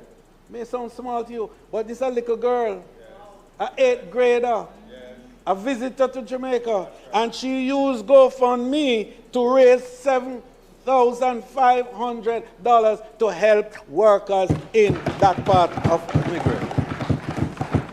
Others cleared debris, help repair properties, and deliberately spend their local independent businesses and vendors. Madam Speaker, that response confirms something deeper than demand. Jamaica has built an emotional bond with the world. To our workers, therefore operators, partners, and visitors who became family, thank you for your hands, your hearts, and your unwavering love for Jamaica. Madam Speaker, let us now turn to the numbers. In 2025, Jamaica welcomed 3.7 million visitors, notwithstanding Hurricane Melissa,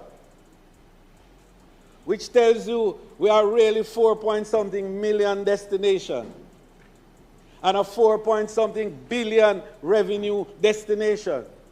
And I'll talk a little about that later on, Madam Speaker, as we get into the third phase of our development. So that including, Madam Speaker, 4.6 million stopover visitors and 1.1 million cruise passengers, whose estimated gross income, notwithstanding the 3.7, was still $4 billion US.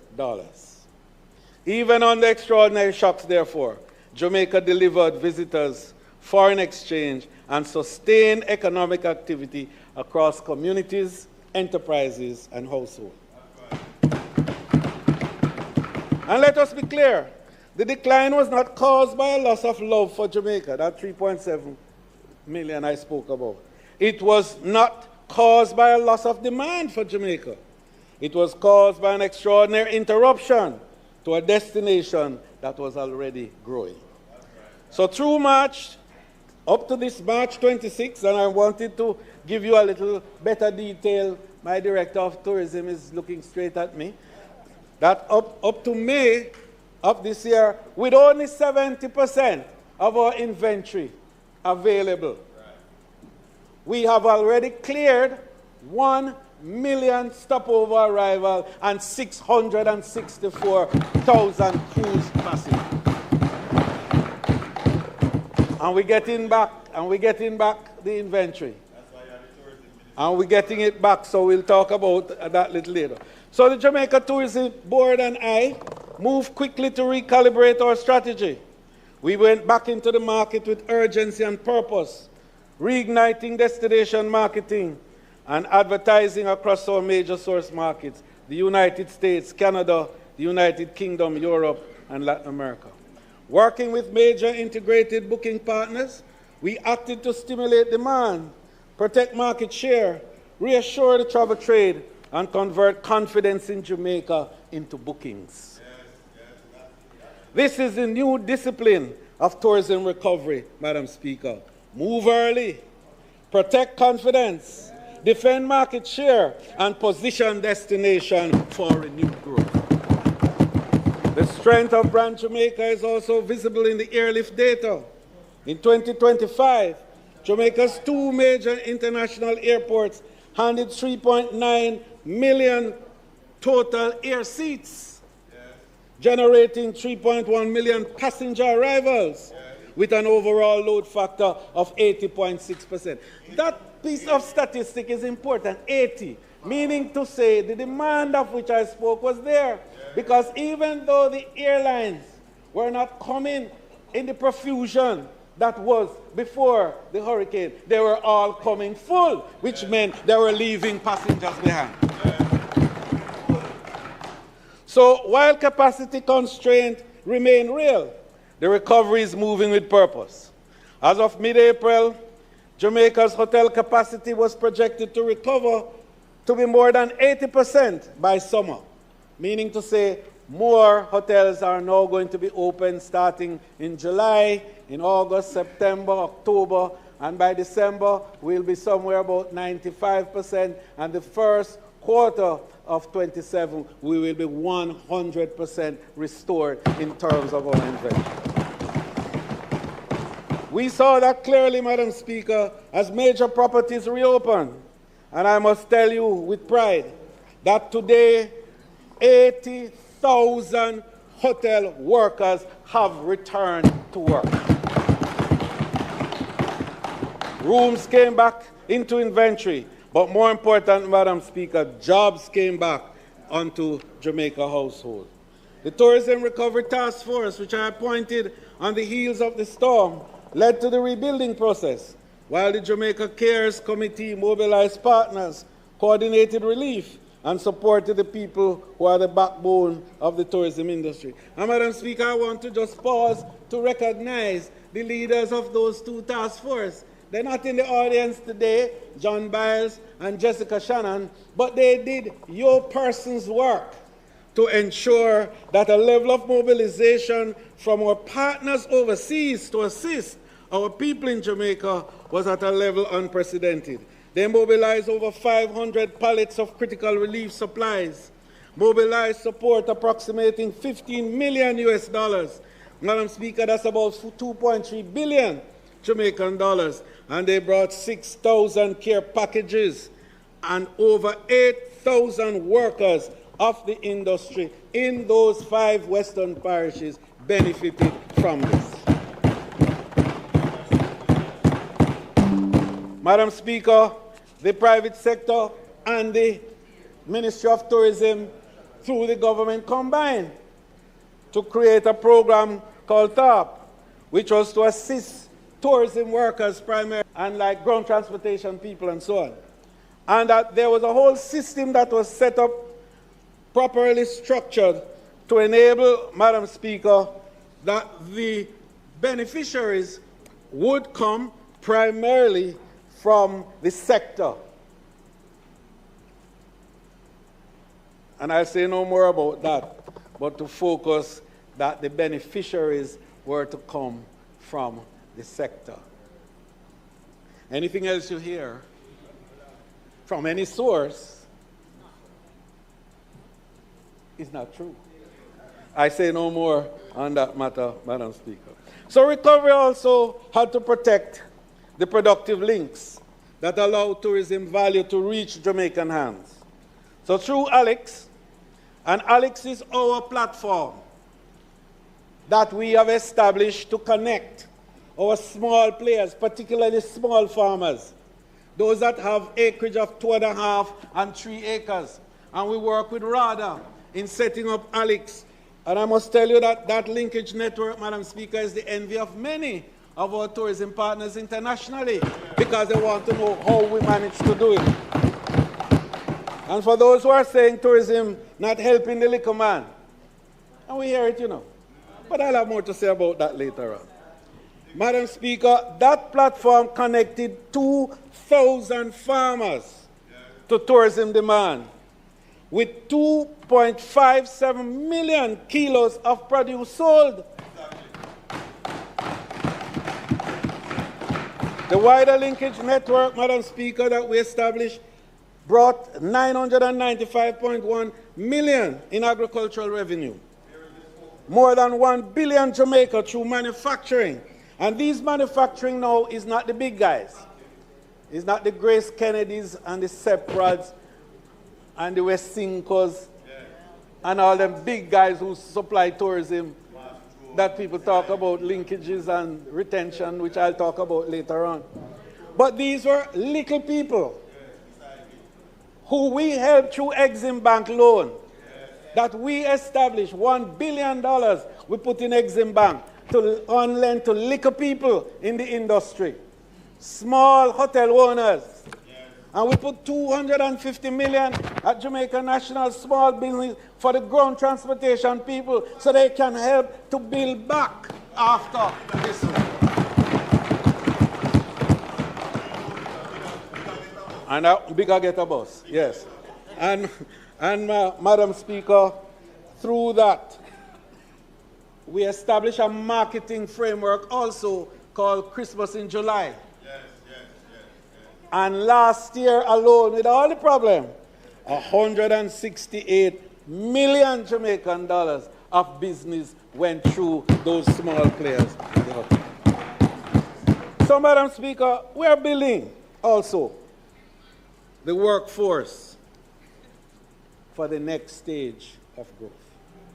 Through the Jamaica Center for Tourism Innovation, more than 25,000 Jamaican workers have been certified under international benchmark programs.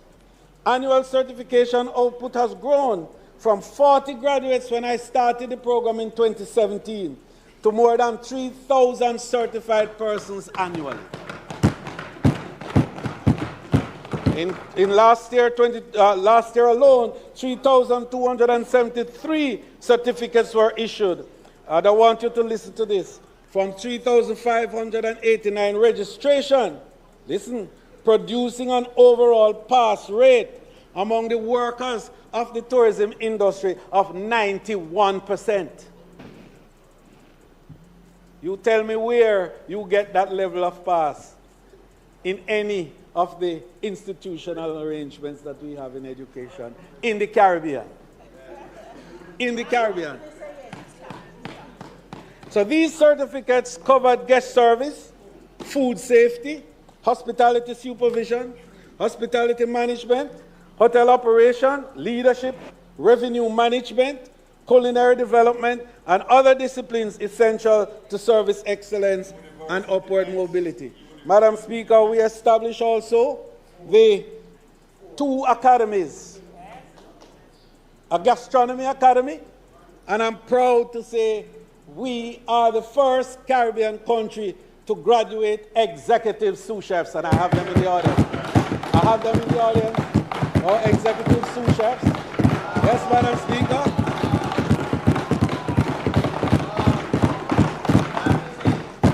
First time in our history.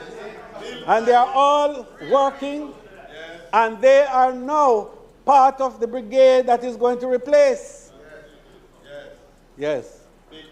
Those who we would have to ask to come in order to occupy those higher positions in tourism. We also established an entertainment academy where we are training our performers, our singers and dancers, so that they can perform at the level that is appropriate. Because we have to understand that tourism brings cultures from all over the world.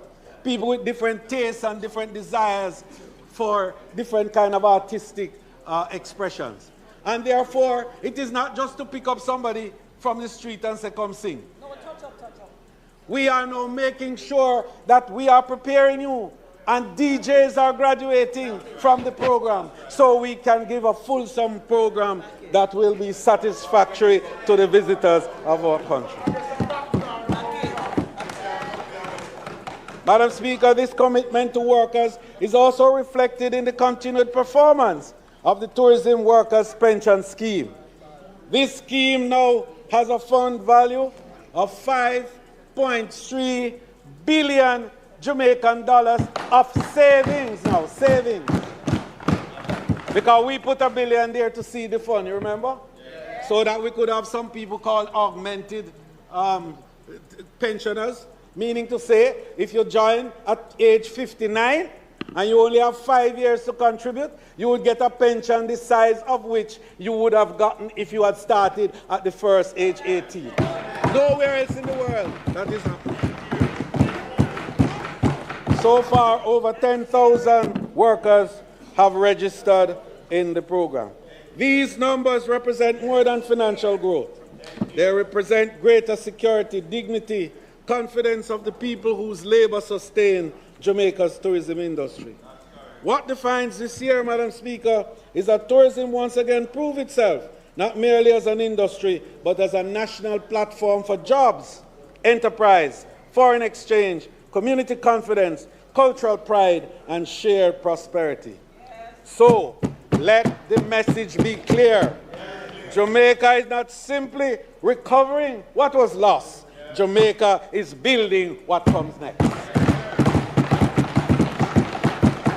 And so we say growth was interrupted, confidence was tested, recovery was organized, impact was delivered, and Jamaica is rising stronger, smarter, more inclusive, and more determined than ever before.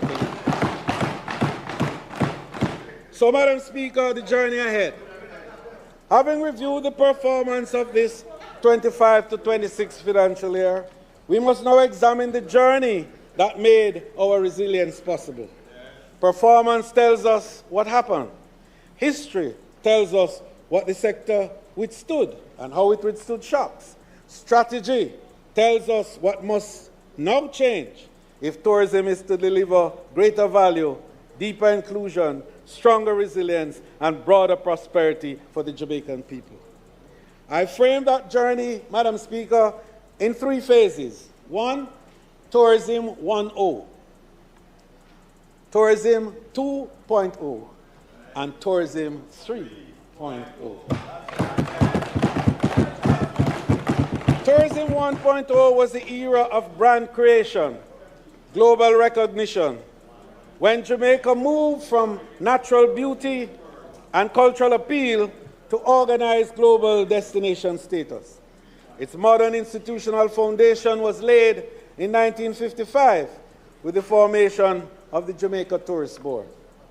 The results were transformational. Under Abe Issa, visitors grew from approximately 86,000 in 1955 to approximately 227,000 by independence 1962. That growth changed national belief. It proved that tourism could become an engine of post-independence development. Under John Pringle, Jamaica then shaped the international face of a newly independent nation. Tourism 2.0 was the era of expansion, investment, production diversification, and institutional maturity.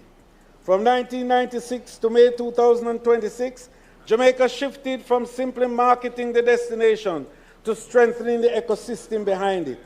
TPDCO embedded standards, licensing, quality assurance, and workforce compliance.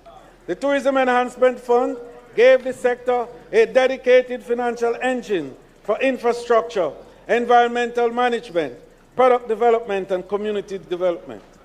Madam Speaker, this era also taught us that growth without resilience is unsustainable.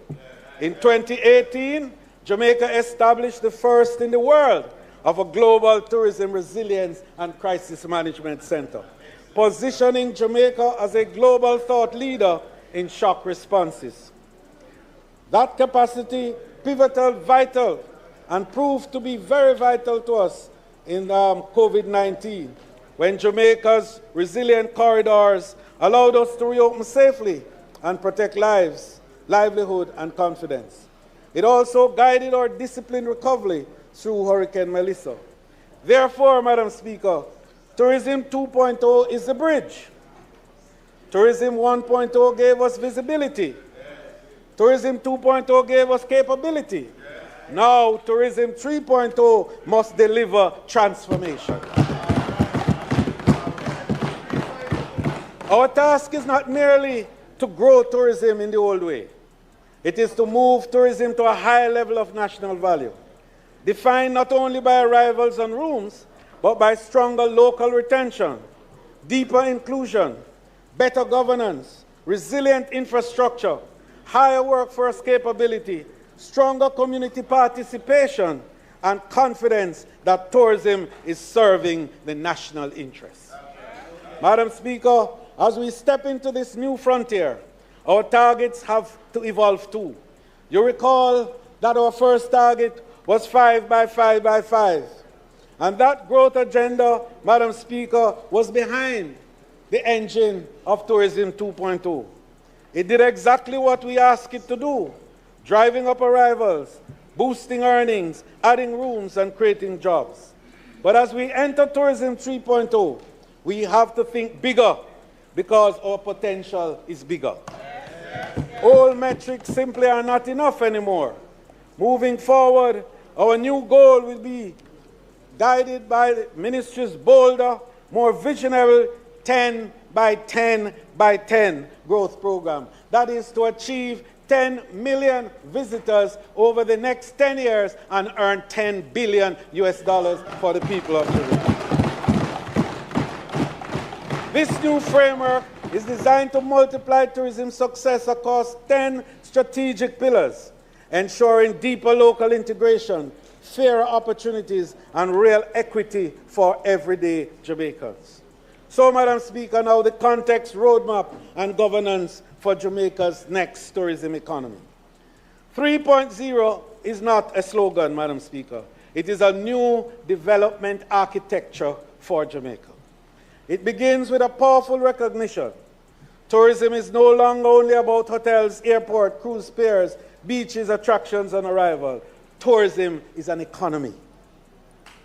It is a place where agriculture, manufacturing, logistics, culture, entertainment, health, wellness, technology, transport, finance, security, and community enterprises connect with the global visitor. It is where the farmer reaches the hotel kitchen, where the manufacturer enters the guest room, where the artist meets the global audience, where the worker, entrepreneur, investor, and community become part of one national value chain. The future we pursue, therefore, is not merely a larger tourism sector. It is a stronger Jamaican economy. Yes. That is the central proposition of Tourism 3.0. Tourism must not merely grow in Jamaica. Tourism must grow Jamaica. It must mean more Jamaican produce in hotel kitchens, more Jamaican-made goods in hotel rooms, more Jamaican culture in visitor experiences, more Jamaican entrepreneurs in value chain, more communities participating in the product, and more workers moving from, and listen to this, from employment to advancement, from service to certification, from vulnerability to security, and from worker to owner. And here, Madam Speaker, I want to pause to recognize two Jamaicans who started in the hotel business at the very bottom of the scale. And today, one, Shernet Crichton, is the first Jamaican managing director for an international tourism entity. And here is she in our audience. The second is Clifton Reeder, who is now the first Jamaican to be a regional manager for an international hotel chain.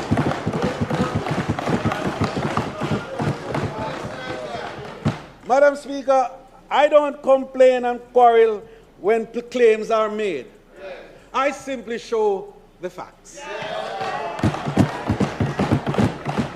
So, Madam Speaker, the future will not regard destinations that drift. It will reward destinations that organize. That is why Tourism 3.0 must now move from aspiration to execution, from a clear roadmap and measurable impact. Our roadmap, therefore, Madam Speaker, rests on 10 priorities. And I want to go through those 10 priorities because it's at the heart of Tourism 3.0. One, purposeful growth and market resilience. Madam Speaker, purposeful growth must be anchored in access and connectivity. I am pleased to announce that East North Jamaica continues its post-Hurricane Melissa recovery. Air confidence in the destination remains strong. At this stage of recovery, we are all overall seat capacity is approximately 20% below, and this is phenomenal. 80% is what it is of our 25 period.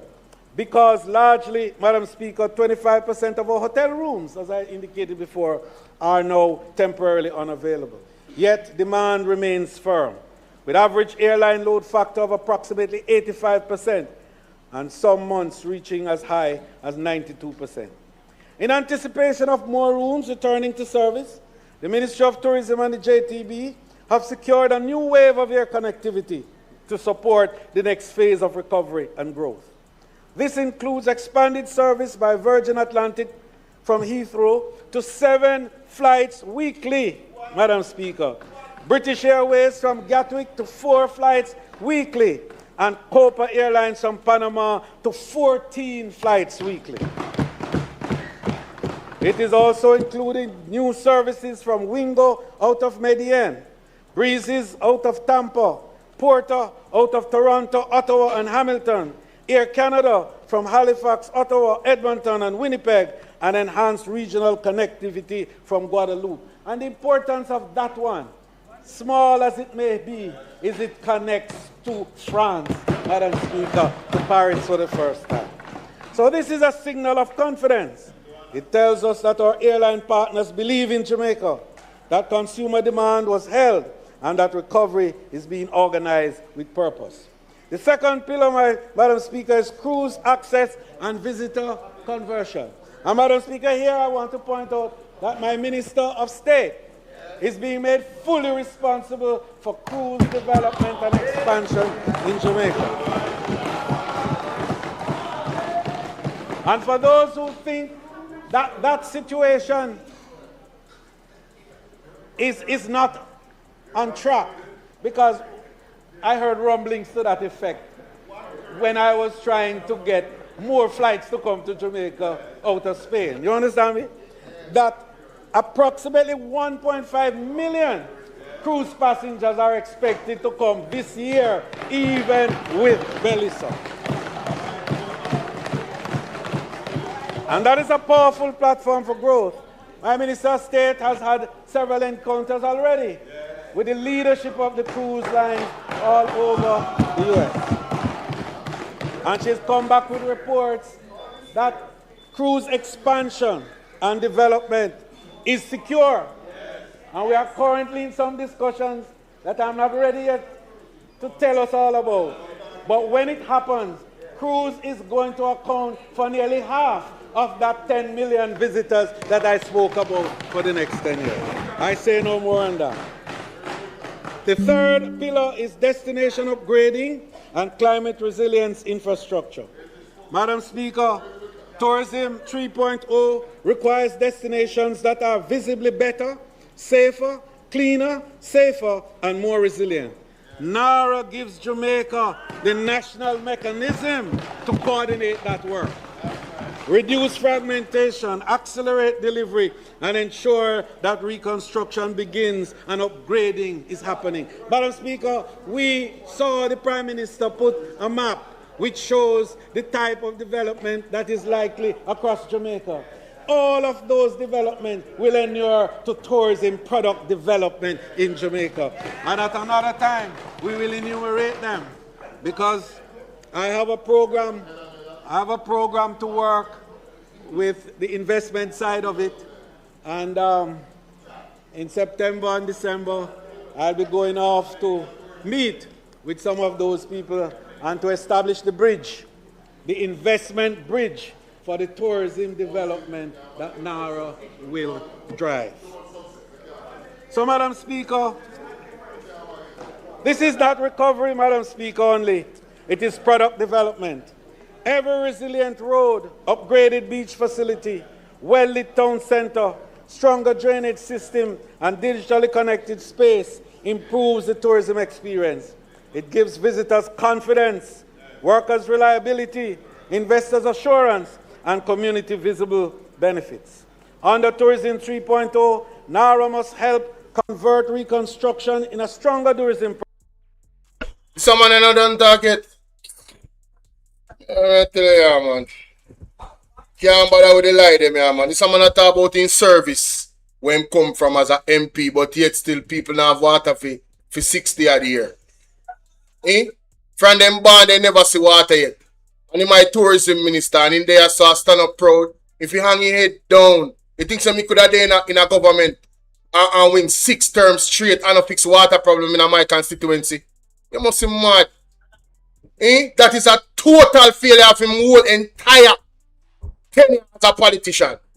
Nobody not tell me your country, your party they in a power for 10 years. That should have fixed in the last 10 years. Nowhere in my constituency could have water problem. Would have pressure my prime minister. Prime minister, We need to fix the water problem. And this is my main objective. Outside of tourism, what I do.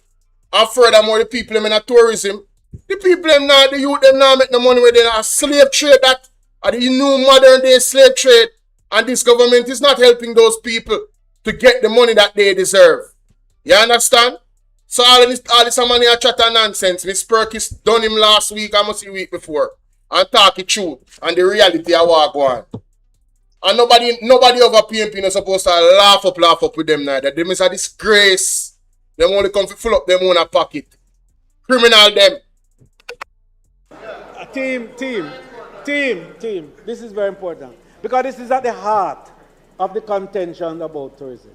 The issue of retention.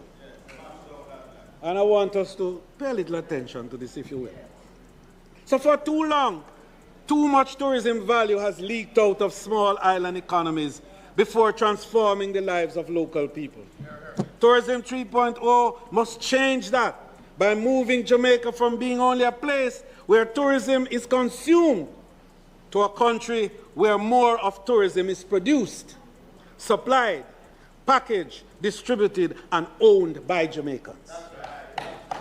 So the action is to implement Local First as a practical economic program, not as a slogan, but as a new operating discipline for tourism growth.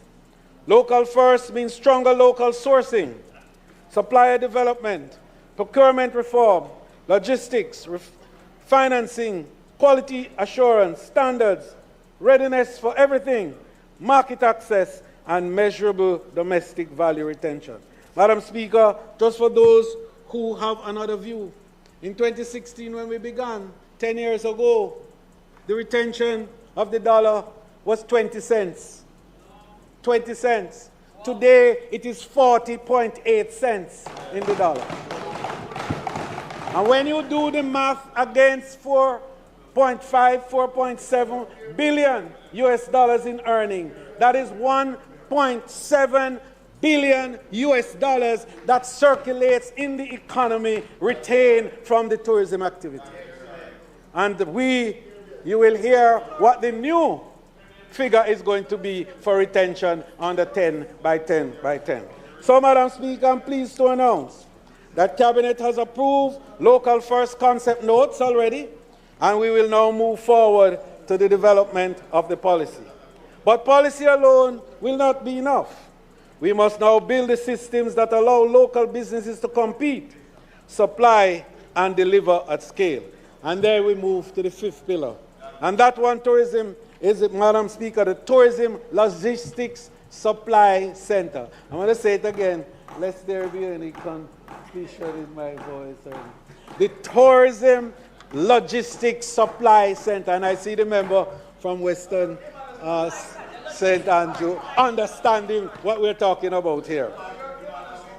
So this is why the Tourism Logistics Supply Center is important. It must be seen, Madam Speaker, more than a warehouse. This is why we intend to establish the Jamaica Supply Logistics as the operating system for the supply side of the tourism economy, facilitating industrial expansion and creating economies of scale and scope. The Tourism Supply Logistics Center will be the fifth industry-specific special economic zone under the SEZ Act of 2016. So the government has already established the SEZ and the Logistics Center. And tourism intends to be the first included in that facility there. Today, Madam Speaker, I am also pleased to announce that the Ministry of Tourism will work with the Ministry of Industry, Investment and Commerce. Minister and I had the discussion. The Minister of Agriculture, Planning and Mining to realize this project, because that is a little more than safeguarding the future of the industry. It is also expanding the scope of activities within tourism and providing job opportunities on a wider scale. This is how, Madam Speaker, we are going to move the small businesses from the margins of tourism value chain into the center of tourism opportunity. The Tourism Supply Logistics Center will support coordination, warehousing, cold chain capacity, inventory planning, and I can go on to all of the other areas that it will cover. It will serve Jamaica's tourism economy, strengthening the link between our hotels, attraction, farmers, manufacturers, distributors, and service providers. But the opportunity is also regional, and I want to make that point, because Jamaica is not just for Jamaica. Jamaica is for the Caribbean and the region. And so discussions are underway with CTO and IDB on how best to support a broader regional approach to tourism supply logistics, including the funding of a study to help to shape the Caribbean strategy. And I've been asked to chair that subcommittee, and already I have met with the board of directors of IDB, and they have given the undertaking that Jamaica will be the pilot project. That we will start here in Jamaica, and then we'll scale up and expand into the region. So, Madam Speaker, the measurable impact will be increased local procurement, reduced import leakage, stronger local sourcing rates, very important, meaning cheaper goods for the industry, more Jamaican suppliers registered and certified, more small and medium tourism enterprises contracted by tourism businesses.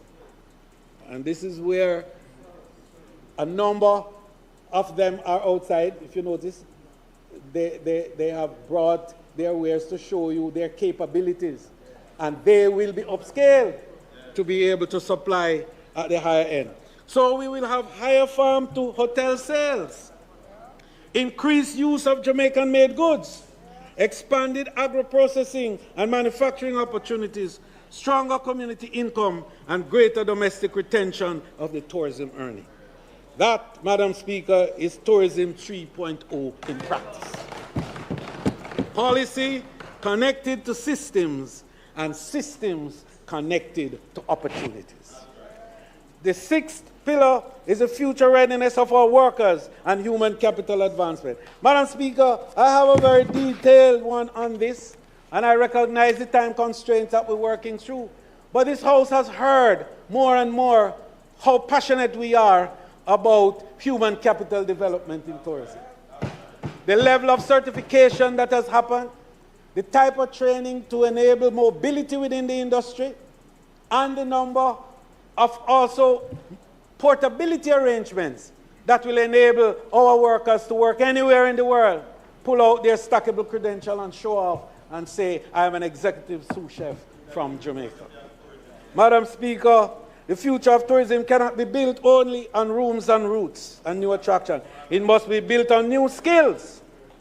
So Tourism 3.0 requires a workforce prepared for a world in which artificial intelligence, automation, digital booking systems, reputation platforms, data tools, and new service models are changing how tourism operates.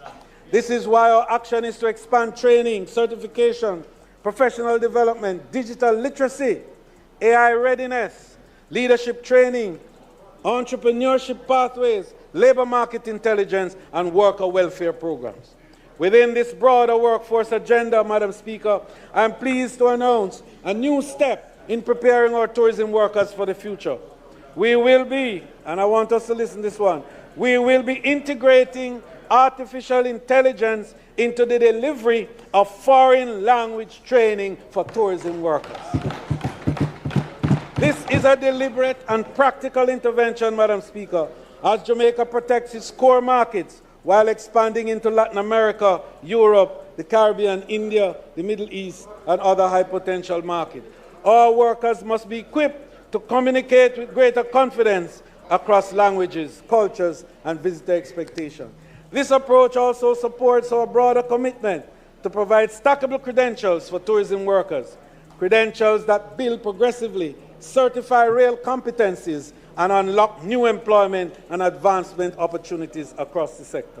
This objective is not technology for technology's sake. The objective is to better service, stronger confidence, higher employability, and greater upward mobility for the Jamaican workers. Madam Speaker, I could go on to tell you how it will affect the housekeeper and every layer of worker by not removing the smiles, but improving the efficiencies. And that's what we are all about. Madam Speaker, the seventh pillar is digital transformation, data and artificial intelligence. I touched on that a little earlier, but Madam Speaker, for your benefit, I just want to tell you that the Jamaica Tourist Board is building a more responsive marketing ecosystem. We are investing in advanced content systems and marketing tools that allow us to deliver more personalized communication, align our messaging with interests and behavior of individual travelers, and speak more directly to the audiences we are trying to convert. We have also introduced an AI-based multilingual digital concierge that uses real-time data to respond to visitor queries and support trip planning. Where needed, it can transition users seamlessly to live agents, creating a smoother path from interest to action. This is supported by a modern content framework that structures Jamaica's destination information so that it can be accessed and understood not only by people, but also by AI-driven platforms that are increasingly shaping how travelers search and plan. This matter, Madam Speaker, it does matter because visibility alone is no longer enough. Jamaica must discover and understand more and more, and we must become more bookable and to provide a more persuasive channel and to utilize technology in a way that influences traveler behavior. We're also placing greater emphasis on data agility.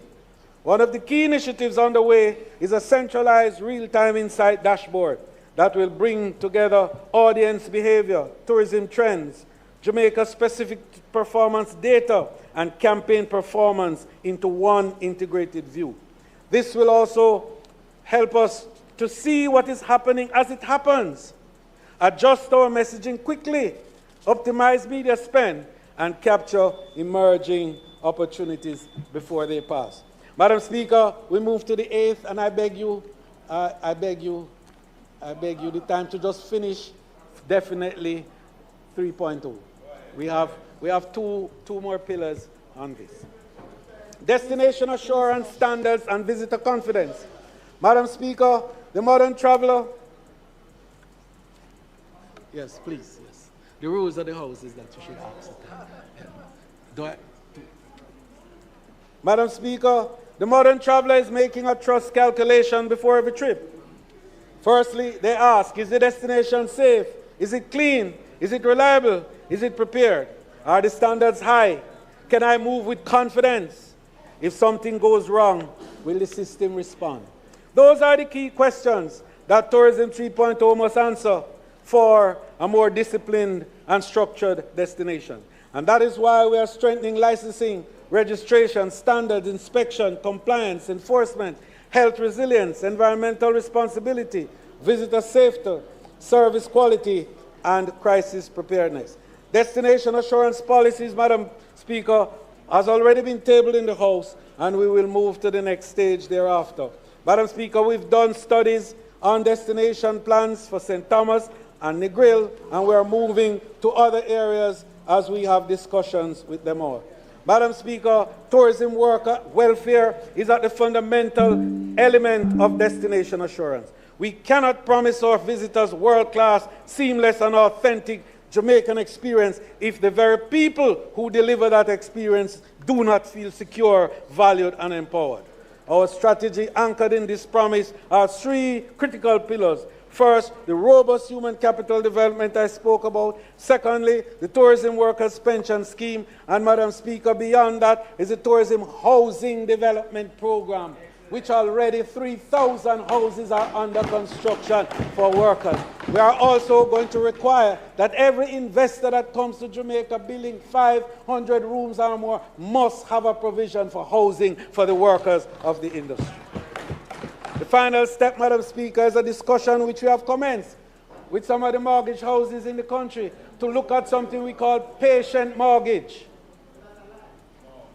Patient mortgage, to allow for the tourism worker who, because of the structure of income, and perhaps not able to bring all their income into one package will be able to have longer mortgage so that they could pay a lower rate and be able to access housing in Jamaica. But that's a study and discussion which is on.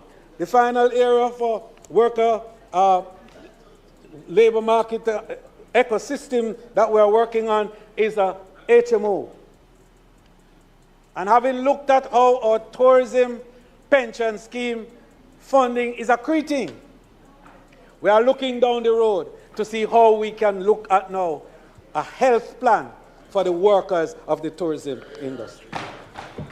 Madam Speaker, the 9th pillar is the development of public and community spaces. And this one is very critical to all of us, especially MPs in this House. Madam Speaker, the same principle applies to the spaces where tourism and community life meets. Destination upgrading is not about hotels, airports, and cruise piers only. It is about the public and community spaces where ordinary Jamaicans live, work, trade, gather, and welcome the world. A visitor experience through Jamaica is more than a room or a hotel. To that extent, Madam Speaker, we are going to strengthen the very popular Spruce Up on the Corner program, which already has brought, Madam Speaker, some 35 community projects last year and spent over $129 million for the benefit of community development. Minister, since we began the program, 417 community projects have been established and over $1.9 billion expended in the process. Madam Speaker, Minister, you have no more time left, so could you wrap up at 10.0 Madam Speaker, I'm and wrapping summarize? up just now. Do not read. Thank you for your indulgence. I appreciate it very much. Madam Speaker, this I'm going to have to come back with statement by ministers to complete, because the future and the look of tourism is important for us to understand, because we are creating an economy here. We're not talking about an industry. We're talking about an economy. So the final pillar, Madam Speaker,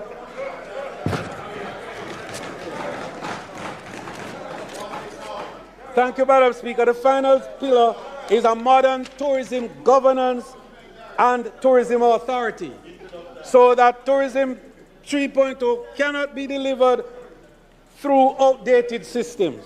We cannot ask the sector to move faster if our institutions move slowly. We cannot ask the investor to trust the future if the rules are unclear. We cannot ask the communities to believe in tourism if the benefits are not visible. And so, Madam Speaker, we intend to establish to repeal the current Tourism Act, the one which we brought before. We have removed that, of course, a very important part of the new tourism, because today they represent 30% of the visitor arrivals in Jamaica. And I just quickly make the point before I close that, Madam Speaker, we will be talking more about the Tourism Authority and the governance structure which will define the way forward under Tourism 10.10. But, Madam Speaker, just allow me to wrap up now by saying that the future, Madam Speaker, the direction that we are choosing, a tourism economy that is trusted because it is well governed, resilience because it is prepared, inclusion because it is local, competitiveness because it's intelligent. Madam Speaker, this is the direction. Tourism 3.0 will move from policy language to institutional action. And we will ensure that the outcome from this great industry will inure to the people of Jamaica, and we will change the name and the reference from being an extractive industry to be an extracting industry for the people of Jamaica. Finally in done, Jamaica. Make we listen to some real presentation now. Finally in finish. Mighty God.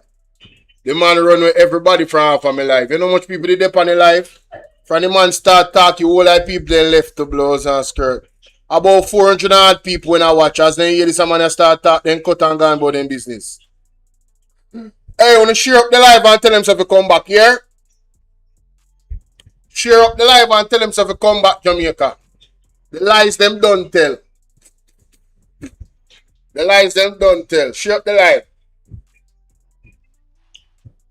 Share up the live. Share up the live. Share up the live. Me no rated man Bartlett none at all. Him a one of them when I hold out and walk about thinking same did different, but him is no different. Him is no different Jamaica. No rate them. Yeah, so me could get on to the real thing them now, the real presentation them now. Alright?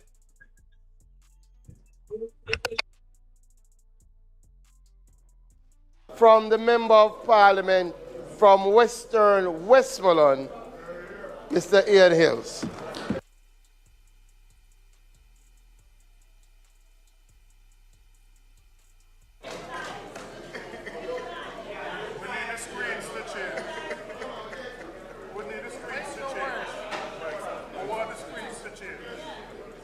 Madam. Please make welcome, members. Quiet. Please make welcome to his feet the Member of Parliament for Westmoreland Western. Member of Parliament for Westmoreland Western. Please go through the procedural matters until your presentation comes on screen, like speaking from a seat other than your own. Madam Speaker, I seek permission to speak from a seat other than my own. Permission granted. You're not hearing? We're not hearing you at all, actually.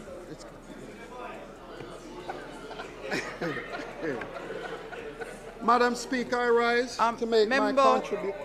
Member from Westmoreland Western, just take your seat for a little bit to allow those members in the gallery from the previous presentation to depart and allow your visitors to come in, as well as a change in presentation.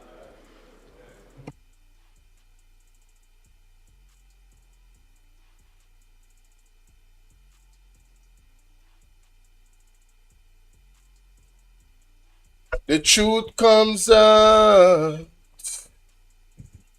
Wow.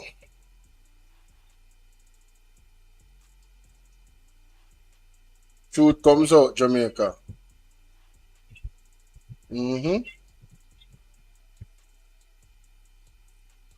Yes. Me I work behind the scenes now, guys. No rest, you know. No rest. I work behind the scenes.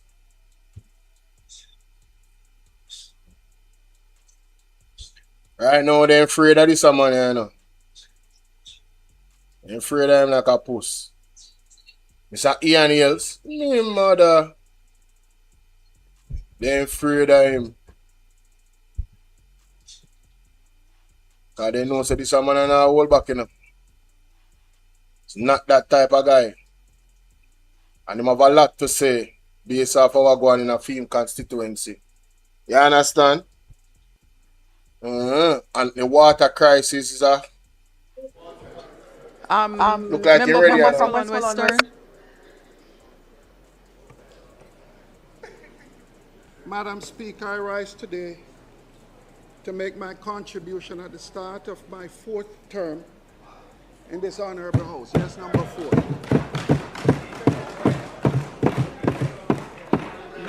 Now representing the people of the great constituency of Western Westmoreland, the parish of my birth. I wish to thank my Lord and Savior, Jesus Christ.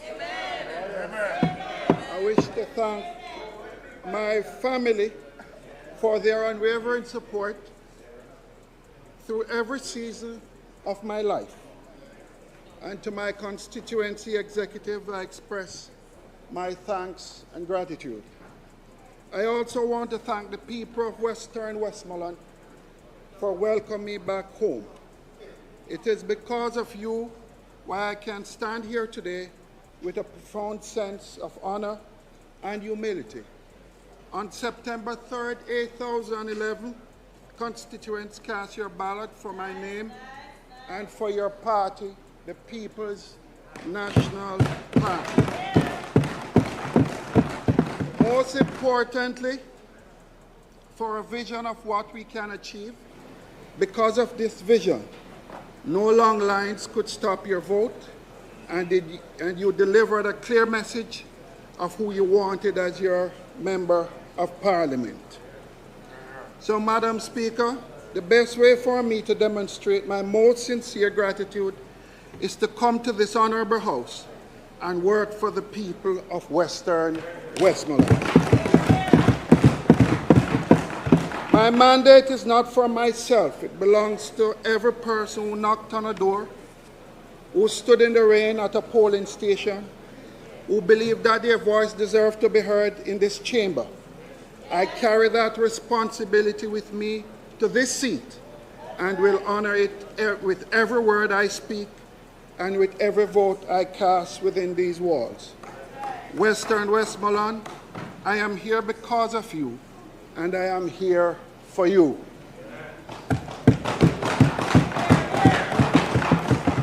Madam Speaker, to my colleagues on this side and in the entire House, I just want to say thanks for the constant support and friendship. I want to say thanks. Madam Speaker, I must also hasten to thank the Leader of the Opposition, Mark Jefferson Golden One Marky G, for giving me the opportunity to serve the constituency of Western Westmoreland and giving me the responsibility to shadow the portfolio of water. So, Madam Speaker, I stand here today in what I still consider an honorable House. Yes, Madam Speaker, an honorable House. As I sit here week after week, I cannot help but think we sometimes do our brothers, Jamaican brothers and sisters, a great disservice by fueling a narrative that all we do is fight in Parliament. Some even call us the gangs of God the House. Yet I know we can send a better message. So, Madam Speaker, we have to ensure that when we come to this House to meet and the bright lights turn on for the sitting of Parliament, we shine bright and positive also. Madam Speaker, it is my conviction and belief that the People's National Party has always done a better job in serving the poor and vulnerable of our country.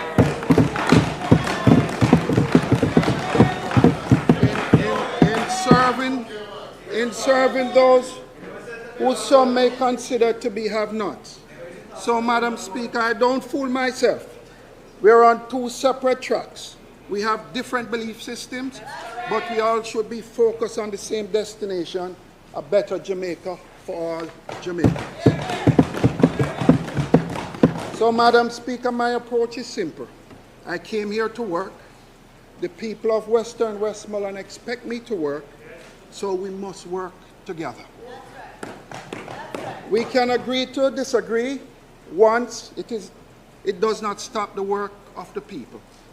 No political party affiliation should be punished, should anyone be punished on this side in getting the resources for the people of our constituency. And I will always hold the government accountable to do the work of the people. So, Madam Speaker, this is still the only place I can come to beg for roof for the roofless after Hurricane Melissa. Even when I am told no after no, to be told by this side, to be told by your side, the elected government for all Jamaicans, that because my side is not in power, there is no meaningful help for roads, no help for water supply, no help for the garbage correction in Western Westmoreland. But yes, I still come. Madam Speaker, I live by the good book, the Bible, and as it says in Galatians chapter 6, verse 9, let us not become weary in doing good, for at the proper time we will reap a harvest if we do not give up. So to my colleagues on this side, I say let's not become weary. Let's continue to do good. The time must come. We must be persistent, for the people even when we are told no. Yes. Let's send a message to the country that nothing will stop us from doing their business, the business of the people. Yes. To all government ministers and members of cabinet, I say, let us have civil discussion as we do in social gatherings, because the people of Jamaica are depending on us. Yes. This has never been more urgent than it is now. 8 months after Hurricane Melissa, when Jamaicans in hard-hit parishes continue to suffer. 8 months or 230 days later. 230 nights under tarpaulin. 230 days of no or little employment. 230 days of still no light and no water. And for still too many, 230 days of unimaginable suffering. Better must be done. Madam Speaker, I turn to the immediate matter at hand, the water portfolio. Let me say from the onset, I am not here only to criticize today. Water is too important to the people of Jamaica and to our future to not offer solution. But first, we must get a realistic picture of what the water situation in our country is today. Even though water is life, in 2026, 24% of Jamaican households are still not connected to a potable water supply. In a sectoral presentation on April 28 this year, Minister Samuda said Jamaica stood as one of 14 countries that launched a national water compact with an ambition of water security for 1 billion people by 2030. Madam Speaker, it is one thing for sure. This government is full of acronyms, branding, and big words. 2030 is only 3.5 years away. Lots of work needs to be done, so let us examine the case together. In Minister Samuda's presentation, he included a table to demonstrate the plan to access by constituency. The challenge, Madam Speaker, is he listed 34 projects across the country at a cost of $4.2 billion. But $3.6 billion, or 85% of this money, was being spent in constituency with a Jamaica Labour Party member of Parliament. So my question, Madam Speaker, is simply, is only constituency with JLP supporters need expanded access to water? Minister, I put it to you, Jamaicans who voted for PNP members of Parliament also need access to water. Madam Speaker, it is for this reason that I recommend that there be a transparent system for identifying the projects for expansion of access, and that these projects be published with a project update every quarter. Without this, we will be unable to know whether meaningful progress is being made. In addition, I believe that the country needs a master plan outlining how water access will be expanded. Jamaica deserves to know where water deserts now exist, where only community standpipes now exist, where water supply is at low level, and how you plan on fixing it. It is only with such a deliberate and strategic plan that we can measure true improvement in access. This is how the minister and appointed boards should be setting policy direction for the NWC. Every day, the hard-working employee of the NWC and other entities get up and go to work. Any failure in the system is not their failure. It is the failure of policy direction. Until policy and direction is given, the life-changing impact of water will not reach many Jamaicans. Madam Speaker, the truth is Jamaica's existing water supply system operates in silos and are inefficient. So in looking at improved access, I must also speak to linkages, supply, and demand. Jamaica has over 1,000 water treatment and water pumping facilities and 11,000 kilometers of pipe. It supplies an estimated 190 million gallons of water daily to its customers. Yet most of the systems are not linked. What we have are independent systems with almost zero focus on strategically having supplies in areas that are faced with constant drought or no supplies. We must be futuristic in any approach being taken as we try to play catch-up. This can be supported by looking at the transfer of water via linked transmission lines. Guided by supply charting and demand planning, there should be a comprehensive assessment and implementation of a large-scale project of linking transmission line, so that once and for all, across Jamaica, we will have real opportunity to get potable water for existing lines. Madam Speaker, we know that linkage is based on supply and demand work. Just look at what is being done to move water from Martha in Trelawney to the Great River in Hanover, supplying Trelawney, St. James, and Hanover, where for the first time thousands of Jamaicans will now have access to potable water. In short, this is an important policy shift, as without linkages we will continue to truck water across Jamaica for a very long time, with this cycle repeating itself year after year. But Madam Speaker, while the goal of expanded access is noteworthy, I would like to recommend to the Minister that he address the inconsistency delivery of water even for those who are already connected. Because, Madam Speaker, let's not fool ourselves by thinking that once you're connected to the supply, you will have water. No, go so. Those of us in rural Jamaica especially know all too well that when the Jamaica Public Service Company grid goes down, we are not only without electricity, but hundreds of critical water transmission lines goes down also. Madam Speaker, this is more evident when we experience Hurricane Melissa. For days, weeks, and months, Western Jamaica went without light and water. And Madam Speaker, just 18 days ago on June 5th, with the All Island blackout, our water transmission lines went down. Again, we must improve the energy efficiency of our water supply. Madam Speaker, I listened to the Water Minister's presentation, and not enough was said about advanced technology in areas of water treatment, ensuring that we pivot and strategically shift from a system that was solely designed to implemented with only one power generation source in mind. The Minister highlighted that the solar pumping system installation at 3 locations under rural water, the NWC Forest Hill Solar Project valued at $81.5 million. The Forest Hill Solar Project represents only 10% of the $885 million Jamaican dollars targeted for energy efficiency. NWC projects, and this will save the NWC 14.2 million Jamaican dollars in electrical costs yearly.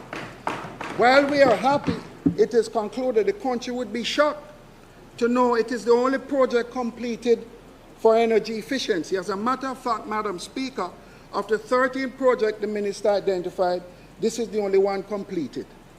And 9 of the projects have not even yet started. So, Madam Speaker, my advice is let's not come back here talking about energy efficiency. Action is needed now. We see how fragile our system is in times of crisis and disaster. Madam Speaker, we have to ensure that 10 years from now, the JPS will not be the primary source providing energy, but will be a secondary option operating more like a backup. Madam Speaker, to drive my point home, I want to remind the country that the NWC pays an estimated $1 billion Jamaican dollars monthly for electricity to pump water. If the NWC JPS bill is cut by 50% by technology over the next 10 years, the country and the people of this country will save up to 60 billion Jamaican dollars. Can you imagine how many more people in rural constituencies could get water with those savings? Further, Madam Speaker, the recently published Auditor General report revealed that the NWC owes $33 billion with a B to people and about $5 billion in outstanding collection. That no make no sense. The NWC is challenged with liquidity to pay its bills, which the JPS bill would be one such bill. The Auditor General report said in 2016-2017, for every dollar owed in the short term, the NWC had only 80 cents. But in 2023-2024, for every dollar owed in the short term, the NWC only had 50 cents. They have less cash going in the wrong direction. Where is the policy of the board and government? This cannot be how you run a business. Madam Speaker, energy efficiency solutions are now critical and urgent. Madam Speaker, the Minister spoke to mobilize an investment in the water sector. And this leads me to raise two issues. The first is the current ad hoc approach to investment in water. Madam Speaker, the Western Resilience Project is being undertaken at a cost of $425 million US. Phase 1 costed 176 million United States dollars. It will include the replacement of the transmission main between Montego Bay, the Great River Water Treatment, and the Queen of Spain New Martha Brae Treatment Plant in Trelawney, where non-revenue water loss is currently estimated at a high of 71%. Focus will also be placed on the corridor stretching from the Great River Water Treatment Plant westward through Illicit to the Negril Beach Strip, where losses run at a high of 68% of non-revenue water. Madam Speaker, this is all well and good if we had told the people of Western Jamaica the truth. The truth is, the entire corridor infrastructure, road and water, is being upgraded for further tourism expansion. But was it necessary? And was it the most cost-effective solution to be done like this? Madam Speaker, when the Minister met with stakeholders in Negril in 2024, the first question I asked myself was, do we, the people of Westmoreland, have the water for the expansion of the system for both residential and tourism consumption for the next 50 years? And the answer was yes. The Roaring River can give you an extra 15 million gallons of water daily. No need to go to Trelawney. The Cabarita River can give you a high of up to 20 million gallons daily. No need to go to Trelawney. Bringing the total available water a total of 35 million gallons every single day. So why then should we spend nearly $500 million United States dollars to give the people of Westmoreland water from Trelawney when the water is already in Westmoreland?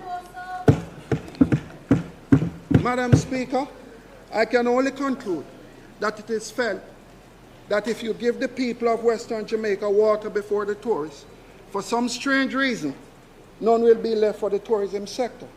So in the end, someone made the decision to do the opposite. The project is now designed, will never fulfill demand downstream, and it's an ad hoc and wasteful allocation of capital. The 500 million United States dollars could have been used to upgrade the parishes of St. Anne, St. Mary, Portland, St. Thomas, St. Catherine, Clarendon, Manchester, and St. Elizabeth.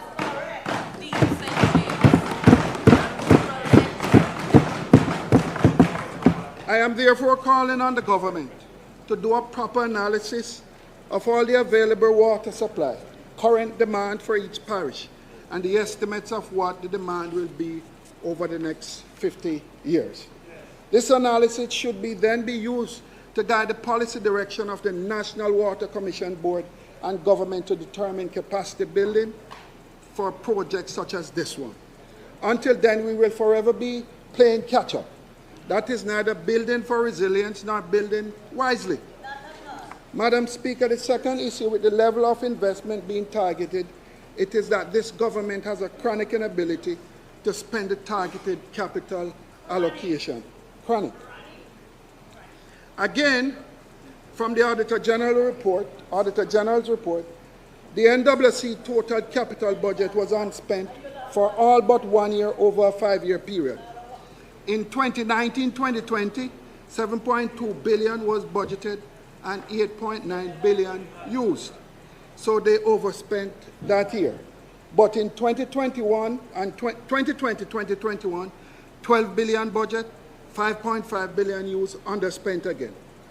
2021 to 2022, 9.4 billion budgeted, 7.3 billion used, underspent again.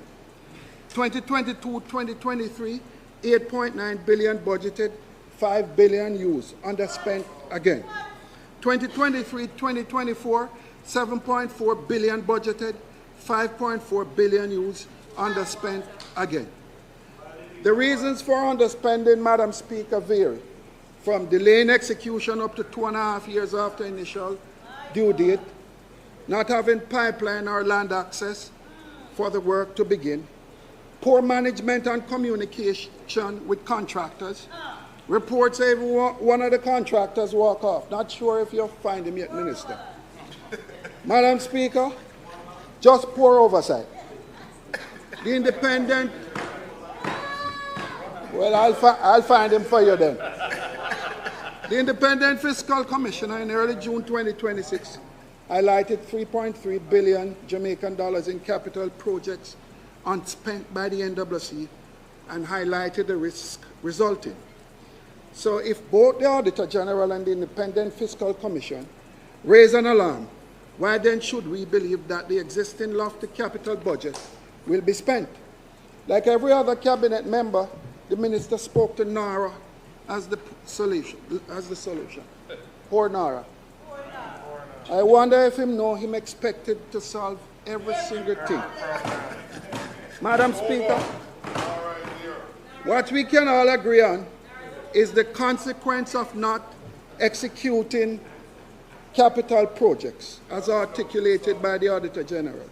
The failure falls on service delivery, planned investment in water, sewage, and treatment infrastructure deferred or scaled back. In other words, no reliable water for the people of Jamaica.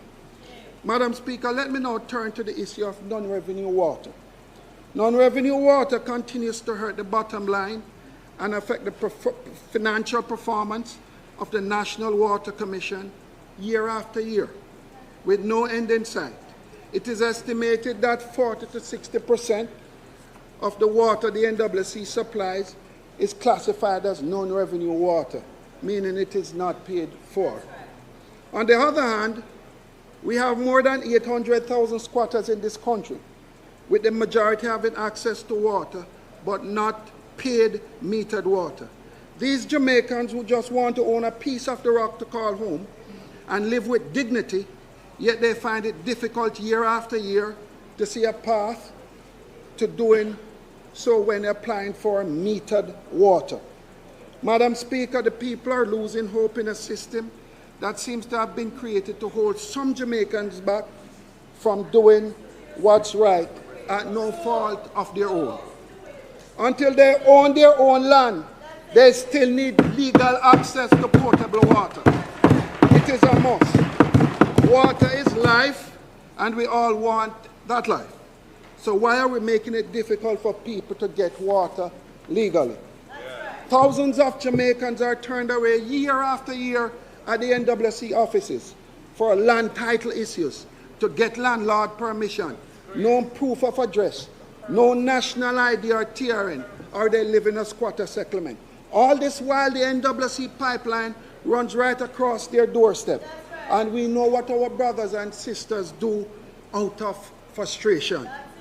Even those who capture a piece of the rock want to have access to paid metered water once the meter is good. Madam Speaker, I am recommending that the NWC implements a good faith application. That once an individual comes through your door to apply for a meter, that person should be granted a temporary meter connection and given 90 days to complete requirements to regularize the application. Let's make a real attempt to start reducing non-revenue water. Madam Speaker, in concluding my contribution on the water portfolio, I would like to make two general suggestions not already covered as it relates to water.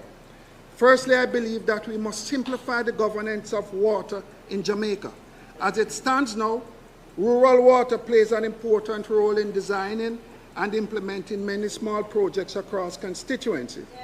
The National Irrigation Commission, that uses many of the same water sources as NWC, provides water to our farmers, and even some communities consume the same water.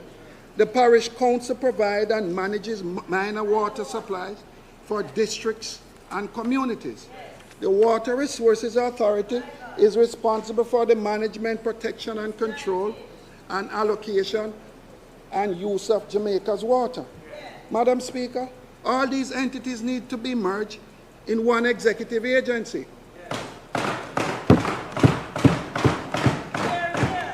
That will provide greater oversight, stronger collaboration, and improved flow of project implementation. Importantly, they will cost us as Jamaicans less if consolidated. We would cut waste and be more efficient in deploying staff and maintenance and to carry out more projects. Secondly, as part of the mandate, the centralized executive agency must ensure that in delivering water services, the customer must come first. Madam Speaker, the customer focus initiative must be delivered. Smart meter installation, so that there can be confidence in billing amounts and consumers are only charged for the actual amount that they use. Increase responsiveness so customers can actually speak to someone when they call to query on the phone. Fixing the issue of earring pipes that gives wrong meter reading from defective meters. Responding to broken lines faster. And finally, coordination with other agencies to ensure roads are fixed within 48 hours after works completed. Madam Speaker, if the NWC is to become efficient and profitable, it must focus on improved customer service, deal with the real cause of non-revenue water, and remove politics and government policies that only favors one side. This is the only way the NWC can and become viable. Madam Speaker, before I take my seat,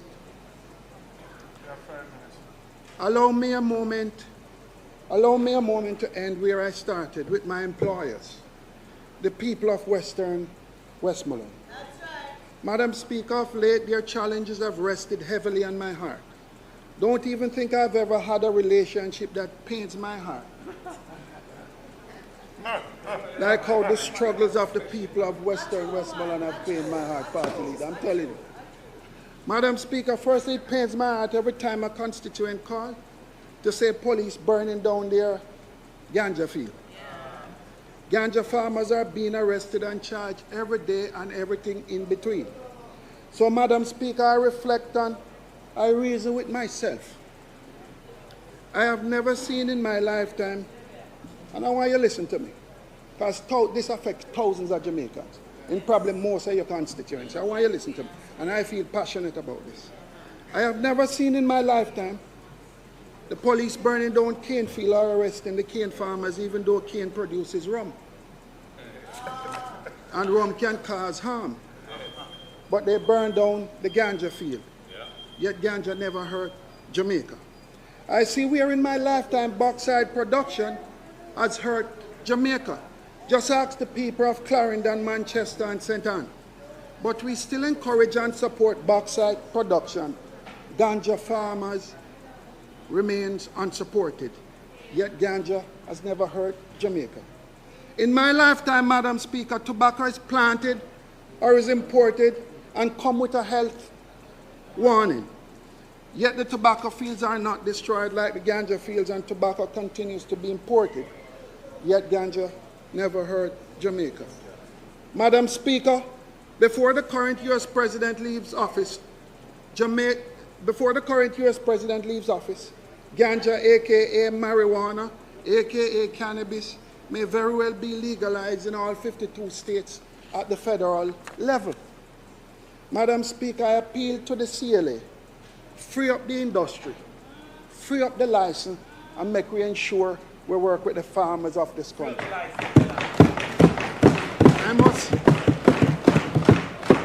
I must stop and thank Mark Golden again for his vision and foresight in starting the process of full legalization. I also want to thank the Cannabis Licensing Authority and its board, Minister Arbin Hill and Minister of State Seavright, for recently assisting me in trying to ensure that small community farmers who cultivate ganja in Western Westmoreland can be legalized and farm without fear of being jailed or watching their crop go up in flames, being fined or convicted. And most importantly, they can reap what they sow and go home to their families, and not a jail cell after a hard day's work. To this Parliament I say, bauxite will be gone soon. Sugar is on its deathbed. Let's ensure that we grow and protect the ganja industry. I pledge my support to the government in developing a legalized industry that will benefit all our people. Madam Speaker, the government under SCJ has over 425 hectares of land in Westmoreland. Most of it is considered idle lands as I speak. Once again, let's free up the license and put our legalized ganja farmers to work as we speak. Yeah. Let's not fool ourselves. Let's not fool ourselves. When we sell tourism, we sell sun, sea, reggae, and ganja. So every time you hear Minister Bartlett speak about record tourism arrival, just know that one of the reasons why tourists come to Jamaica to make up these numbers is the herb. Secondly, Madam Speaker, every single day my constituency cry out for road and water. From Sheffield, Kettle, Little London, Orange Hill, Brighton, Little Bay, Broughton, Alma, Grange Hill, Tollgate, Chora, Townhead, Blackness, Red Hills, Blue Wary. They're all crying out for road and water. So today again, on behalf of the people, I make representation. Do we need the help? And third and final, Madam Speaker, a large section of employed people in my constituency play a daily role within the tourism sector, delivering Jamaica's acclaimed tourism product. The results are mixed. Multinational profit margins are excellent, and occupancy levels are often high. Yet the reality of low wages for our tourism workers earned each and every day from these multinationals cannot be ignored.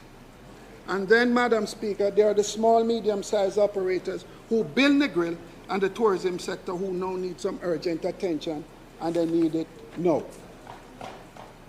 So to the government and minister, I urge you to pay attention to the cries of the small tourism operators in Negril. They need help now. Madam Speaker, in closing, I just want to say the government must take a serious look and put a plan of action in place. I encourage the responsible cabinet members to just pick up the phone and call some of the stakeholders in Negril. Call Lee Issa, call Daniel Grizzle, call Lenbert Williams, call Elaine Bradley, call Richard Wallace and Damian Salmon for their thoughts every single day about the reality that they face. As Mr. Penny would say, we are tired of the promises. We are tired of the fancy documents. Let's get some action now. Madam Speaker, in closing, I want to thank the people of Westmoreland Western for doing their best, one day at a time, every day just trying to make it happen. I am proud of them. In their darkest hour, in their moments of questioning why Westmoreland, they still fight to keep hope alive. For those of you in Western Westmoreland who are still without a roof and are trying to rebuild, I know you are trying. Keep that hope alive, knowing that this member of parliament, your member of parliament, will continue to fight on your behalf, whether you voted PNP or JLP. Because in the end, whichever track you're on, we all say, Jamaica, land of our birth. Thank you, Madam Speaker.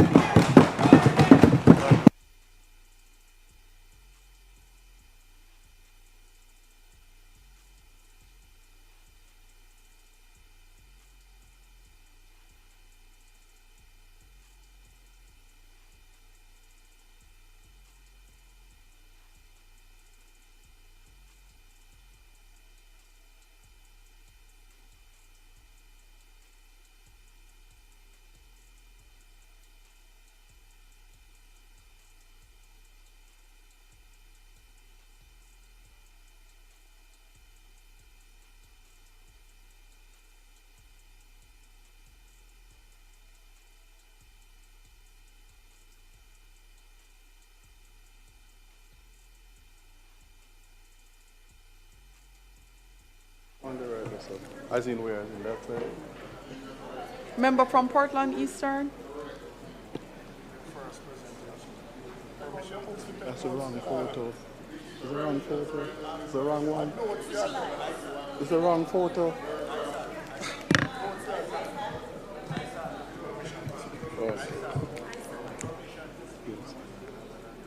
Member from Portland Eastern, you're saying that's the wrong photograph? It's fine. Okay. It's fine, Madam Speaker. I can proceed without it. Madam Speaker, permit me to speak from a seat that is not mine. Permission granted. Madam Speaker, before you start the clock, my father, Mandy Augustus, Big Youth Buchanan, OD, is here.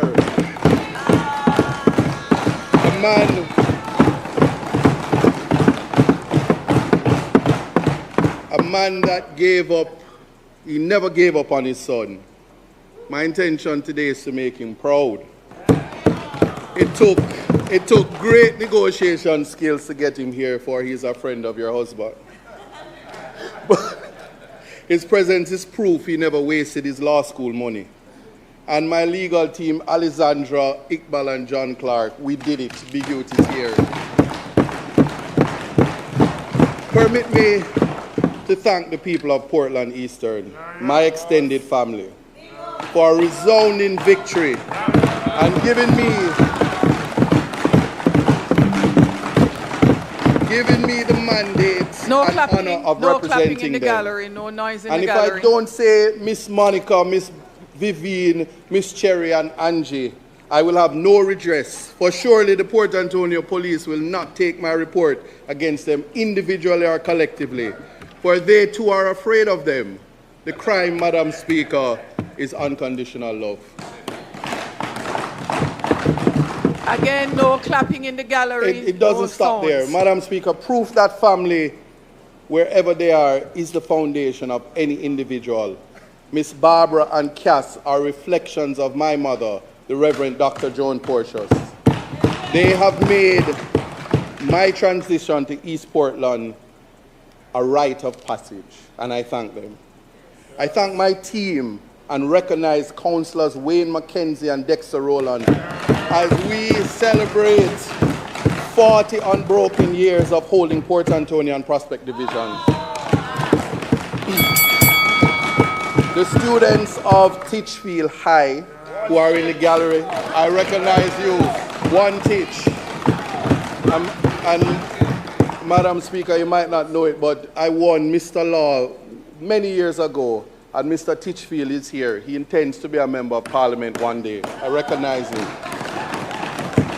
I thank my leader, the leader of opposition, the Honorable Mark Golding, for he represents access, opportunity, and vision for the youth of this country to become the best versions of themselves. Together with my colleagues in the Shadow Cabinet, for the confidence reposed in me. Dr. Fenton Ferguson, my mentor and advisor, who is here today, may I acknowledge him. I also acknowledge the public servants in the Ministry of Education, Skills, Youth and Information, in the Ministry of Justice with responsibility for constitutional affairs, and the many teachers, guidance counselors, deans of discipline, social workers, child care officers and youth workers who hold the line every single day, often without thanks and frequently without the tools to do the job.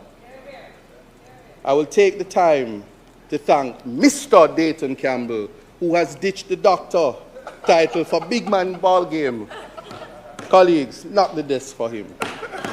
For he has found a wife, and that is good. Madam Speaker, this is not a pitch to regain my time, which I would have lost, or if I lose it from disorder in the House. But I thank you for representing images of black excellence, and invite you to protect me from my colleagues on the other side, who may forget that the basic human decency is owed to me, and they ought to simply listen to the wealth of knowledge and information I intend to share, as they may miss the context. Should they misbehave and cause you to intervene, as you are the umpire of fairness in this honorable House.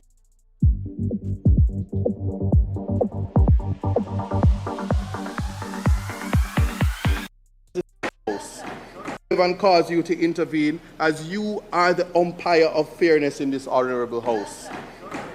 Authority for my request is grounded in Standing Orders 40A and B. And I also seek your permission to speak the Jamaican language as it may flow naturally as I embark on a topic that I am passionate about. Same. And finally, Madam Speaker... Hold on. Thank you for that. If you are asking that a motion be moved, I so do move to allow the member to speak in a local dialect from time to time in his presentation. Those in favor? Those against? The ayes have it. Have you ensured that you have not robbed him of any time? Okay. Please give me back my 2 minutes.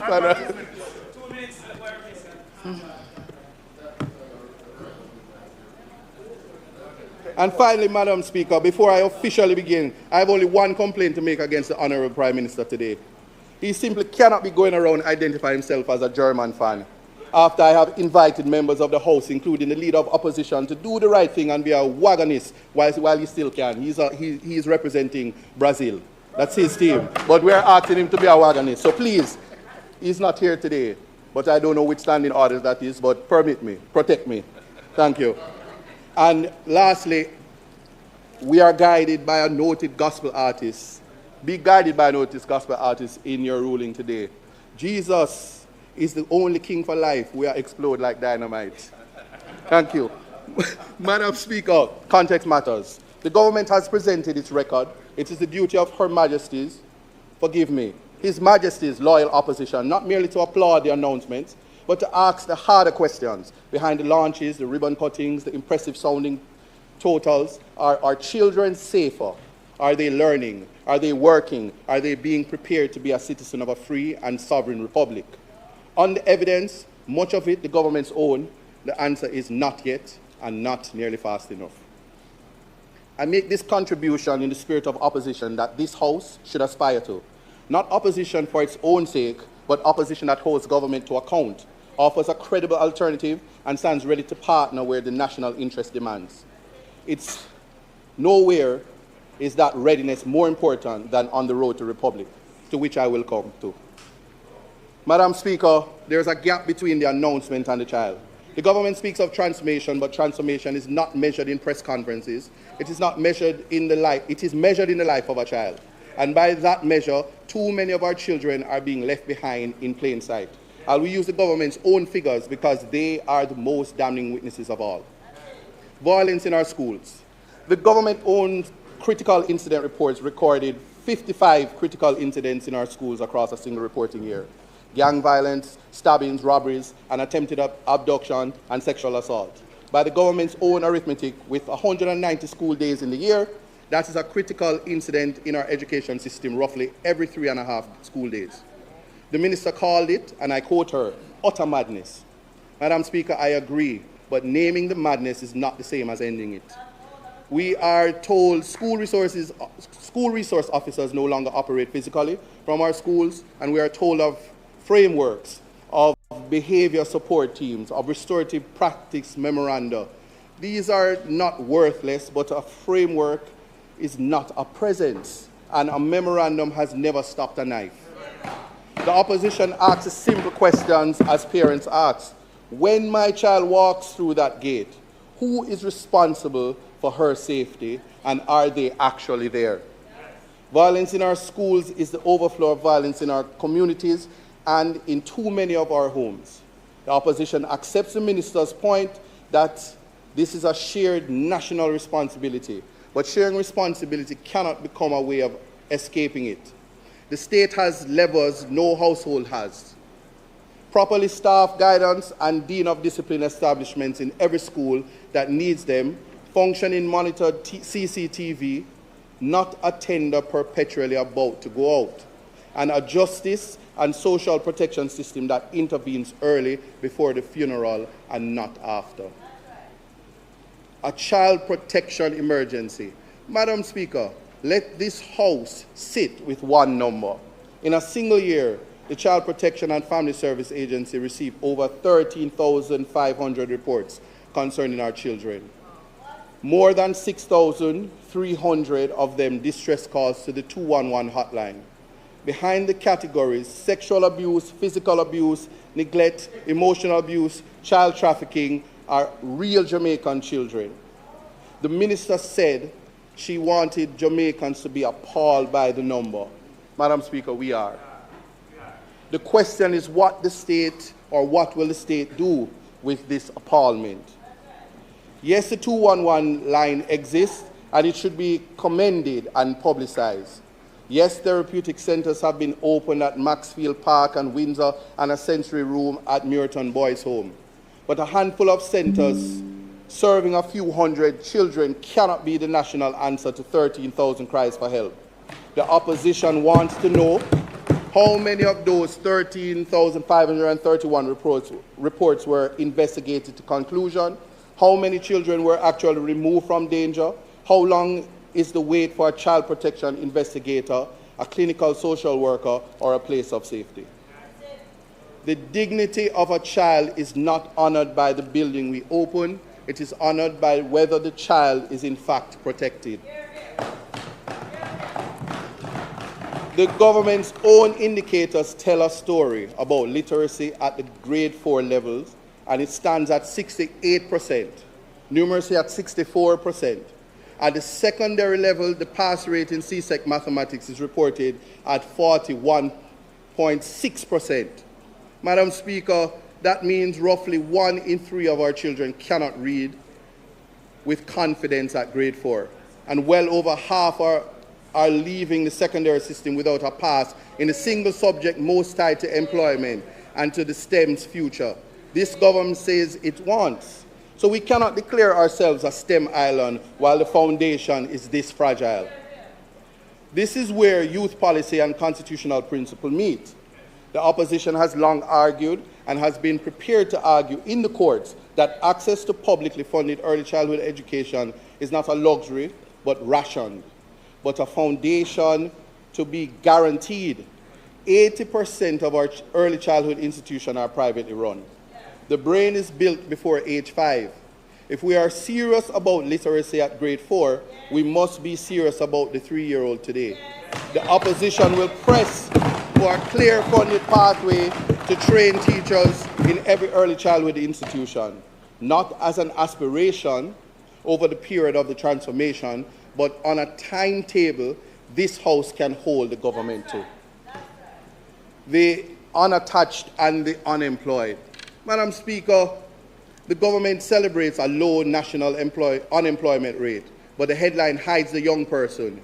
Youth unemployment remains roughly 3 times the national rate, and the figure does not capture our gravest problem.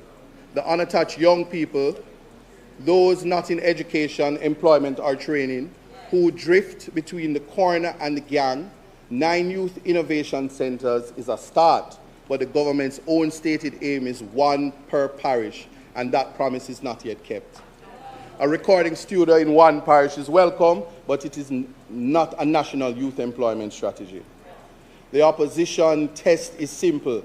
Does the young man in Manchaniel, the young woman in Granville have a real reachable route from where they are to a job, a skill, or a business of their own? This requires that heart trust training match to where the jobs actually are. It requires entrepreneurship, support that reaches the unattached, not only the already ambitious. And it requires us to stop treating youth crime purely as a policing problem when it is at its root an opportunity problem. We must recognize that the government reports that 275 special needs students benefited from shadow, special education assistance support, and that 230 new shadows were trained. Madam Speaker, set those numbers against the need, and they are plainly inadequate. Parents of children with disabilities have been left to plead publicly for support that should be a right. The promised diagnostic center at Case has slipped repeatedly.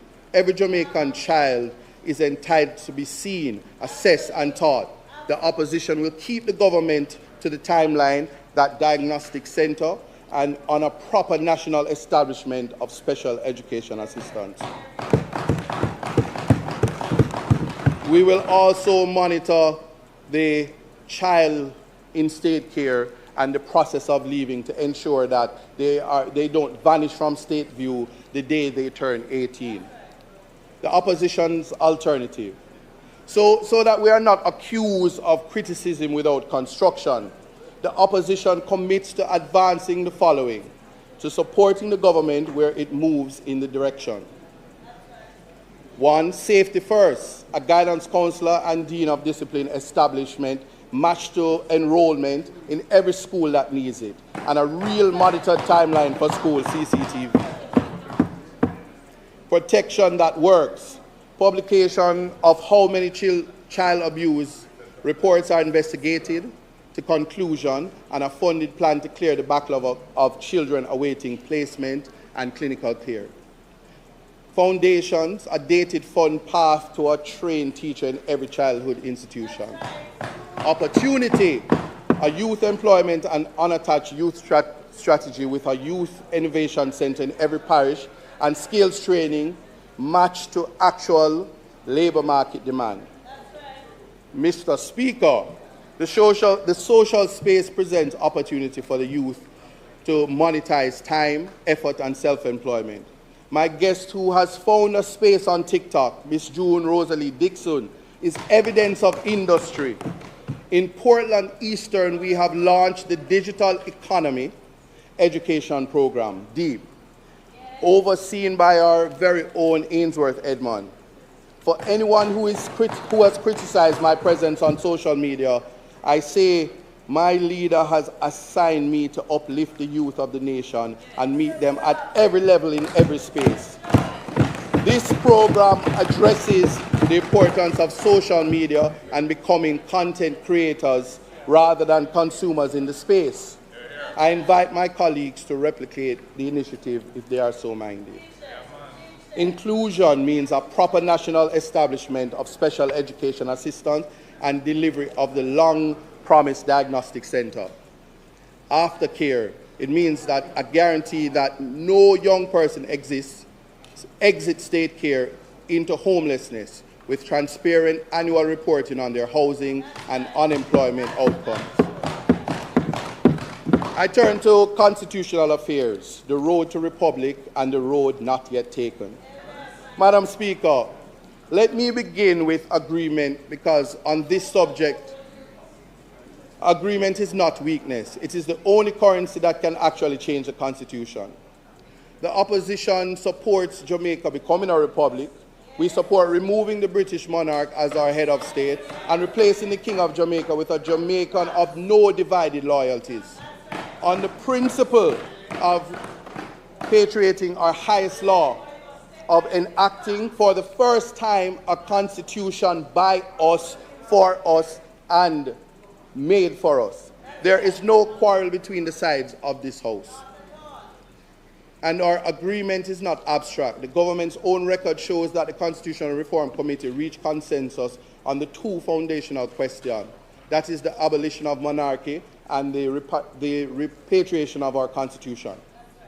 And the term, we have adopted the term Jamaicanizing, first raised in the 1995 report of the Joint Select Committee on Constitutional and Electoral Reform, to describe a supreme law passed by our own parliament and approved by our own people, rather than left as a schedule to a British order in council.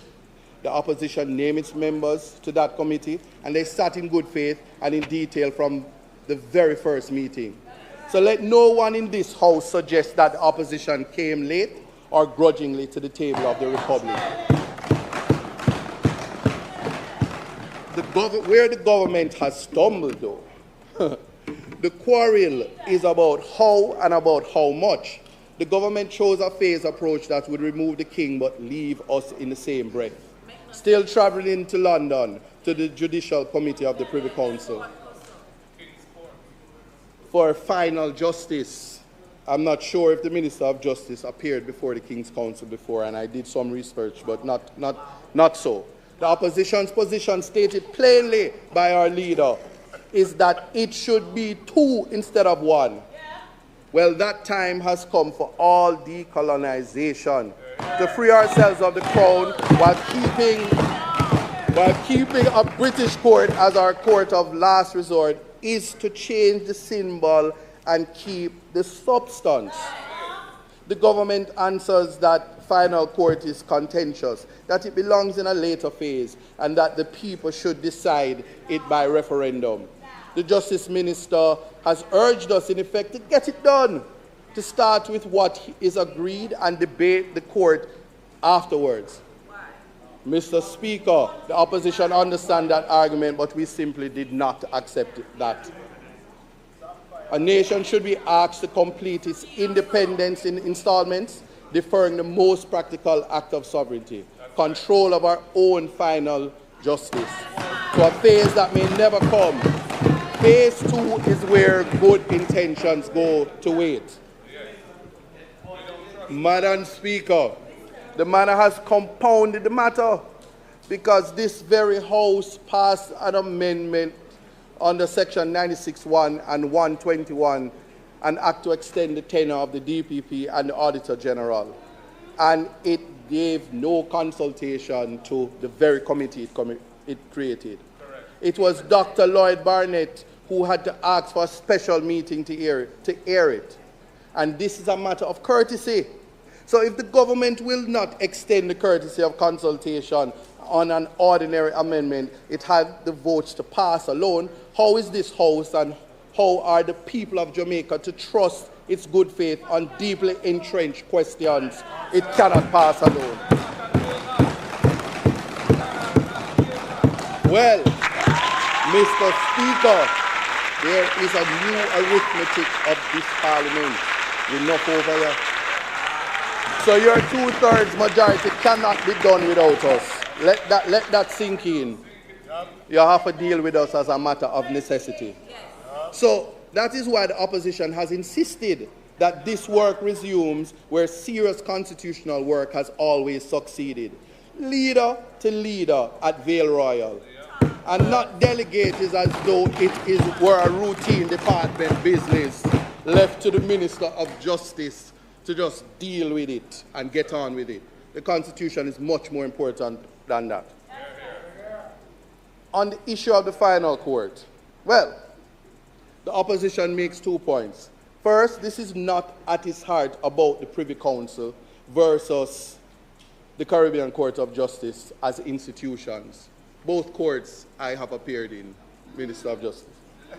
Now, today the litigant who cannot afford London is in practice shut out of his own final court, severing the appeal to the Privy Council and vesting final appellate jurisdiction in the Caribbean Court, a court substantially funded, staffed, and led by the region. Is that act that brings the highest court within reach of the average citizen? And I will just say humbly, decolonization that does not reach the poor is decoration.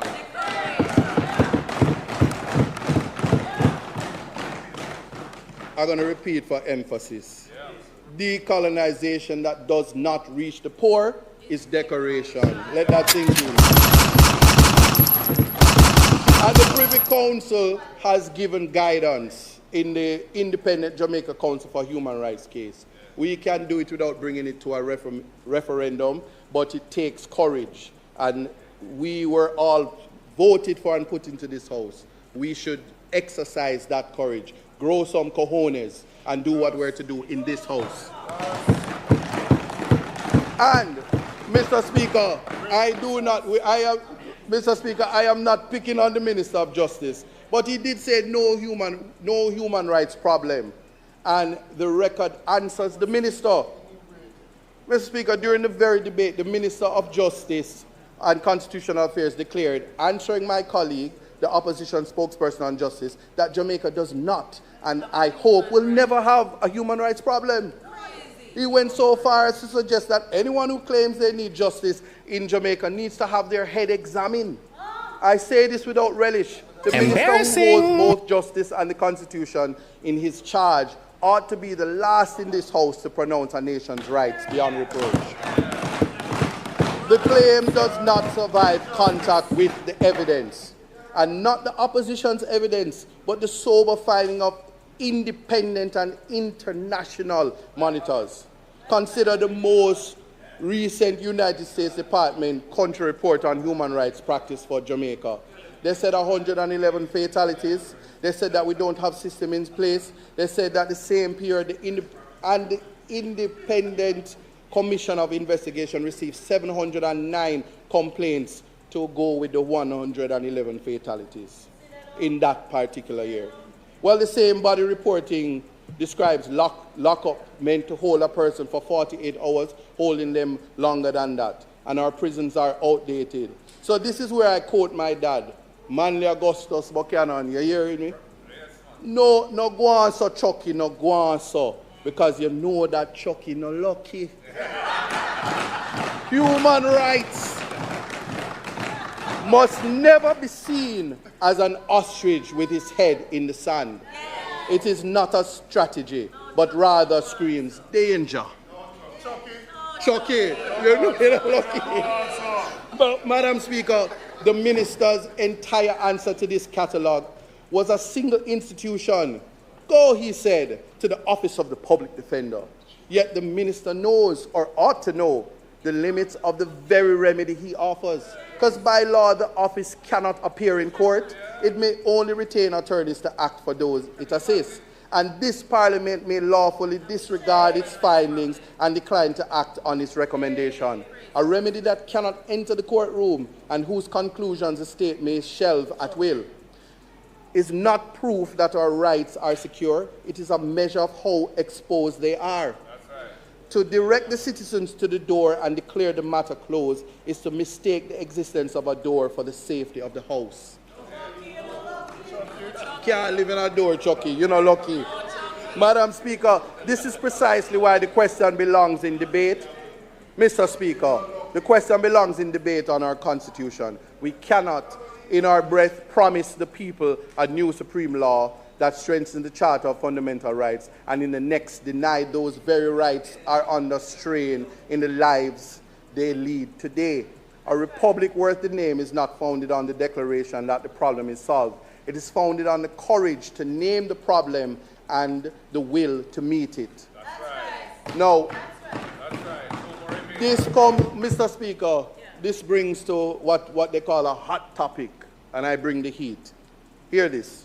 If the minister doubts the rights require vigilance, let him weigh a matter that is entirely new to our national life.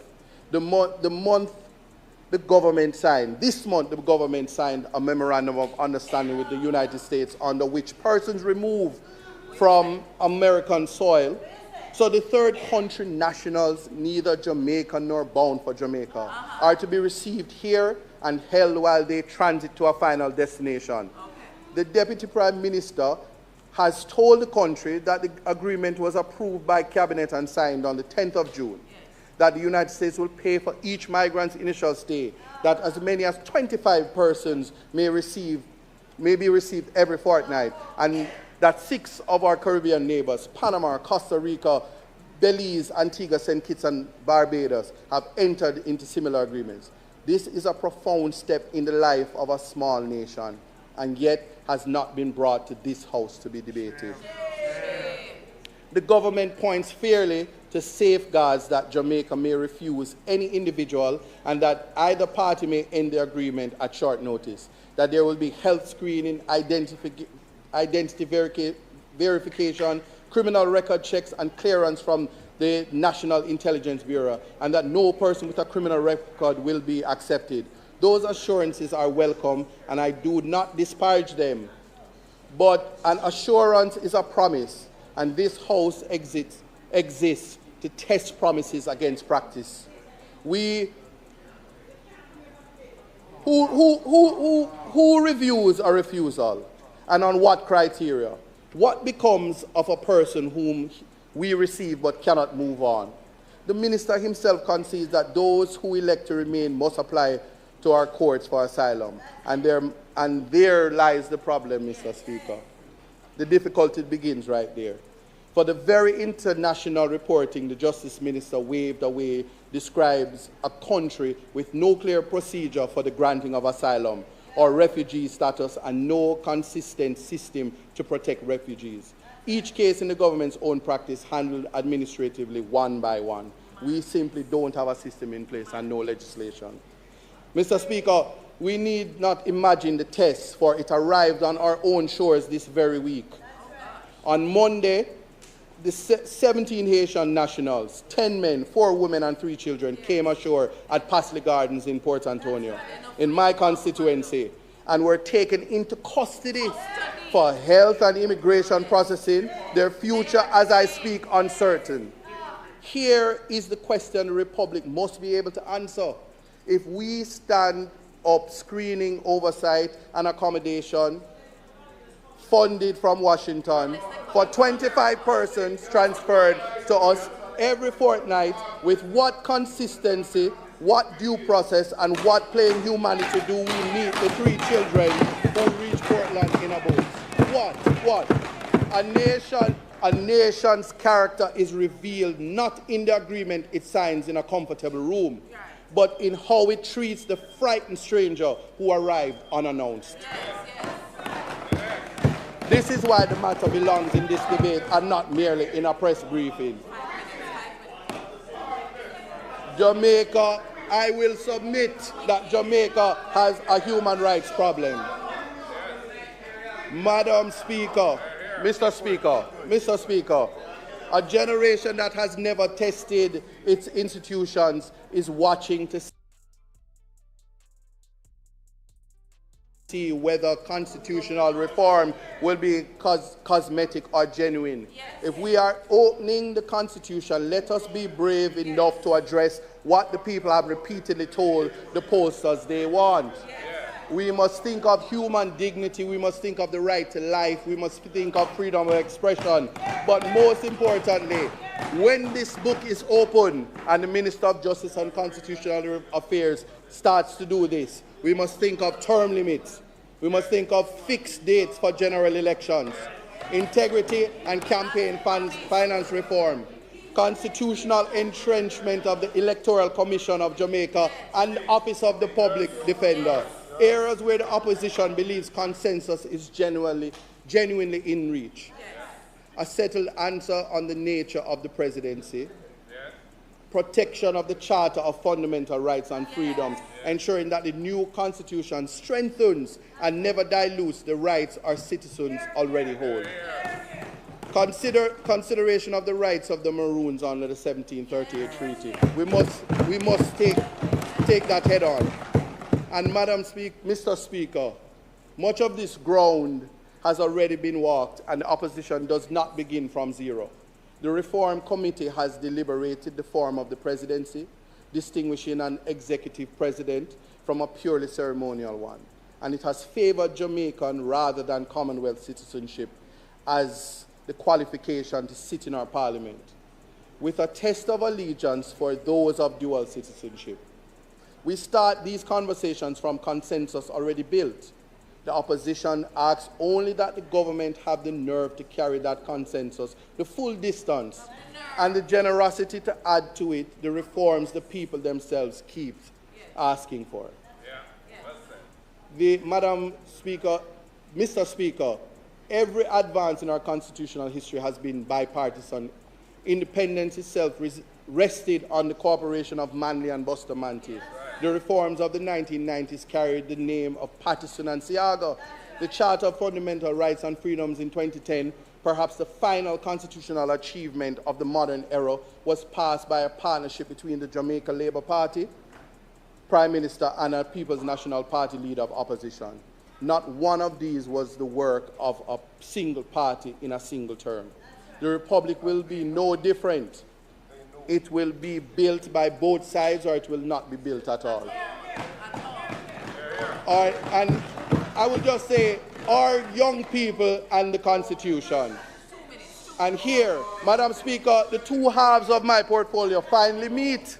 The young Jamaican who cannot read at grade 4 will not read the Constitution we write. The unattached youth who believes the state has never protected him will not believe the Republic belongs to him. A new Constitution by us, of us, and for us is empty if a generation has been taught by experience that the Score big with the Bird Shack Hat-Trick Meal. 3 pieces of chicken, wedges, and a drink.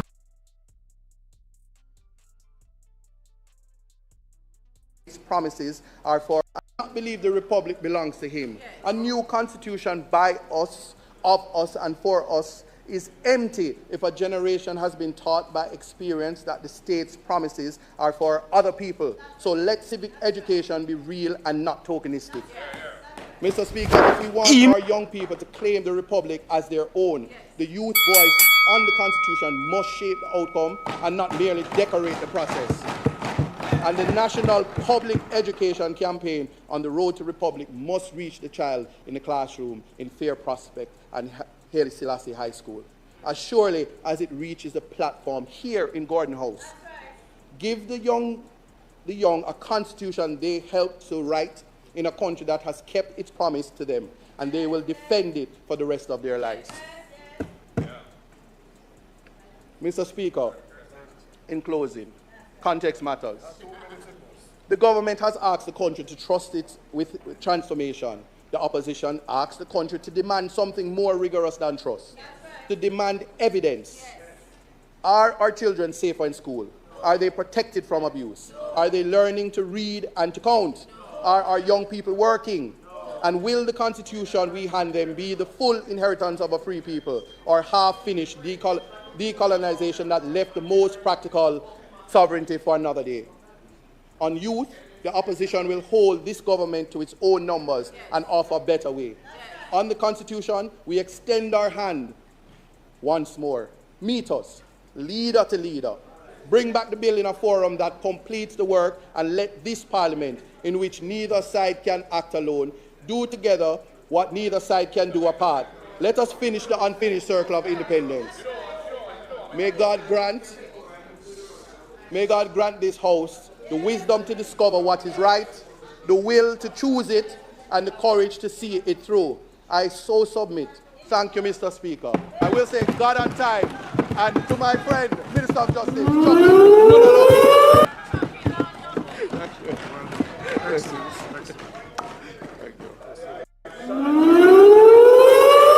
House Leader.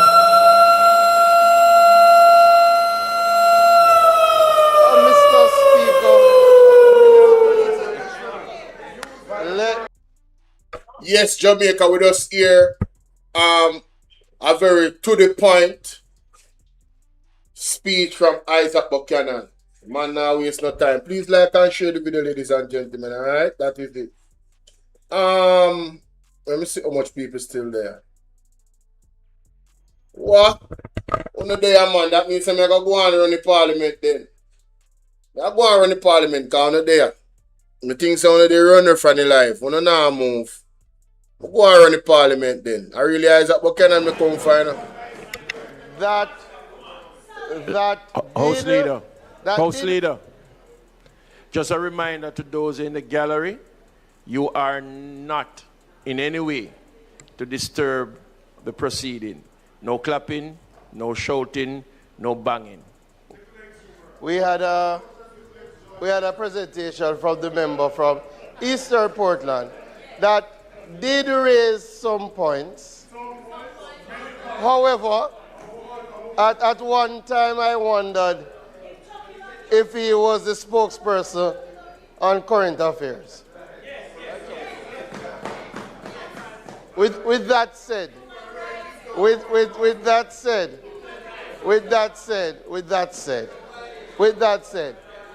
I will say, for his first presentation in the House, we welcome his intervention.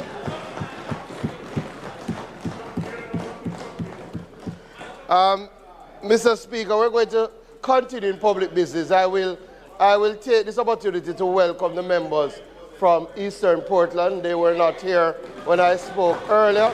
And I'm very happy to see the students from Titchfield, which is among the best institutions in our country. A very, very good high school. Very good high school. Oh, and big youth. I definitely want to use the opportunity to welcome big youth and big him up for joining us in the House. I know The Prime Minister would be happy. I know the Prime Minister would be happy to see you here. We will continue in public business, so I suspend the debate, sectoral debate, until our next sitting, at which time we expect to have our final presentations. In the sectoral debate, we will have the presentation by Minister Grange. We will also have Denise Daly, and we will have our closing presentation by Dr. Chang. We will now, so I ask that the debate be suspended, and then we will go directly to the Minister of Labour as we will commence the debate on the minimum wage bill. The request is on the floor for the suspension of the sectoral debate until further notice. Those in favor? Those against, the ayes have it. House Leader.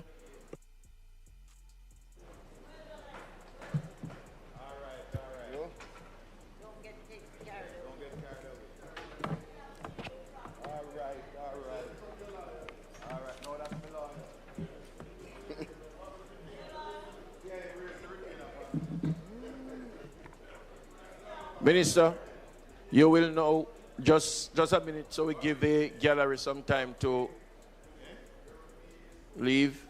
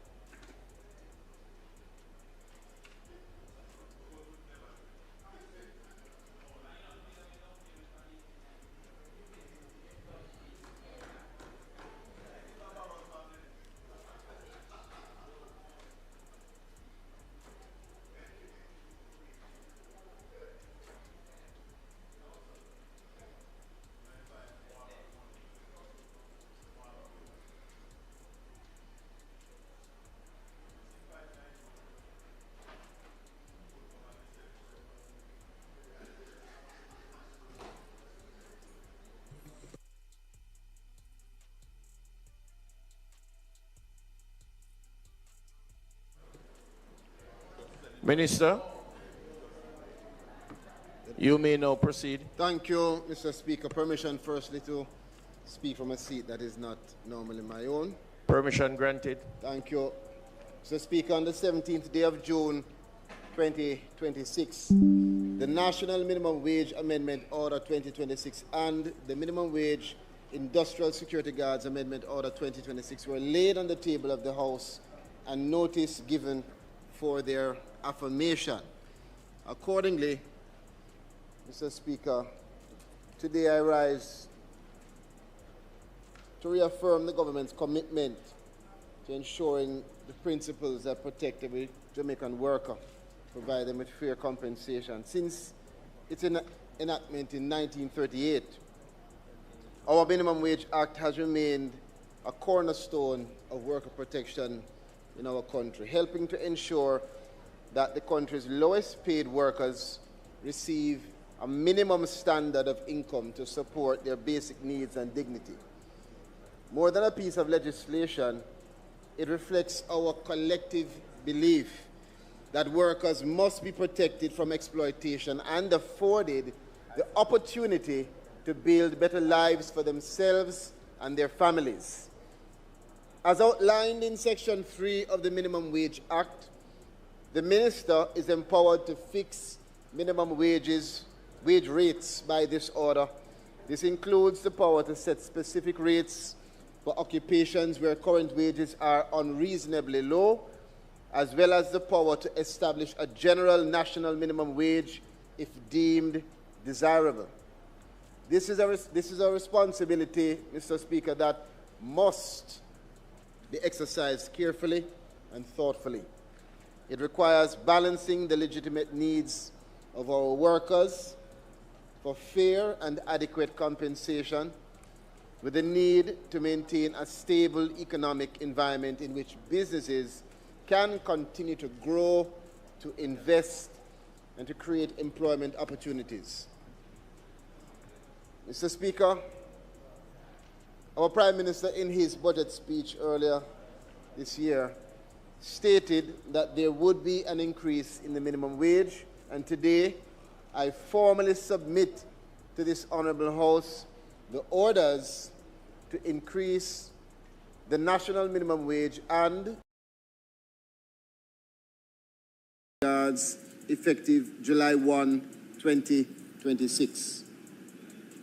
Mr. Speaker, we acknowledge the reality facing our minimum wage earners, and as a government, we do continue to increase the floor we have in order to better provide opportunity for those workers to be able to meet their daily expenses.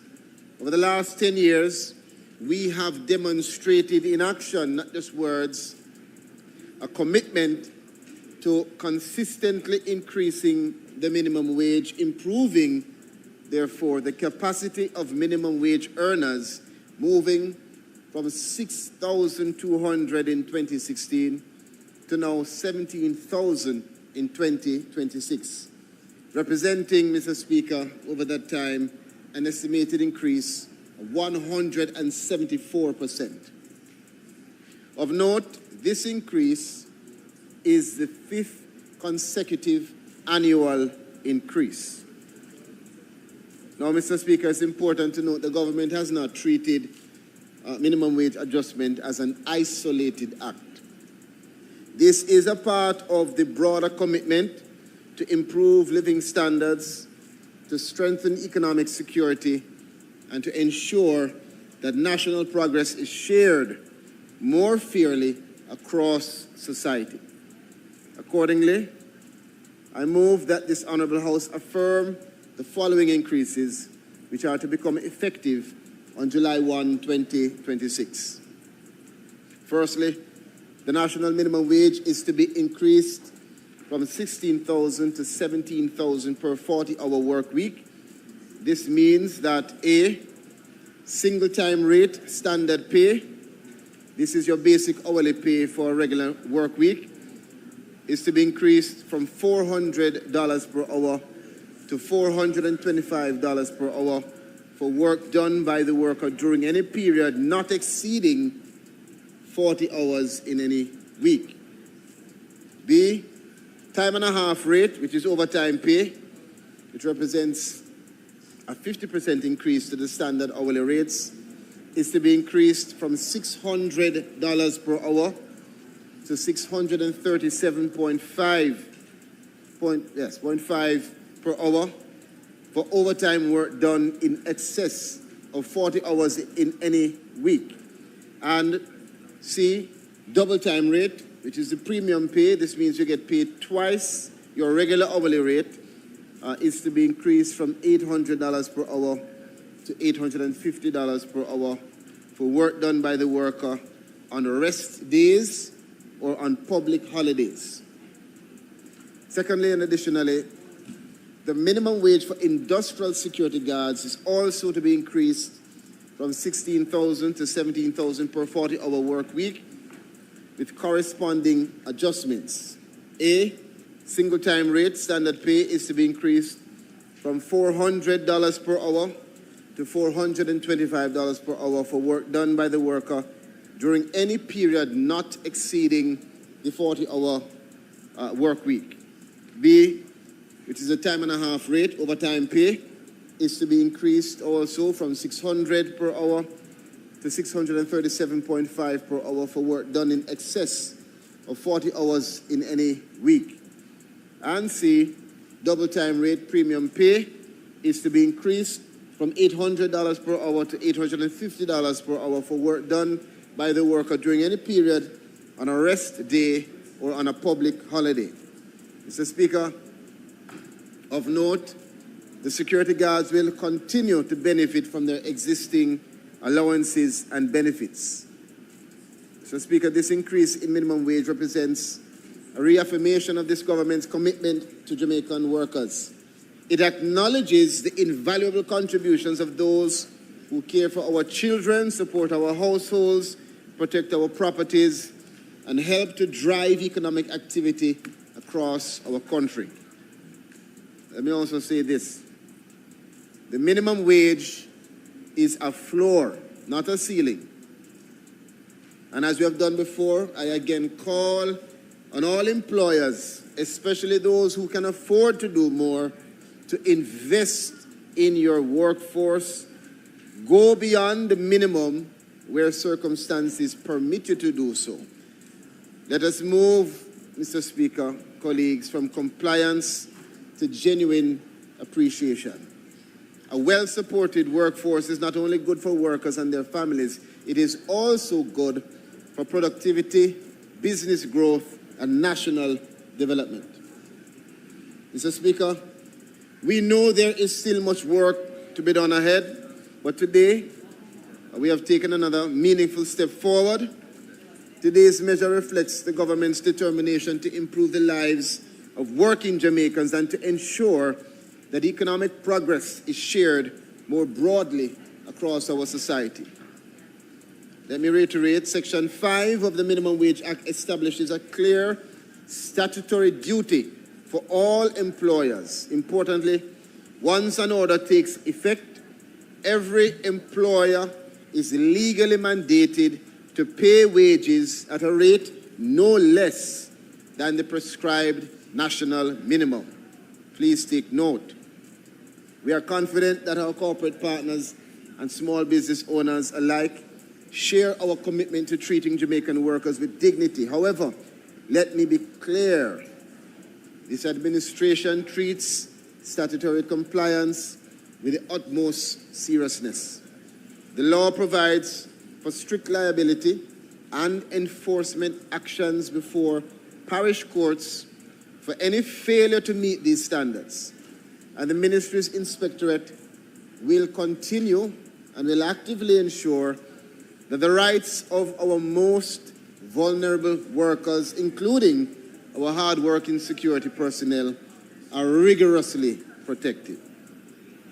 With that, Mr. Speaker, I now formally seek the affirmative resolution of this Honourable House for both the National Minimum Wage Amendment Order 2026 and the Minimum Wage Industrial Security Guards Amendment Order 2026.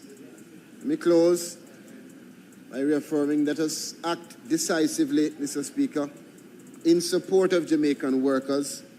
Let us take this important step towards strengthening economic security for thousands of families across our country, and let us continue working together to build a more just, equitable, and prosperous Jamaica. Thank you, Mr. Speaker.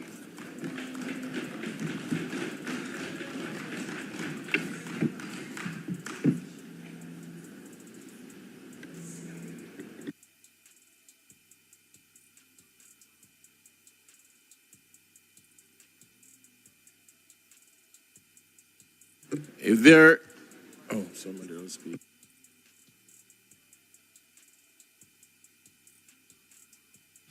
Member from Northern Clarendon and Clarendon Northern.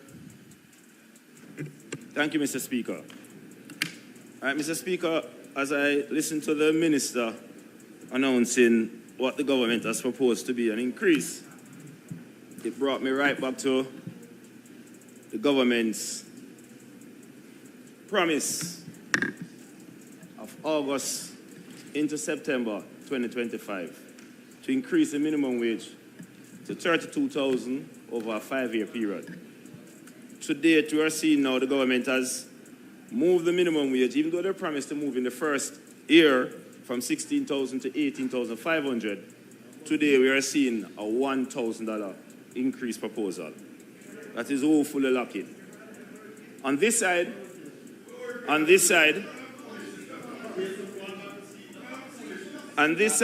we propose from the outset, we would have proposed that we wanted a livable wage, not a minimum wage.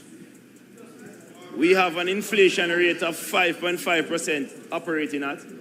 An increase of $1,000 is certainly not one that can match the growing cost of living of our people against the election promise. So, Mr. Speaker, this is woefully lacking. We want to say that the proposal to increase the security guards' fee by $1,000 as well, which initially had a special rate, a special minimum wage, and we noticed that there was no mention at all of the special benefits that goes to the security guards who carries firearm and looks after the dogs. There is no mention of the increase in that special benefit at all. So that is also something that is missing from the proposal.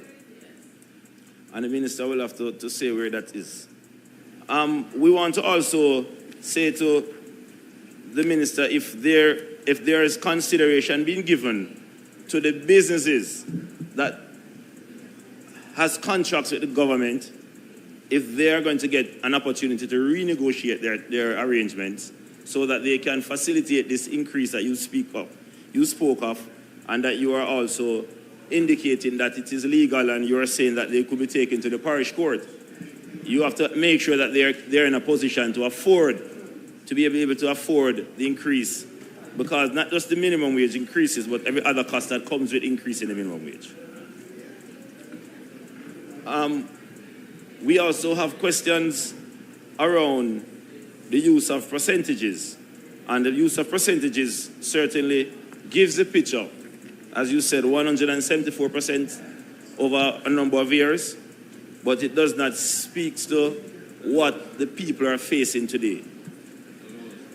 It doesn't tell the whole story. So I won't go into all the details that you have put here in terms of the $25 increase for the short-term rate standard, the $37 increase for the time and a half rates where persons work on holidays. Those are certainly things that I'm sure is nothing to write home about. But we want to better understand if the promise made by the government during the election time will be fulfilled, and if you believe in your heart that $1,000 increase for minimum wage is adequate for our people and the standard of living that you are facing. So I'll close for now, Mr. Speaker. Thank you.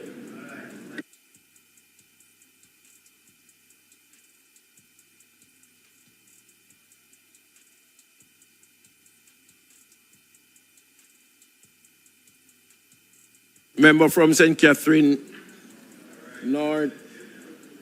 Northwestern.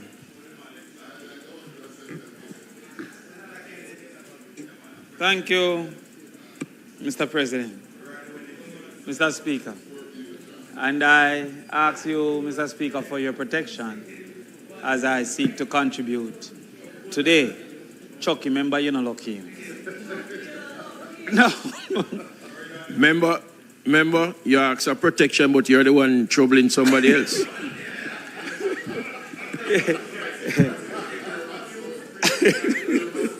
Mr. Speaker, no maths is necessary today, but I want to make a special appeal on a category of workers that this particular bill don't represent today. Mr. Speaker, there's an industry called tourism, for which I believe that there is a necessity for the consideration of a special minimum wage for tourism workers.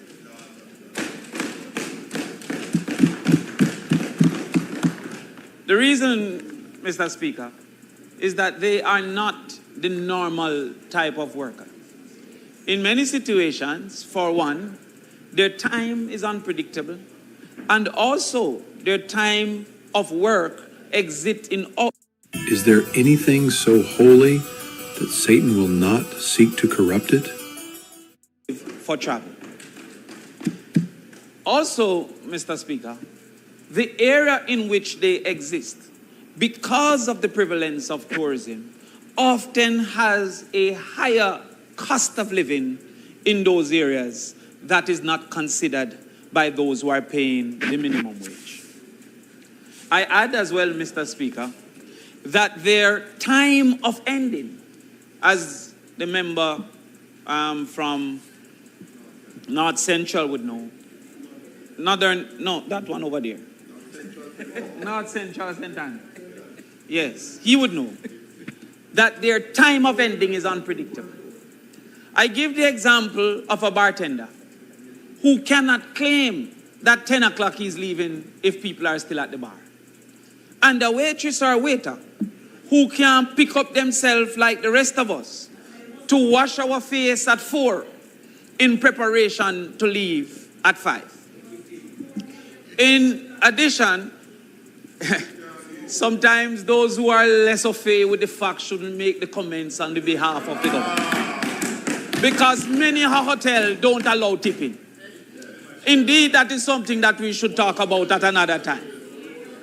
But there is also, Mr. Speaker, within the service sector, a often uncalculated labor called emotional labor. The effort to be friendly even when your current state of mind does not facilitate that friendliness. One of the number one reasons for burnout in the hotel sector is that emotional labor. There are many, even in the face of disrespect, that must make us smile because it is demanded for work. There are some, even at the time of hunger, must serve the lobster because it was ordered.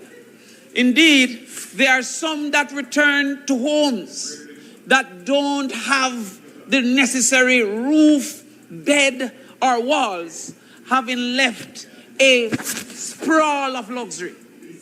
And that emotion must be catered to in our considerations. We believe that it is necessary, if a country is really serious about its development, that an industry that is a major contributor and a major earner of wealth, that a special consideration for persons who work under special circumstances with special realities due to the realities of their geographic space, that a special minimum wage be considered. That here is not represented. So while it is I am confused, for the same reasons that I purported why the security guards have been changed to the normal minimum wage, I once again make a serious appeal that a special minimum wage be made for our service sector, in particular our hotel workers.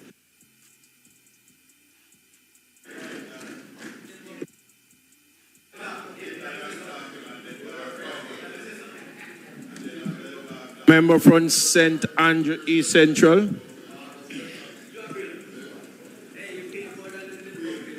Thank you, Mr. Speaker.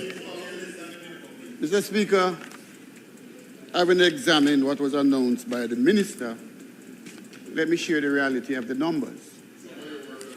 6% and 8% respectively, with an inflation rate of 5.5%. It just cannot add up. 5.5%. Check starting. But beyond that, Mr. Speaker, there's a challenge. The Minister glowingly stated about what penalties would forthcoming for employers. The employers also need some protection. When these rates are announced, it takes months for the Ministry of Finance to make payments available to supply these, or to conform with these announcements. The Minister would know that the last minimum wage that was announced, and the Minister of Finance would also know that it took 6 months before the employers were compensated. I guess I am asking, Mr. Speaker, for equity in terms of when these announcements are made, that budgetary allocations are also made to ensure that the employees can satisfy the mandate by the Minister without penalty in front of the courts. It is for too long. It is for too long that we continue to ask employers to subsidize the services of government. It becomes burdensome. We have other attendant costs, like bank charges, that is not considered. So I rise, Mr. Speaker, to ask for equity across the board. I thank you.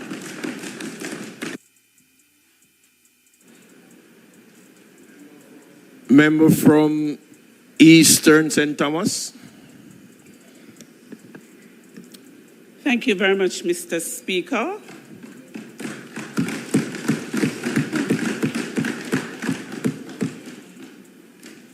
Minister, I rise to ask for equity for a special category of workers. And that category of worker is the laborers that are working on the road projects. Yes. I am not sure if you're aware, Minister, if you're aware that these laborers work Sundays, Saturdays, and holidays, and they are not given that special treatment as it relates to overtime and time and a half. I am appealing to you, Minister, to consider this special category of workers who have to be out there working in the broiling sun. I thank you, Mr. Speaker.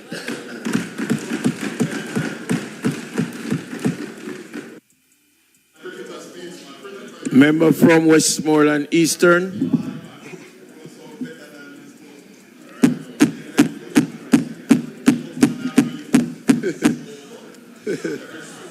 Thank you, Mr. Speaker.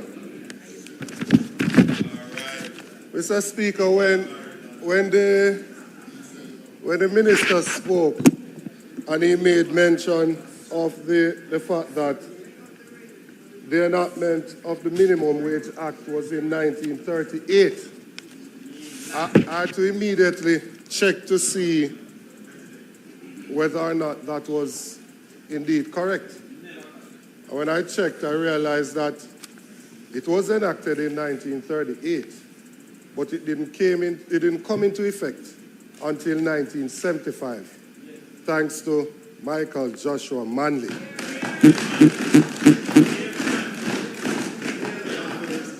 And so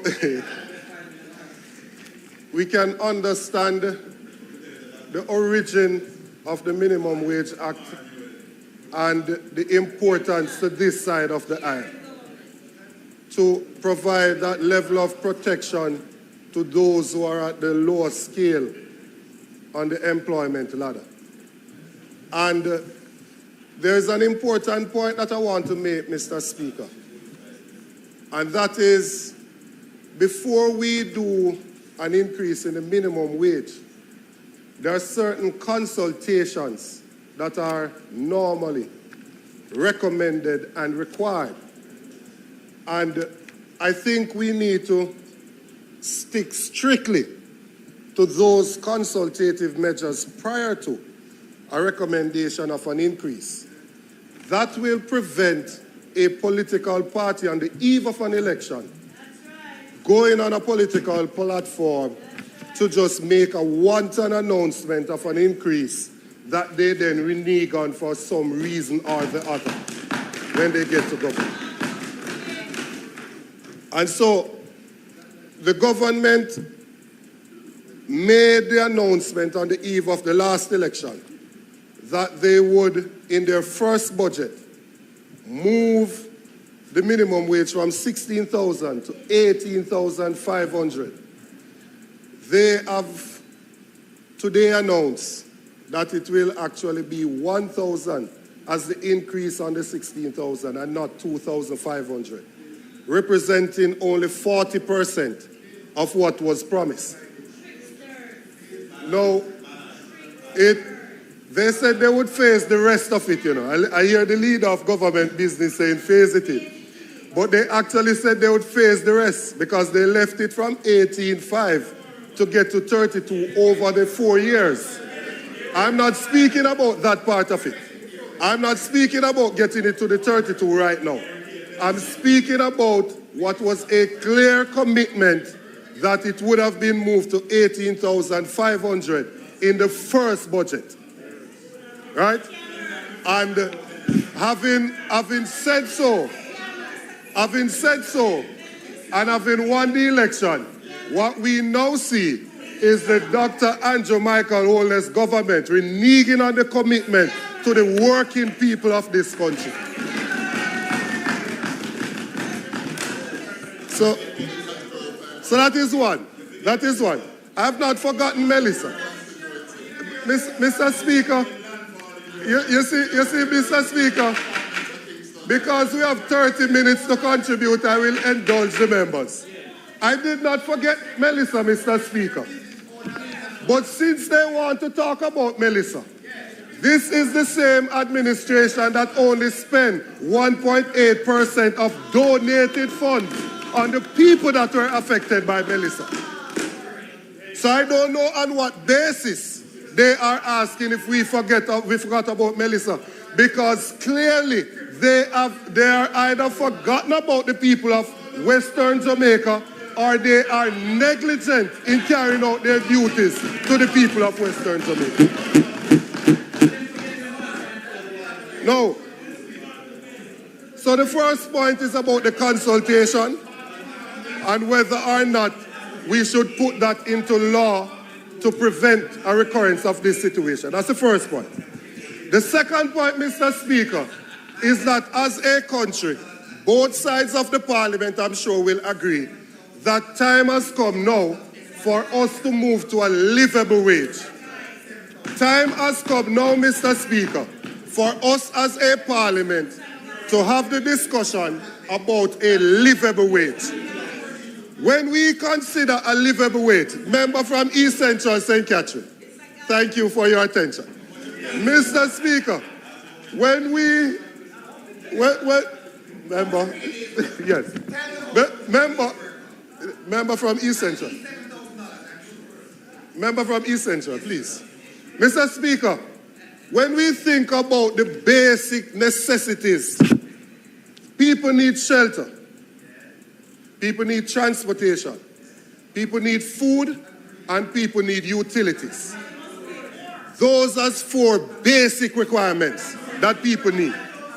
So when we speak of a minimum wage of 16,000 and then we gloat about that being a 174% increase over 2016, not taking into consideration the increase that has happened in housing costs, in transportation costs, in food costs, and in the cost of utility. The member from East Kingston and Port Royal will be more than happy to inform this House that in 2016, it cost 25 US cents per kilowatt hour for electricity. That is now over 40 cents. Closer now to 50 cents. So you cannot ignore that reality when you are thinking about what the people of the country are facing. And I think too many members here are comfortable in the eloquence of their home, the affluence of their home. They are comfortable under their ACs. They are comfortable with their big dinner. And they have forgotten about the people, the working class of this country. The junk and power. Junk and power. Junk and power. Junk and power. Mr. Speaker, another matter that requires urgent attention. We need to also consider this continuous practice of putting people on contract work that is causing them not to have the benefit of some of the minimum things that we fought for as a labor movement many years ago. And those conditions that obtain prevents these persons from truly being able to liberate themselves and move from poverty to prosperity. So, Mr. Speaker, any increase, a government can always say that this is more than what it was. But context is always important. The notion to just say you can pay more is not that simple, you know, Mr. Speaker. Because how we are treating with the people who are expected to pay is also important. The teachers are now currently upset with the government. The police are upset. Up to today, there was a protest by some nurses over the conditions. And so we need to deal with those persons so that they are in a position that they can compensate their workers appropriately. No. Mr. Speaker, my simple point, to summarize what I'm saying. My simple point to summarize my input in the discussion today is that we need to put in law the requirement for the necessary consultation to take place so we can get the input from the stakeholders before we go and make a promise of an increase. That is necessary to prevent this continuous practice of a political party playing on the minds of the poor people of this country to get an advantage and then reneging on their promise. That's the first point. My second point, and also a fundamental point, is that we need to look at a livable wage. What is required for somebody? If you're a woman in business, it's time to go bigger. Your ambition is calling, and Horizon for Women in Business is answering. Horizon, a new loan product from Access Financial Services designed for women entrepreneurs to unlock the capital you need to grow and take your business Transportation, the cost of food, and the cost of utility is causing persons not to be able to take care of themselves and their families. There are members here, they might be ashamed to admit it, but they have to be budgeting. There are members here who have to be budgeting because if they don't budget properly, they're going to run out of money before the month ends. So just spare a thought for those persons who are earning on the lower end. Only God knows how they are surviving.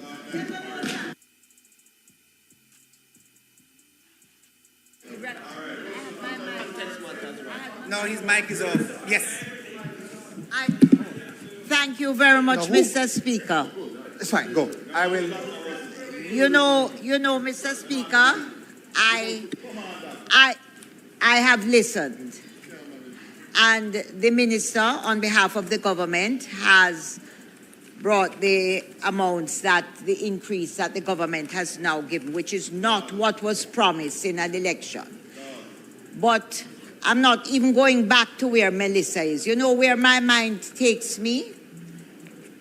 To the fact that persons in this house have got up and made their points about the fact that it's not enough and so.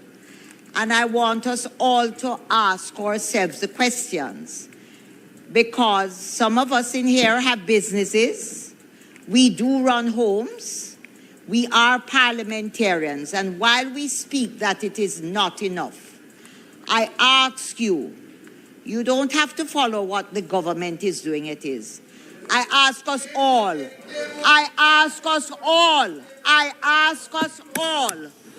how much do we pay our workers in our business, at our homes, and in our businesses? And remember, just remember that when you stand and ask those questions, the workers you employ in your business are hearing you.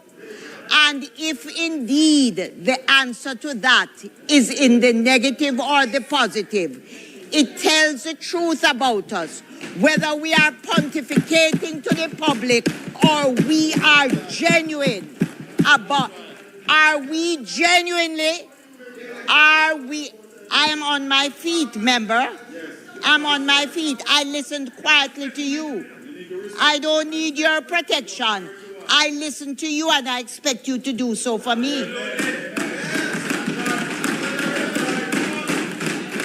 I am saying to all of us in here that the questions you have asked are being answered by our workers in our businesses and in our homes. So we are saying to those very people exactly who we are. Are we standing for two reasons? To oppose a government or just to pontificate? Because we must ask ourselves the question, are we conscious? Are we doing what we are asking the country to do?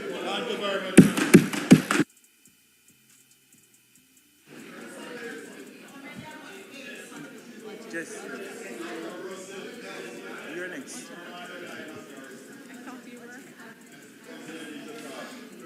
Member from St. Catherine East Central. Mr. Speaker, I rise to make the point, part of which was made by my colleague from Trelawney. The truth is, Mr. Speaker, that there should be no Jamaican working less than $35,000 per week. That is just the plain truth. However, Mr. Speaker, hang on. However, Mr. Speaker, when one considers the reality of our country, we're still a growing economy. We have gone through 2 hurricanes in the last 2 years. We have passed through, hang on, member. We have passed through the ravages of one of the worst pandemics in over 100 years, and yet Jamaica still stands. So the member from Westmoreland spoke about context. So let's put Jamaica's economy over the last decade in context. Mr. Speaker, in 2012, during the administration led by the People's National Party, we saw a very slow movement in minimum wage. And the truth is, you want to talk about the records speak for themselves. Minimum wage was increased from $4,500 to $5,000, Mr. Speaker. A very small increase of just $500. Between 2014 and 2016, the minimum wage under that administration moved from $5,000 to a mere $5,600. A very slow increase of another $600. Fast forward to 2016, Mr. Speaker, and minimum wage in Jamaica moved in 2016 to $6,200. 2018, another increase to $7,000. 2023, another increase to $13,000. 2024, another increase to $15,000. 2025, another increase to $16,000. And now 2026, another increase to $17,000. Now, Mr. Speaker, within the context of governments and increases in livable wages or within a minimum wage, Mr. Speaker, the government led by the Jamaica Labour Party has given your ordinary workers far more increases in minimum wage than any other administration in this country, Mr. Speaker. The minimum wage has moved in the last 10 years by more than it had under any other administration. And that does not include, Mr. Speaker, as I said, the backdrop of COVID pandemic, where not one civil servant lost their job, Mr. Speaker. Mr. Speaker, you talk about unrest. Not one doctor, not one teacher, not one police officer, not one nurse, not one soldier, not one public servant, not one public servant lost a job in Jamaica during the 2.5 years of COVID. Those are facts, Mr. Speaker. Mr. Speaker, notwithstanding 2 hurricanes, Mr. Speaker, one hurricane, the worst that we have seen again in 100 years. Mr. Speaker, the economy of this country continues so that we can still put on a little something extra on the minimum wage. No, Mr. Speaker, it is not perfect, it is not ideal, but it is a minimum. And Mr. Speaker, there is nothing that stops any member in this House, any business person, any professional to pay more. So, Mr. Speaker, there are some persons who will pay an average week of 30,000. Some will pay 35,000, Mr. Speaker. There are some who will pay a day's work of $7,000 a day. So, Mr. Speaker, it is for all of us. And I can say I lead by example. I don't just stand up here. It is incumbent on all of us, Mr. Speaker. Those who can pay more, pay more. Now we understand that there are persons who are recovering from the ravages of Hurricane Melissa. Maybe they can't pay the $18,500 in Westmoreland, Trelawney, Hanover. Maybe they can't pay $25,000. But, Mr. Speaker, at the very minimum, they must pay $17,000, Mr. Speaker. So this government will continue to re-examine, and the finance minister was looking at me and she said, Mr. Terrell, and she said, MP, we're re-examining. Yeah. This government will continue to re-examine the minimum wage. We will continue to examine the economic structure of the country, Mr. Speaker, to say how much more of a minimum. But for the country to understand, it is a minimum. It does not mean that you have to pay that. You can pay more if you can pay more.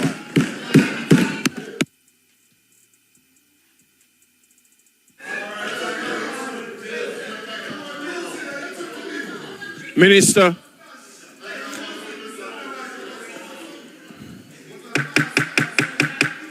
Minister, you have to wait. There are 2 other mics. There are 2 other mics. See you that last.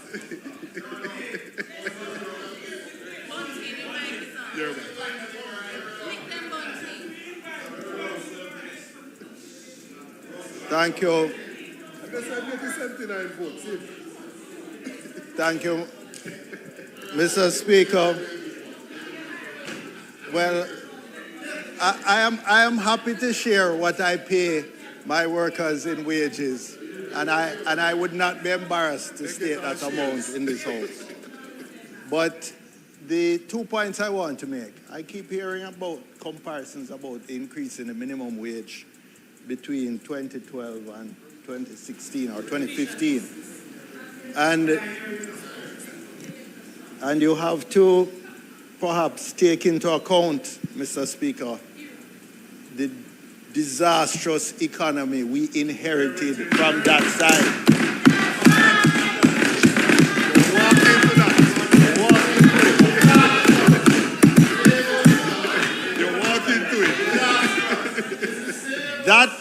That is the reason. That is the reason we could not increase it more. So that's the first point. But the second point is when we look at a comparison across the Caribbean. When we are paying the Prime Minister and the Cabinet, affordability is not a consideration. We have the highest paid Prime Minister and Cabinet in the entire English-speaking Caribbean.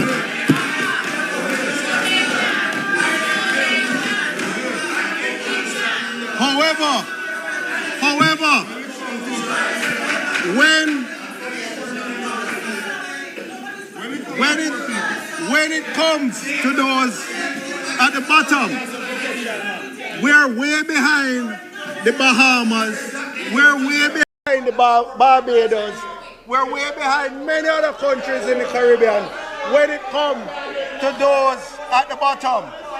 But when it comes to the Prime Minister and the Cabinet, there is no question of Melissa, there is no question of affordability.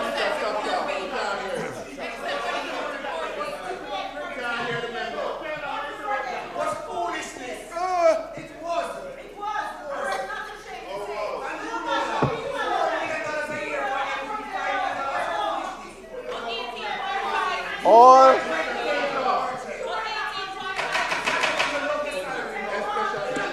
members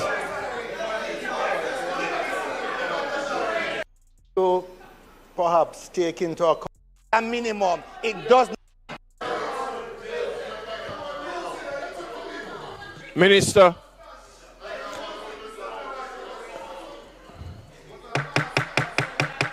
Minister, you have to wait. There are two other mics. There are two other mics. See what I've lost.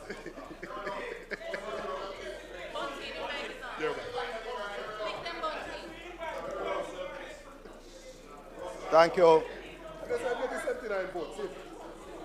Thank you, Mr. Speaker. Well, I am happy to share what I pay my workers in wages, and I would not be embarrassed to state that amount in this House. But the 2 points I want to make, I keep hearing about comparisons about increasing the minimum wage between 2012 and 2016 or 2015. And you have to perhaps take into account, Mr. Speaker, the disastrous economy we inherited from that side.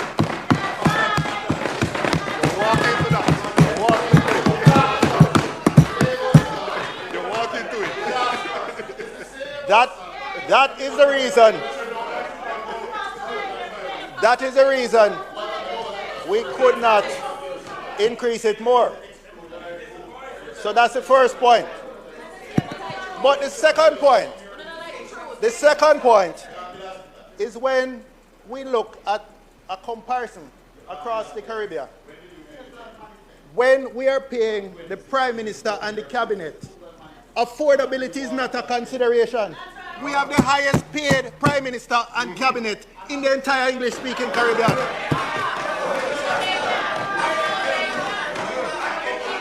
However,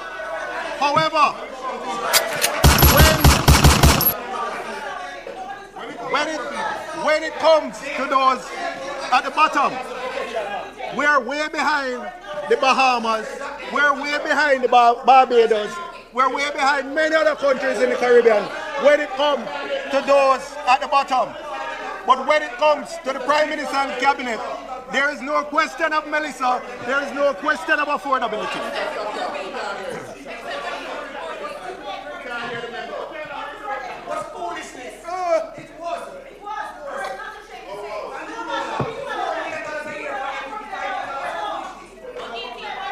All members.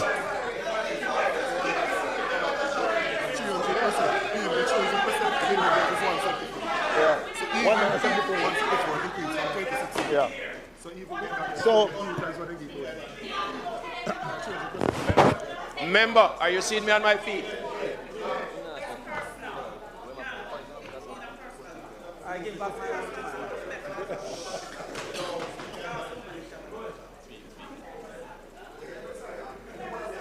Mr. Speaker.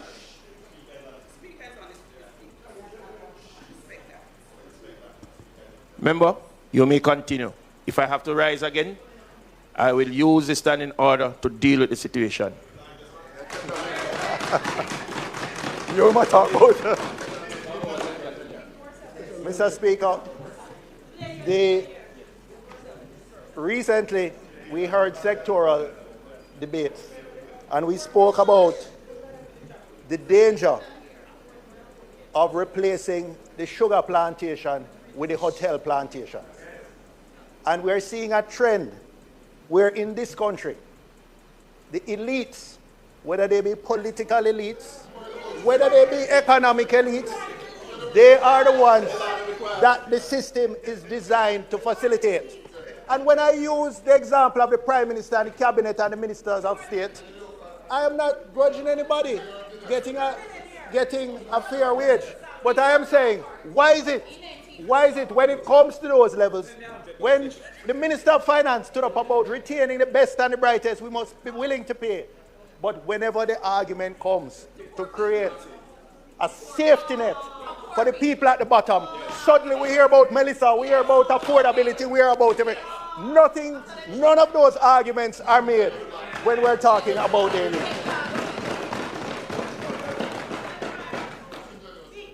So, Mr. Speaker, promises were made on political platforms. Those promises have been abandoned. The people have been scammed. The people have been scammed. The people have been fooled. They've been chopped. They have been samfied. And that is a disgrace.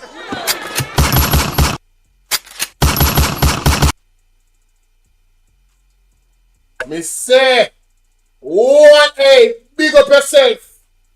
Big up yourself, Peter Bunting. That's a fact.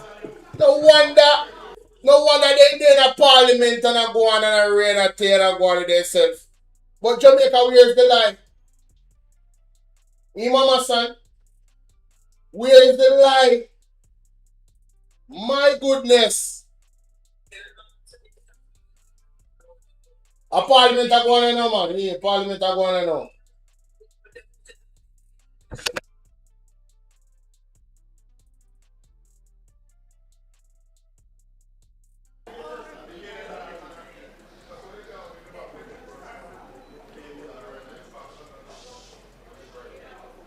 Mr. Speaker, I wish to start by making it very clear. We on this side welcome any fiscal relief that will benefit the most vulnerable amongst us. But I also believe, Mr. Speaker, You, just you, building your app. reality amongst us. But I also believe, Mr. Speaker, that it is important that we inject a healthy dose of reality in this House. It is important that in making this announcement today, Mr. Speaker, the Minister is essentially giving or announcing an increase from $16,000 to $17,000, $1,000 roughly per week. But when we break that down in simple terms and simple understanding, that only represents about $200 per day. That represents only a box juice, and it can't buy the patty for the day, Mr. Speaker. And so, just a moment, because let me be clear, I do not come with fire and brimstone today. I come from a place of concern as one who springs from the bowels of society.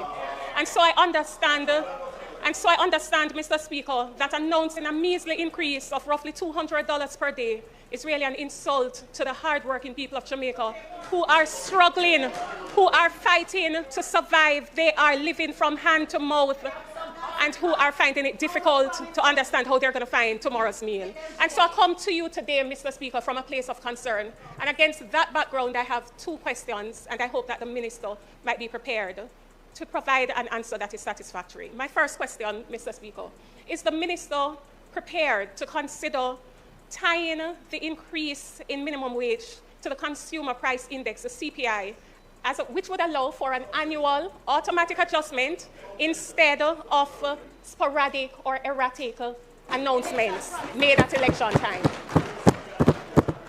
And second, and finally, considering the history that we're all too familiar with, where companies have sought to utilize the loopholes in the law by miscategorizing workers as contractors, independent contractors, as opposed to employees, I rise to also ask the question whether the ministry is prepared or what mechanism is the ministry contemplating to implement so as to provide protection against companies, including security companies, that would seek to miscategorize workers so as to avoid the statutory duties. Thank you, Mr. Speaker.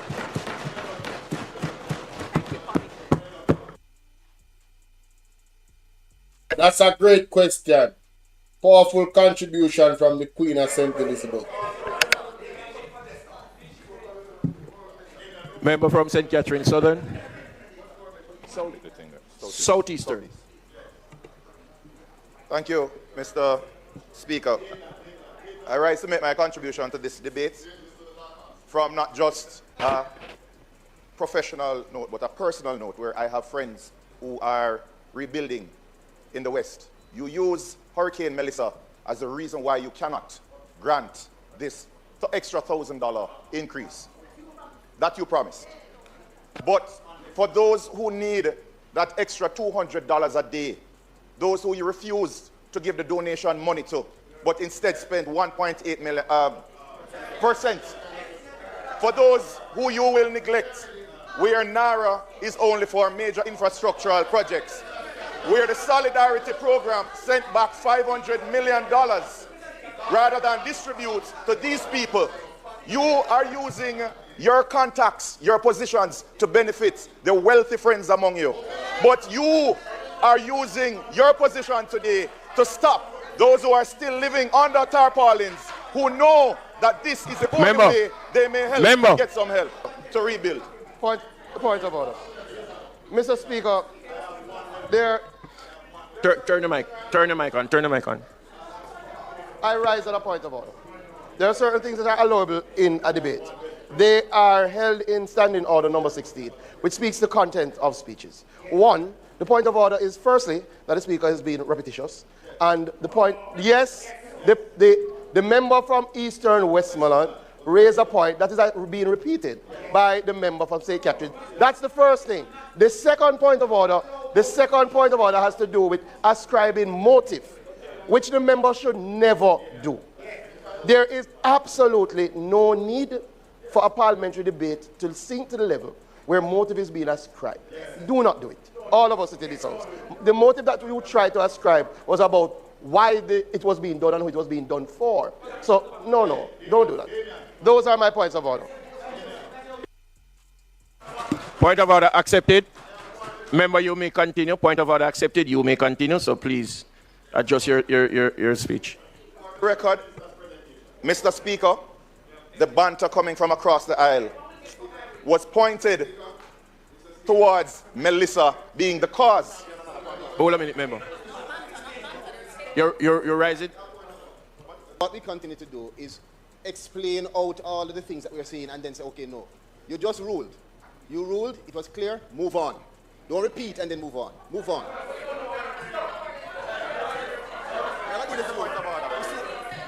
Member. Mr.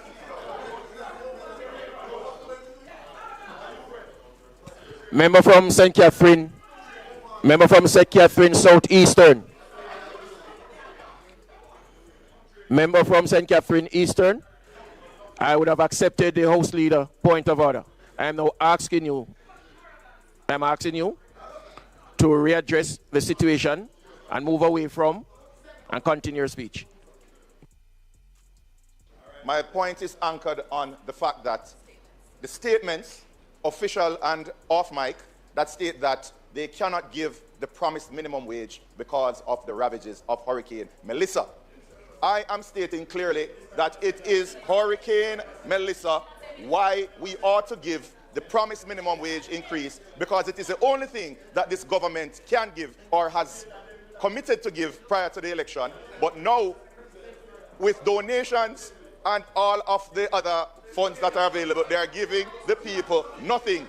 Give them their increase. That is the only thing that you promised. You're giving them nothing else. That is all I am saying. And stop blaming Hurricane Melissa for everything. Minister.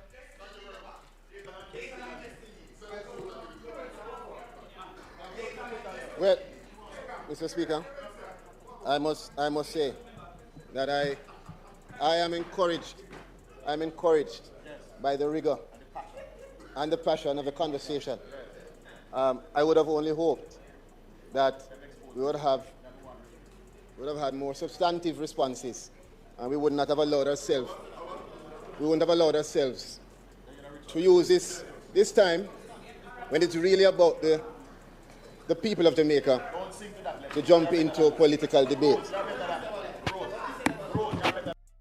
Brother, you don't care about no people of Jamaica. Move your blade now and go from your top. You can't imagine the $1,000 when they send them a promise to people. Then now bother give the people them again, mama son. And that them argue about, you know. The one thing when they promise it, then everything when they promise the people in Jamaica, then they give them. They look to $1,000 upon them pay. From 60, boy, hey. The people them, hey, when you labor right, you don't feel like dog doodle, you don't feel like pieces. Yes.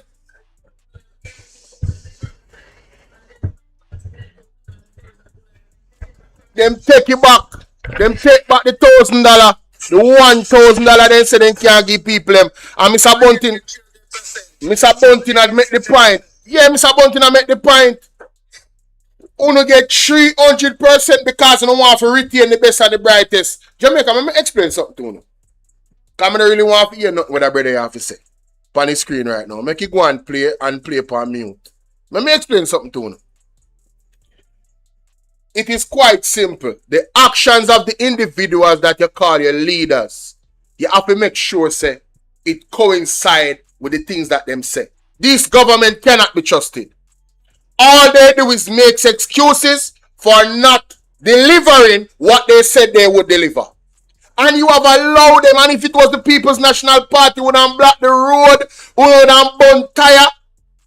All I want to labor right are some big old stinking hypocrite will behave like that. I mean, I tell you that straight. Right? Anyone the PMP in a power and say, oh, them are going to raise the fear. Anyone PMP in a power and say, them are going to put $18 million tax power after Hurricane Melissa. Who that jump up and cause mayhem in the streets. But you sit down and make uno party, suffer uno and suffer everybody else. Me say, man, me say anything you want to get. Any judgment to reach, you know. I ain't not sorry for you, know. Me a hard my heart. Me a walk away from uno like when God did tell my mother to walk away from Sodom and Gomorrah and don't look back. So me a hard my heart and walk away from uno. Yes. I'm telling you. Zine, one promise the man them make. And the man them don't deliver upon the promise. And look how the man them $18 million. $18 million worth of tax per week.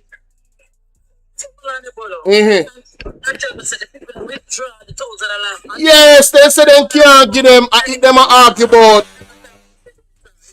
Yes, they say they can't give them $200 a day. When name, hold on. Me see me can't carry back. Cause me think me the record it to you know. Listen what Peter Bunting has say right so. This is important. I mean, I want the people them over Bolo Tbv feel like say, let me see who they in the comment section. While Patchy big up yourself, me want to feel like say me a neglect you know. Through me I run the parliament, me say you know alright, you can go and listen. But listen to what Peter Bunting has say. Because this is a solid reasoning. Alright.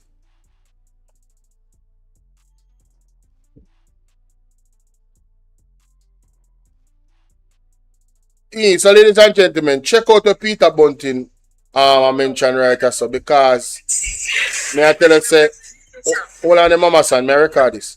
Listen to Peter Bunting right so you know. Thank you.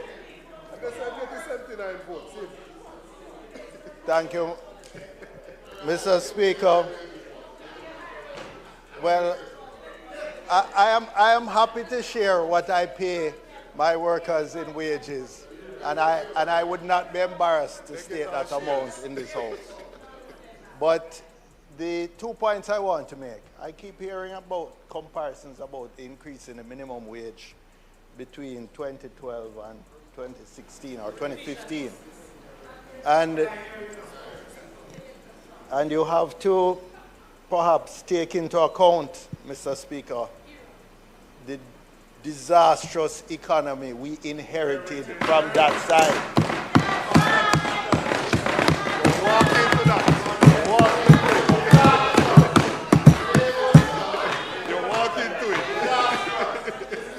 that.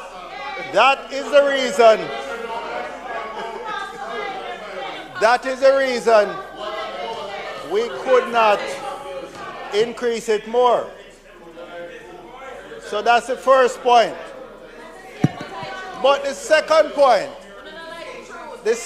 point is when we look at a comparison across the Caribbean.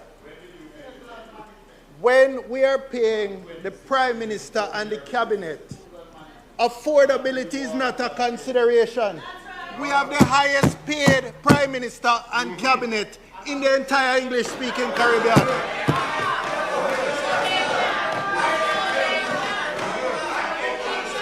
However,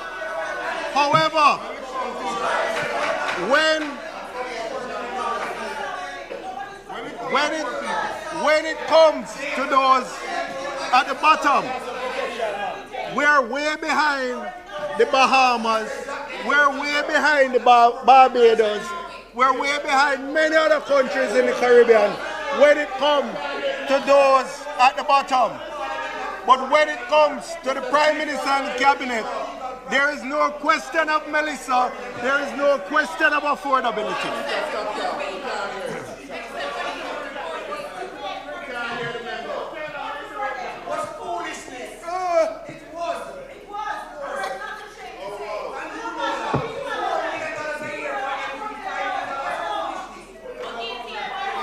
All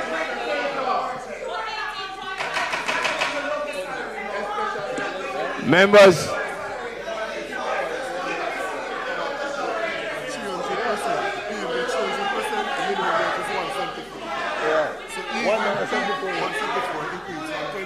yeah. So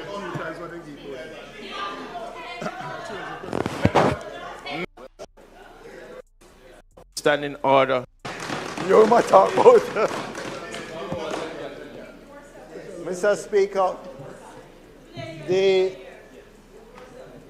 recently we heard sectoral debates and we spoke about the danger of replacing the sugar plantation with the hotel plantation. And we're seeing a trend where in this country, the elites, whether they be political elites, whether they be economic elites, they are the ones that the system is designed to facilitate. And when I use the example of the Prime Minister and the Cabinet and the Ministers of State, I am not grudging anybody getting a fair wage. But I am saying, why is it when it comes to those levels, when the Minister of Finance stood up about retaining the best and the brightest, we must be willing to pay. But whenever the argument comes to create a safety net for the people at the bottom, suddenly we hear about Melissa, we hear about affordability, we hear about everything. None of those arguments are made when we're talking about the elite.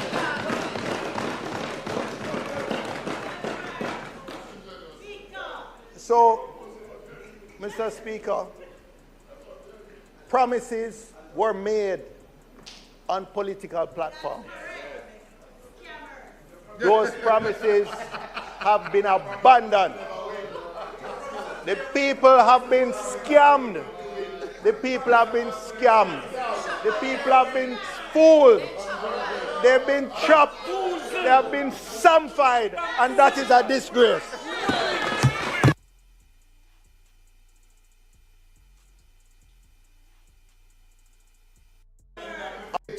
To 32 over the special. Let me find the party Dr. Campbell say, and we are going to put in the party the way involves as well for your reaction. Because it's too serious. Me never know say they must not go on in a parliament while me there saw do my thing. Because me not listening. I just have it there. Dr. Nathan Campbell make you know what go on as a cause. May I tell you, it's rough. It's rough. Thank you, Mr. Speaker.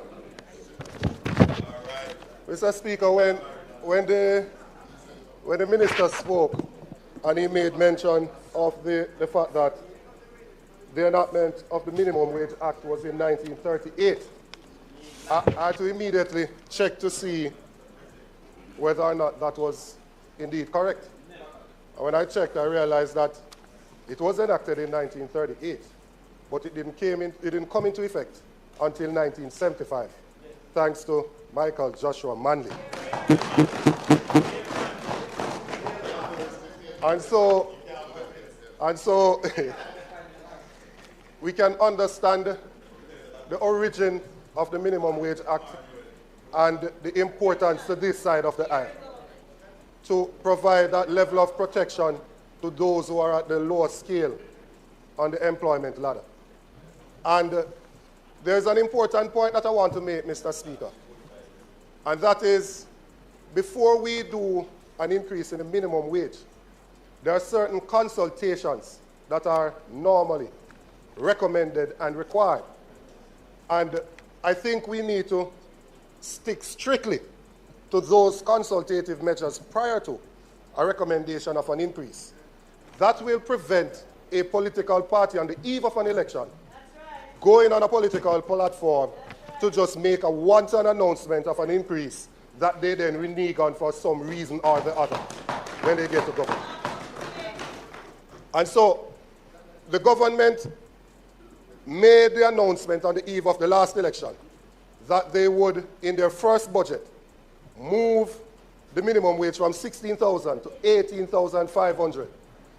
They have today announced that it will actually be 1,000 as the increase on the 16,000 and not 2,500, representing only 40% of what was promised.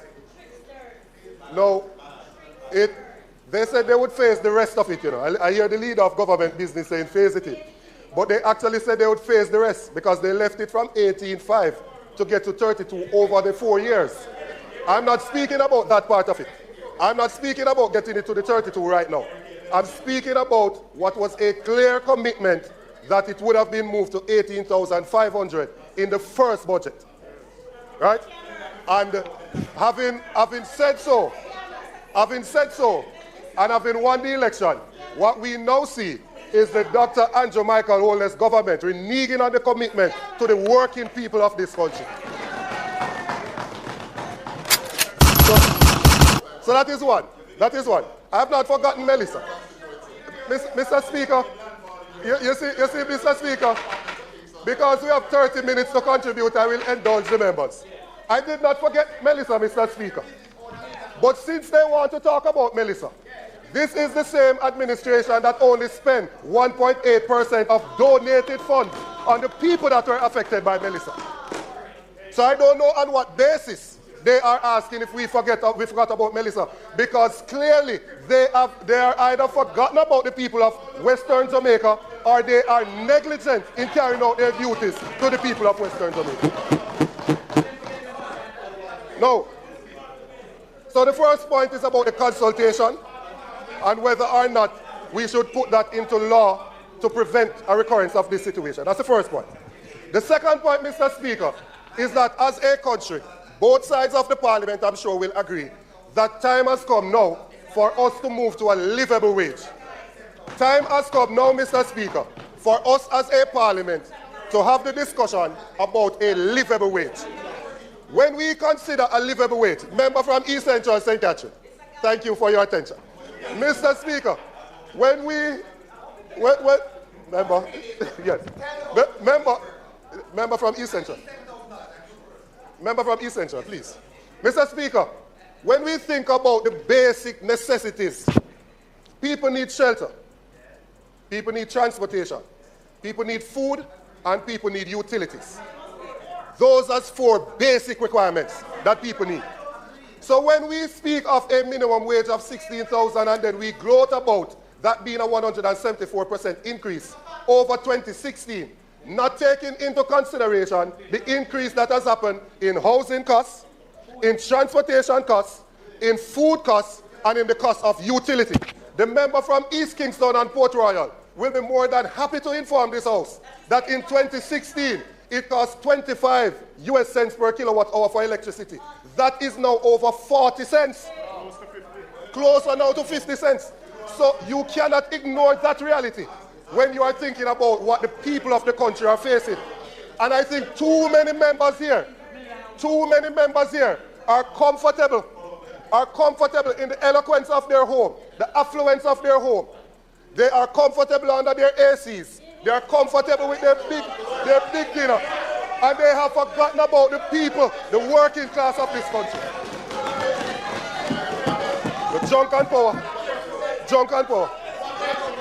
Junk and power. Junk and power.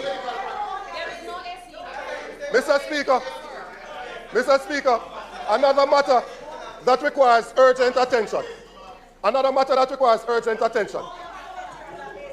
We need to also consider this continuous practice of putting people on contract work that is causing them not to have the benefit of some of the minimum things that we fought for as a labor movement many years ago. And those conditions that obtain prevents these persons from truly being able to liberate themselves and move from poverty to prosperity. So, Mr. Speaker, any increase, a government can always say that this is more than what it was. But context is always important. The notion to just say you can pay more is not that simple, Mr. Speaker. Because how we are treating with the people who are expected to pay is also important. The teachers are now currently upset with the government. The police are upset. Up to today, there was a protest by some nurses over the conditions. And so we need to deal with those persons so that they are in a position that they can compensate their workers appropriately. No. Mr. Speaker, my simple point, to summarize what I'm saying. My simple point to summarize my input in the discussion today is that we need to put in law the requirement for the necessary consultation to take place so we can get the input from the stakeholders before we go and make a promise of an increase. That is necessary to prevent this continuous practice of a political party playing on the minds of the poor people of this country to get an advantage and then reneging on their promise. That's the first point. My second point, and also a fundamental point, is that we need to look at a livable wage. What is required for somebody to live a basic quality of life? The minimum wage is not currently providing that solution because the increase that people are facing with the cost of shelter, the cost of transportation, the cost of food, and the cost of utility is causing persons not to be able to take care of themselves and their families. There are members here, they might be ashamed to admit it, but they have to be budgeting. There are members here who have to be budgeting because if they don't budget properly, they're going to run out of money before the month ends. So just spare a thought for those persons who are earning on the lower end. Only God knows how they are surviving.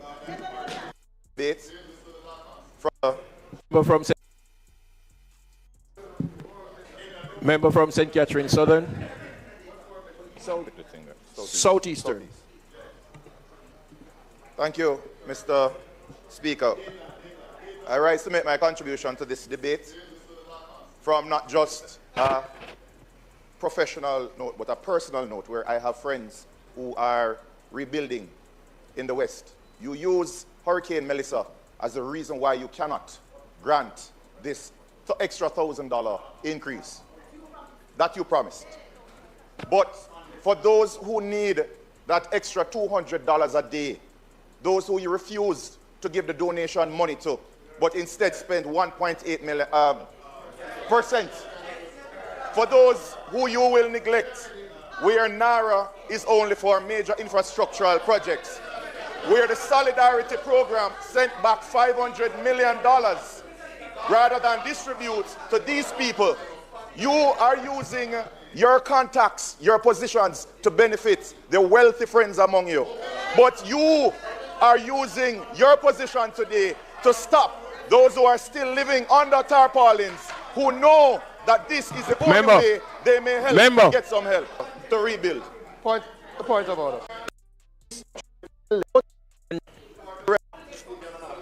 Pointed, Speaker, the banter coming from across the aisle was pointed towards Melissa being the cause. Hold a minute, member. Move on. Member from St. Catherine. Member from St. Catherine Southeastern. Member from St. Catherine Eastern. I would have accepted the House Leader point of order. I am now asking you, to readdress the situation and move away from and continue your speech.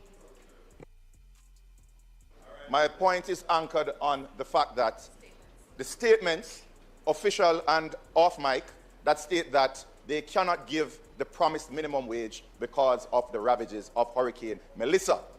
I am stating clearly that it is Hurricane Melissa why we ought to give the promised minimum wage increase, because it is the only thing that this government can give or has committed to give prior to the election. But now, with donations and all of the other funds that are available, they are giving the people nothing.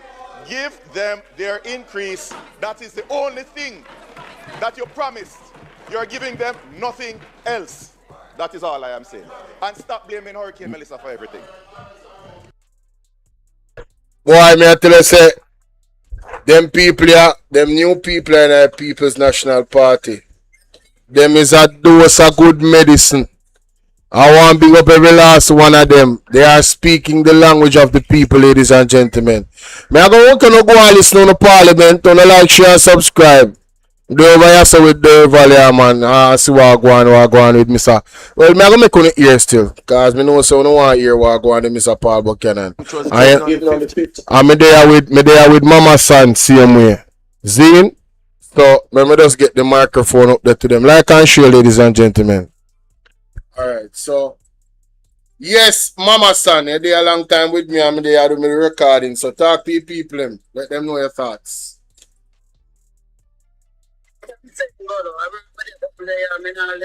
Okay, I work at it. Okay, Mama Son.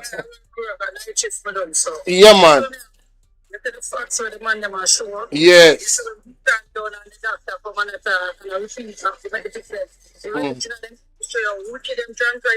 Yes. And them no want, you know, so them no want to repeat back with the man where I say, yo, when I promise people that own, you want to promise them $1,000 extra, and I take it back from them. It a beat them, man. The people shall go there in the street. Yes, it a beat them. When me a hear from my man there still. It look like them a read. Hold on, it look like them a read. I want if no more report come out. Hold on there.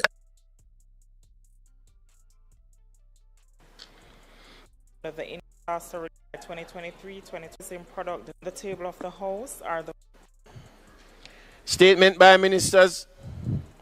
Announcement. Laid on the table of the House are the following: annual report of the Tourism Product Development Company Limited for the financial year 2023-2024, and the income tax period of disaster relief payments, Hurricane Melissa Notice 2026 under the Income Tax Act. Thank you, Mr. Speaker. Bills brought from the Senate. Petitions. Good evening, Shireen, Shelly, how you doing, baby? Go on through, Mama Son. Sorry about that. Thanks for your patience. Mama Son ready? How should they work? Derval, where you say? Oh, she come on, hold on. Yes.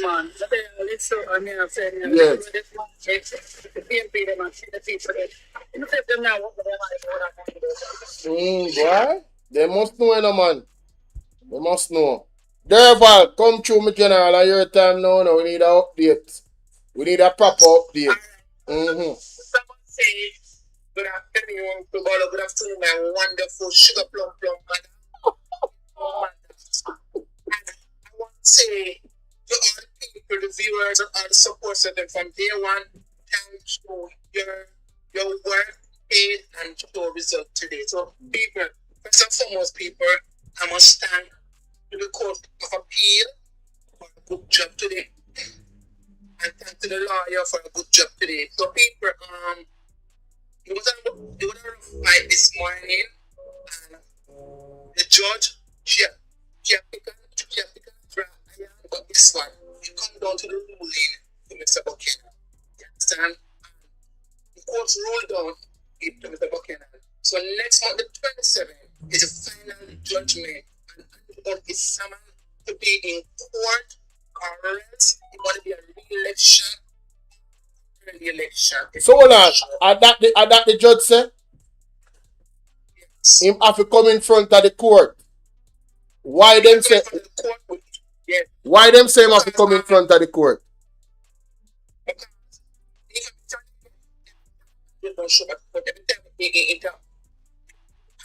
this is what have you. So the judge and that now. So they need him to speak into the court to give Finn's side. Yes. Because some of the affidavit that is there in terms of evidence of what happened speaks to some things that he did. Yes. Oh. And the lawyer hit some nail and the hammer today. So the judge kicked back and looking for themselves. And someone wants to be in court on the 27th. Of July. So what you say? We couldn't get Mr. Buchanan on the show. No, but he gone somewhere. Oh, he gone out. Okay. Well, here what going on, Derval. Here what going on. You see, anytime the general come on, me need you to call me, you know. Yes. Me need you to call me immediately and let me know because me need to hear what he must say. And my life. Yeah. Because you guys are the foundation from there on out there with me, from the first day of the protest with me, but out there, I think, full life, we get a taste of the victory as well. Yeah, man, me just want dip on the life, brother. Me just want dip on the life, like me can come up in the box. Me no need for life. Me just want come up on the box. And if I am live, send me a giant button and make me join the live on the 2 screen, you know? So me can do the ear walk one and yes, more hear from the general because I mean, alright, so there was something that he said, Mr. Paul Buchanan when he did come on. Yes.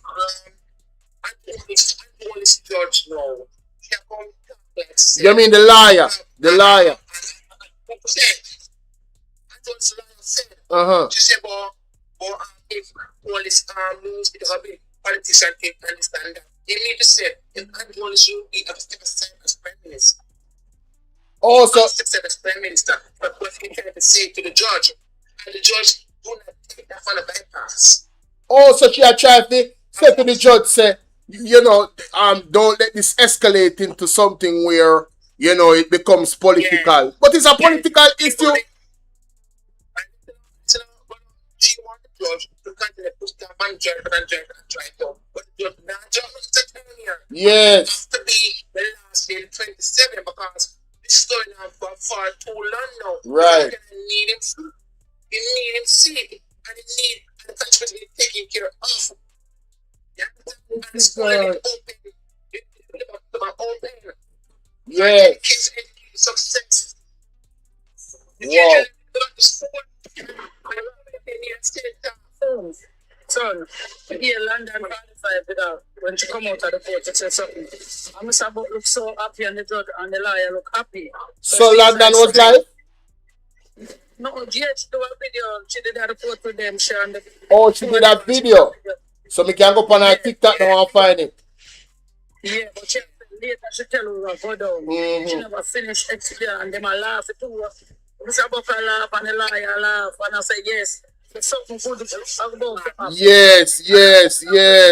Because you know your number for London. yeah, me have a number, man. Listen.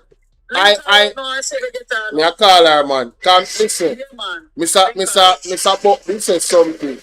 Remember when Mr. Buck this said Derval, when he did Pantica Live, him said the lawyers were arguing that it was too late when he put in the application. So what happened to that argument, the Derval?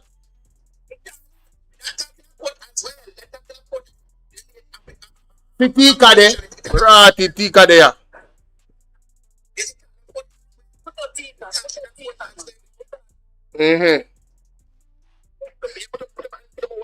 Tika wagwan, baby. My big sister.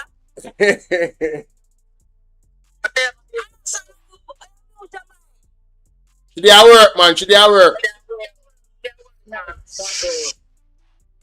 Oh, all right. Blessings, mama, son. Blessing. Evening, Bolo. Blessings. Well, the judge threw out that. Talk to the people. Everybody I listen to you on YouTube. You know. Talk to the people. Tell them what go on. The judge threw out that Mr. Buchanan never filed late. During the court, Mr. Buchanan, Mr. Buchanan win today. And we get a little complication along the way because this is it. One of the female judge know Mr. Buchanan from back then, over 27 years, but you know, like me, that work, no work. You don't go one function, you don't see somebody, and hi, I'm by. However, Andrew Oldest lawyer, I don't know how she get the hint, how she first realized I know say the lawyer and the judge had known Mr. Buchanan. So what the lawyer did, the lawyer said that the judge compromised the case because she knew Mr. Buchanan. Oh. Yes. So that was the lawyer's argument, and how did that go? That man just threw out that man. Oh! Out of order. Foolishness that what she have come with. Out of order. It was a 3-judge for Andrew and 3-judge for Mr. Buchanan. One of Andrew Oldest lawyer. I don't remember if I use small in there, but it's some small. He was caught lying. So he was out of the court. Let's just say. So you hear London say it did a while. It did a while for you. But Mr. Buchanan, the lawyer now, she knows that she never, remember you coming to an appeal court, she said she never come with the documents to the case. So she want the case to put off until September. With September, that be 1 year. So you know if it put off till September, it would have too late. It would have already dropped out. So the judge tell her, no, you cannot put. It's a matter we have to deal with.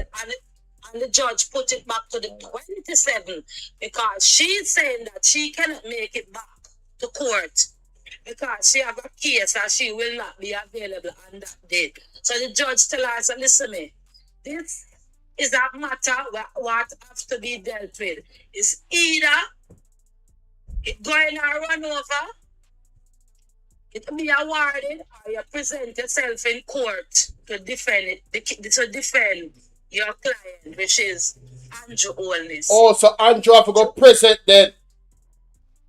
Exactly. Mighty God. Now what we have now before the court. Now what we have now. What before the court now. She's saying that she cannot be present because she has complained about the judge, but she has said she cannot present on the next court date she wanted to push back. Oh, that are the liar? Yeah, Andrew Holness liar. She wanted to push back all the way down to September. No, that can't work. Exactly. That So can't Mr. work. Wildman had to stand on his feet. That was in there right through. Why you not explain? No, man, yeah, listen, me, Tika, tell me where you are saying and then go back to Durban. Tell me where you know. Yeah, and then go back to Durban. Mr. Wildman stand on his feet and say, Your Honor, because it was 1 male and 2 female. Your Honor, with all due respect, this case cannot be put, we cannot push back until September. It has to be dealt with come July 27 because him have a case, a big case, and he's putting it off for that date. Yes. So she has to make time to come to the court. So when it's happening now, but Andrew Holness a try by time. Yes. Time is up. Right now, time is not on Andrew Holness' side. We are in on Mr. Buchanan. Mighty God. Right now. So today is a gain Yes. to Mr. Buchanan Yes. and Mr. U. Wildman. However, they try to get up Mr. Buchanan, Mr. Wildman, come more, explain it more. In the know them can more, it's rock it again for them bones. Right. What me I go do? Me I go play. Me I go mute your mic. Me I go play with London 45 say in the video for you people. Yes. And his lawyer, Mr. Wildman, and guys, it's a wild ride. When I get home, I'll let you know the rest of the story. It's a wild ride. I'll tell you about it later. So, guys, I'm outside of the Supreme, the Court of Appeal with Mr. Buchanan and his lawyer, Mr. Wildman, and guys, it's a wild ride. When I get home, I'll let you know the rest of the story. So it's quite clear that this was a good day for the Buchanan team. When you see London this excited, ladies and gentlemen, it's not for nothing. You understand? And she was present. And when I hear from Tika and Durval, now I'm understanding what took place more. So this is my understanding. The argument from Andrew Holness's team was that, he filed late. So the court said that is rubbish. So now we move on to the next phase. They have heard the arguments and the affidavits of Mr. Paul Buchanan. And now they're saying Andrew Holness needs to come carry himself forward and let us hear his side of the story and his testimony. And if he doesn't make himself present next month, the 27th, and him lawyer don't make themselves present, by default, ladies and gentlemen, by default, we're going to have a re-election of Andrew Holness' seat with Paul Buchanan. It's all smiles over the Buchanans, man. All smiles. Yes. We can know that this morning, if speaking, yes. Because this morning, the judge them fire. Yes. Fire with the truth. Yes. You understand? Yes. We can see that the president is yes. Yes.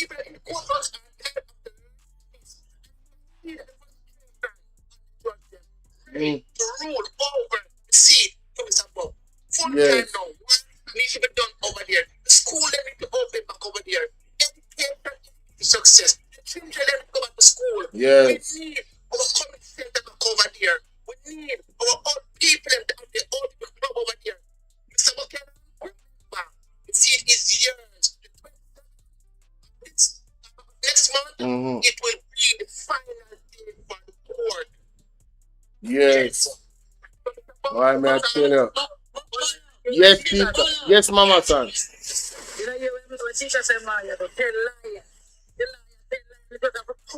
Mighty God, what an embarrassment.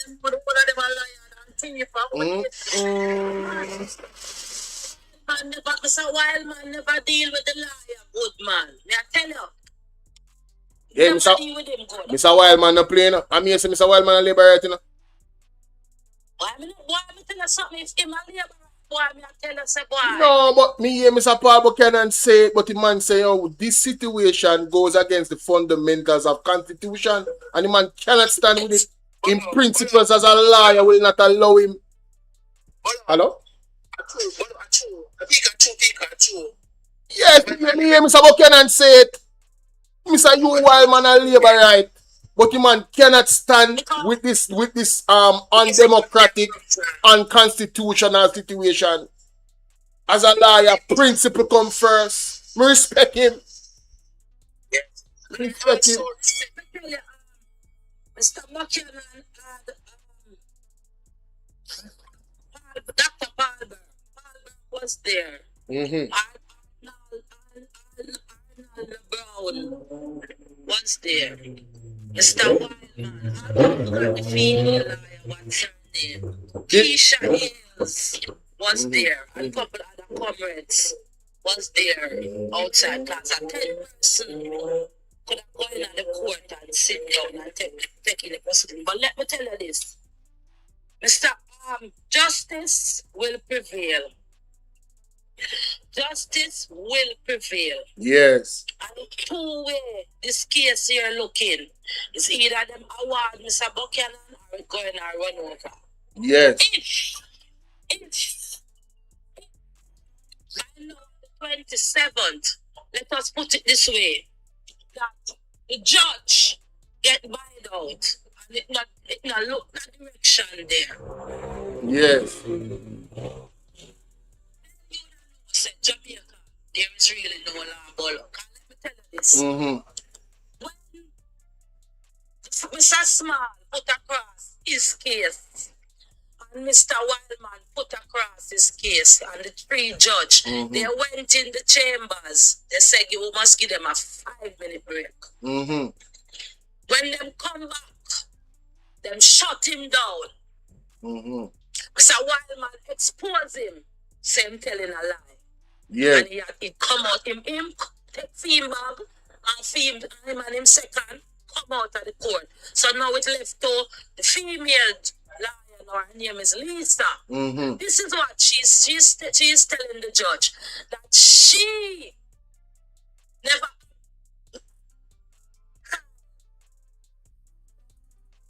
Somebody a call me, Thomas.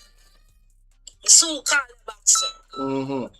She's saying that she never had the time to prepare the report to come to court today. Remember, from yesterday, the court had gone from yesterday now. And everybody was putting across them point, you know. Them delayed yesterday, so today now, I went Mr. Buchanan go in. Why you line hot? Tika line hot, man. So, when Mr. Buchanan got in now, she was the one. She said, so the judge tell her, said, listen me, this case here has been going on long enough for you to come to them and let the court know that you never get the time to do this and to do that. Yeah. You need to start right now to the other panel level, letting them know that the report need to come in a court. Come the 27th, and you need for she was saying, so Your Honor, we can't. I want to come the 30th or the 31st. The judge said no. It cannot be the 30th or the 31st. It is the 27th of July. God, what a niceness. Me love it. For the whole time we're out, so when the court adjourned. When the court adjourned, so we're outside now. About 45 minutes before we go back in, because the judge them in the chamber. And when the judge come out, the judge tell her, said, if you not available the 27th of July, get somebody and make the time. Whatsoever case you have, get somebody. July, get somebody or make the time. Whatsoever case you have, get somebody. If no report of Mr. Buchanan. We don't call it now. It's when Mr. Buchanan put in the paper when the other judge said him file late. Yeah. And Mr. Buchanan and Mr. Wildman pull it back. Sure. Yes. Wildman said me have to send it in an email. Yes. And when Mr. Buchanan, when Mr. Wildman send it now in an email to somebody, one of the man in the pandemic,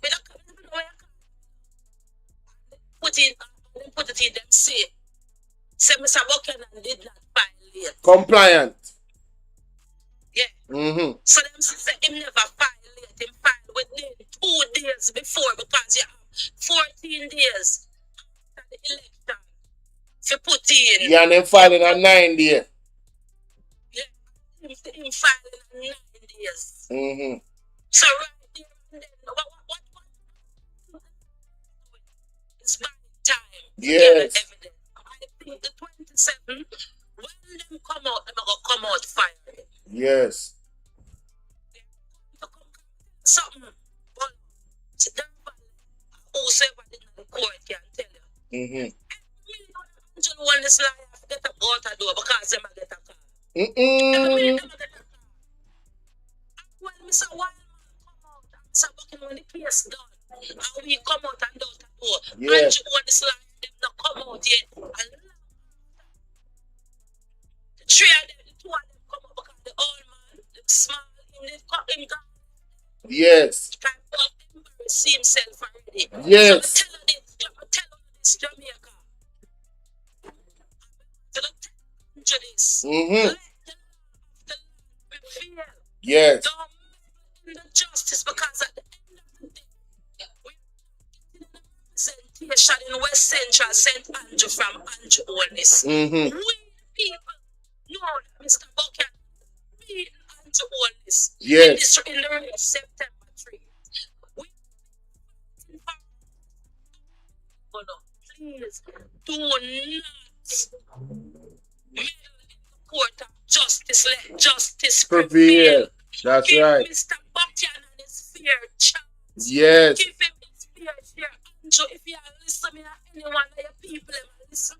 No one listen. No one listen. Andrew, if you feel like you know, say you not defeat, you defeat Mr. Buchanan September 3. Give way a run over. It's not up to him anymore. Tika not up to him anymore. It's up to the courts. It's up to the court now. Yes. I remember, if court miss up come the 27th, Privy Council. we're going to England. Yes. We're going straight to England. Yes. The process has already been started. Yes. To head towards England. That is it. That's what she said. West Central St. Andrew and Mr. Buchanan, we ain't giving up. This is not what you're dealing with. You're dealing with Mr. Paul Buchanan. Yes. You're dealing with a small giant. It's a small house. Little David. Exactly. It's Mr. Buchanan. And we're not stopping. So, Yes. for back the weed. That is it. Can't sell out. Nothing.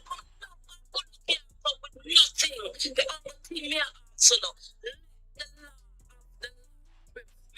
Yes. prevail because we know why the judge is not on this panel.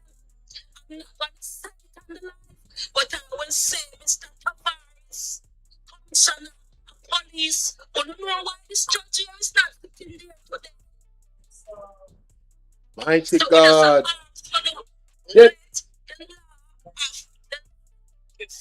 Then Tika.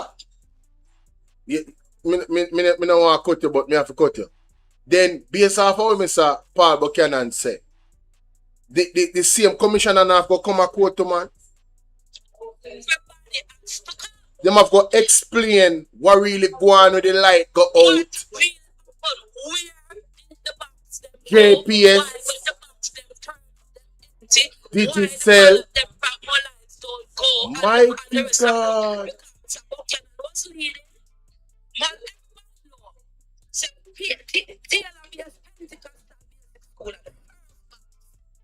To the polling station. Different from polling station out of the counting center.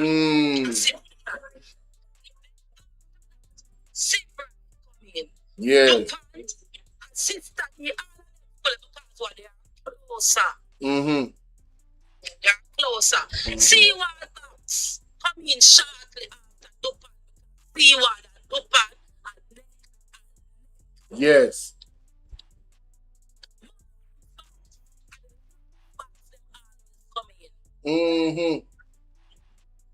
But this time, one box them disappear. What appear seems to be empty. We have 3 divisions in a West Central St. Andrew. That in civil rights, Olympic. I speak now, Mullen is the only division of a sitting councillor. The first in the history of the election, Mullen polls such a little bit of vote. Yes. First in history, we have 2 GP councillors and 1 PMP councillor. So Mullins was Mr. Buchanan's stronghold and to all his humanity to demolish that. You and that man there from Israel, alongside Flo and Digicel. Flo and Digicel will not come on the front of the line to, you know, everybody will come 1-1. Yes. Come 1-2-2. But everybody come in to the front of the line. So no. Fear.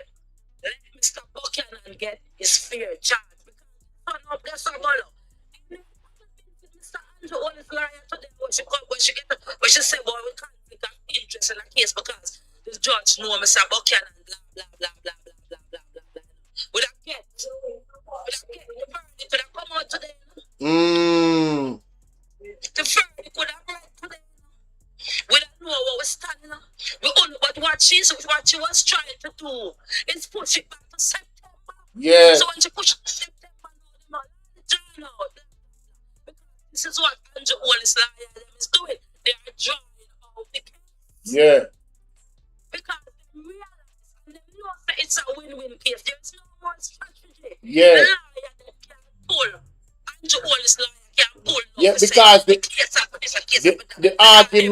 the argument about him filing late, that gone through the window, that are the only thing them did have.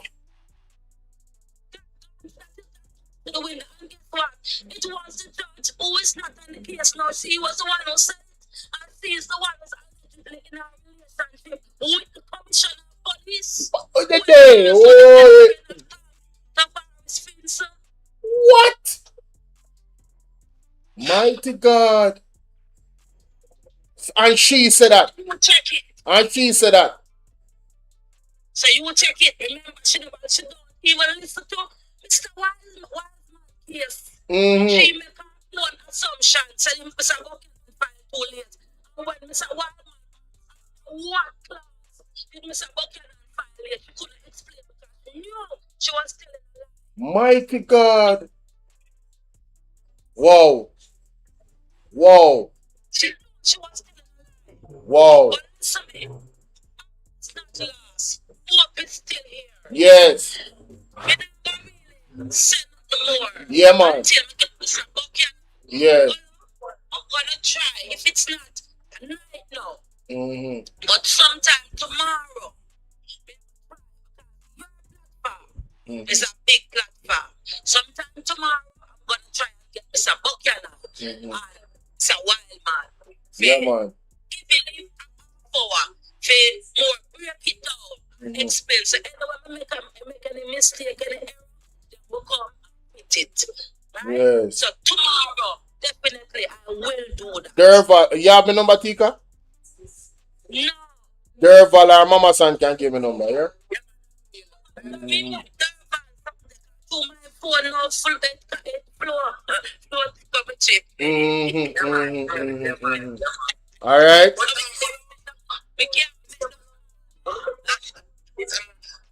It's a good look and our son and Bolo. And I want to say Bolo. It was a good look. It was big. Something I said this video went London though. You see how Mr. Buchanan and Mr. Wildman was smiling. Yes. Smiling. That tell me everything what I need to know.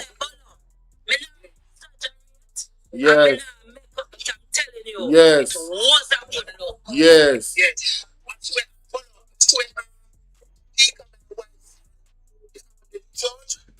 interrelationship with the Commissioner of Police. Yeah, we have to know. Allegedly. We don't know nothing about that. Allegedly. Yes. You understand? Yes. Relationship. You understand? But people say to the justice system, let justice prevail. Yes. Let justice prevail in the name of Jesus Christ of Nazareth. Let justice prevail because if that Derval, what you do this smart? What you do yesterday before you go a Parliament? No fast and pray. No fast and pray before you go to Parliament. That's all we need to continue to do.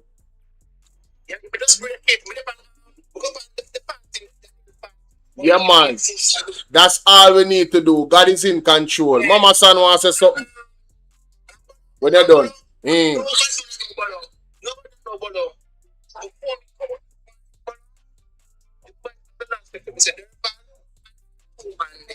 Yes. And touch the two sides of the wall, the forms of Buchanan go up here. I was done by don't leave out yet. I'm going to leave out from 7:30. Yes.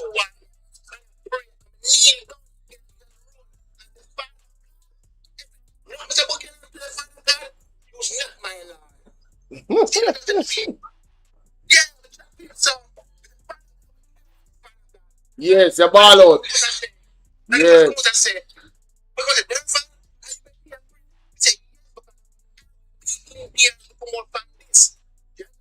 Yes.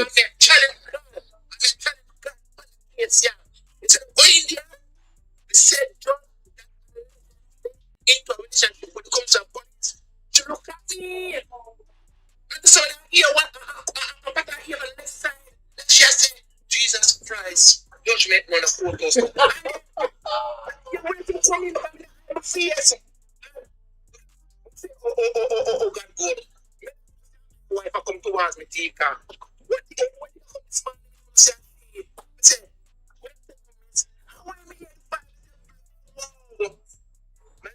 Wife, but look, people, my Bolo for making this platform.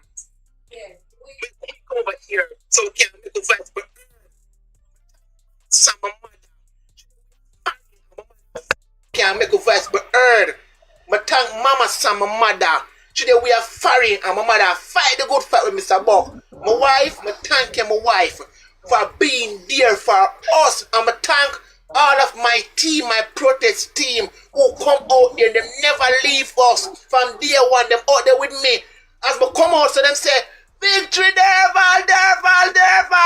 Tika, Mr. Buck. Then they're there with me. I want to say thanks to all the Jamaican people, thanks to all the bloggers them who are there with me. But the 27 blogger, who not going to find that show them because victory, justice will prevail. And there'll be a new Jamaica and a new constituency over by my wife's constituency. The people never go back to school. The people get them at one meal back again. The old people are taken care of. We are going to make sure everything be on track over there. If I have to go over there and sleep on the sidewalk and sleep on my wife's gate, we are going to sleep there to take care of the people over there. We are going to make sure everything is hard. All right, Derval. Mama son, close with out here, mama. Mama son jumped up. Oh, Ross. More you play for me. Play about the prophet. What the prophet said by this year. Oh yes, it come like Gary in my mind, you know. In the name of Jesus Christ of Nazareth, you have to play it back. Yes. Until Africa come down. Yes. Yes, it come like Gary in my mind. We cannot talk and want come back home and people are threatening me say I can't come back home because I talk for my country and because I don't want to in power. We have to go pray and beg God to remove him and him going to get removed. So play about that, the prophecy. Can you take a fruitful him by this year? Yeah, by before 2027. Oh, alright. Yeah, me I play it back, man. Go and talk Tika till me find him. Me I play it back. Alright. Well, all me can say now, people. All me can tell you now. And all me I tell Anjo. Anjo, select somebody from now. select somebody from now to stand in at the position of the Prime Minister. Because come the 27th of July, you know the outcome. Hey, man. But can you imagine? Not even 1 year. Not even 1 year. In what a thing. July, August, September. Not even 1 year. Yeah, Bolo, I was hey, God, no normal, you know? And the lawyer who come in, the last lawyer who come in, and it is just a lie. Lisa, she name. I know I never get her last name, Durban. Lisa, first name. Remember her last name, you know. Mrs. Lisa. Remember her last name. Lisa, you come inside the court, come before the judge, and tell just a lie. Make sure the 27, you don't back answer and turn around and lie them. Tell the lie them, see me we tell today. Tell the lie them, see me on the 27 we tell today. You understand, because you're going to think yourself more and more. Lisa, get a grip of yourself. Stop make Andrews use you, because I'm going to throw you right under the bus. The 27. If it don't come. Make you stay there right under the bus, she go. Right under the bus, Lisa, because Lisa, remember Lisa? Me, Durban know you, Lisa, and make you could look around at the back. Remember, Lisa, we know say you're not body, Lisa. We know say you come around donkey, Lisa. Any case you go up and them lose, Lisa. But Lisa, tell the lie them see me, Lisa, because Andrew, I go say, you lie you are tell on the 27 income. Durban. Him not going alone. Him not going alone. Durban, you don't have to worry about her lie. Because you see every lie will tell me so a wild man come do him thing. So she can't do whatsoever she please and tell her. I'm tell her something. You see, in a court, them always say, and the bigger liar tell. And thus far, she not prove herself as one of the biggest liar. So, God will deal with she. God will deal with she. But me I tell her now, I tell her now this West Central St. Listen me. The West Central St. Andrew. From 1997, we're under Andrew Holness regime. We have little or nothing for sure in our West Central St. Andrew. A Chinese school bill that is not of Andrew Holness. It was a gift given to the constituency by Portia Simpson Miller. The Civic Center, where now Andrew Holness operates as in office, was given to the community as a gift from Tankwell. Now, people, I'm putting this to Unu. After 30 odd years, what a poor representation, what it is that Unu that choose if Mr. Buchanan or when Mr. Buchanan get a run over or Mr. Buchanan get the seat. Because it can go either ways, you know. We now go build no hopes and say, yeah. It can go either him can get it can run over, or him can lose it. Just the same. So me ask the people now. With 4 schools, 3 basic schools and 1 remedial school in a West Central St. Andrew. You don't think it's time to get rid of Andrew Holness? A time for Mr. and his wickedness and his continually him continue. On that note.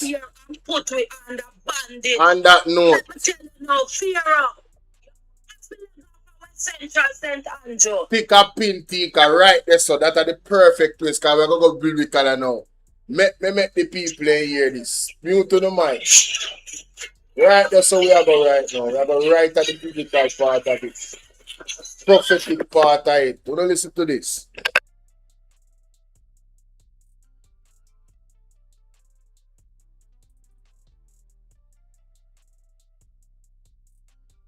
Partnering with the revivalists, partnering.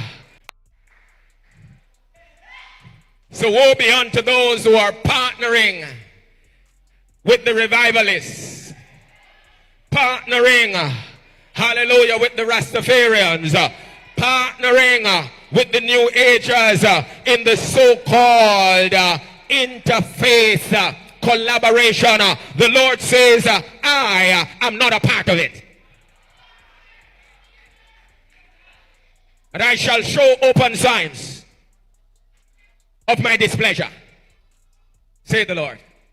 Again, count 40 days from October 28th, when Melissa made landfall.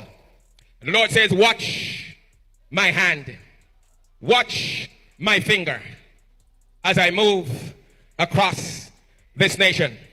And so this again is an open call to the Prime Minister of Jamaica. Remember, the prophetic word is that your victory shall be a Pyrrhic victory. And if you think you see turmoil and hardship and difficulties, you ain't seen anything yet, saith the Lord. For the longer you take to comply with my instructions, the more difficult it will be for you to govern the nation. The Lord says, I will make your brief tenure, hallelujah, that's very interesting. I will make your brief tenure tenuous, saith the Lord. Tenuous and painful, saith the Lord. You still have the chance to listen to my voice. The Lord says, I have exposed you to my servants of the Lord over the years. You know the authentic vessels of God. Align yourself with them so that I, the Lord God, can extend grace, mercy, and favor to you so that you will be able to navigate or lead this nation through this moment of unprecedented crisis. The Lord says worse is up ahead if Jamaica does not turn. Worse is up ahead if Jamaica does not turn. Let me say it one more time. Worse is up ahead if Jamaica does not turn.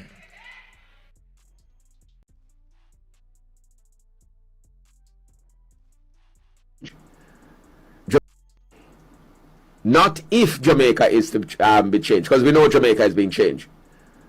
Jamaica is being transformed.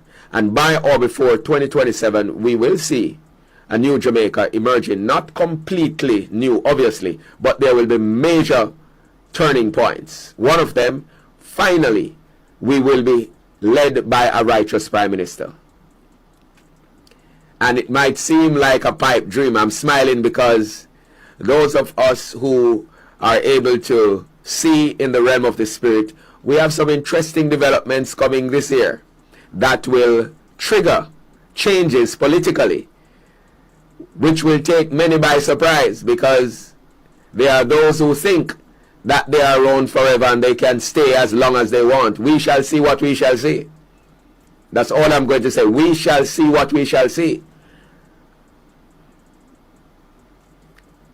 So apart from the intensification of judgment, which will come in different ways, not just natural disasters, but God will also use external intervention in the affairs of Jamaica.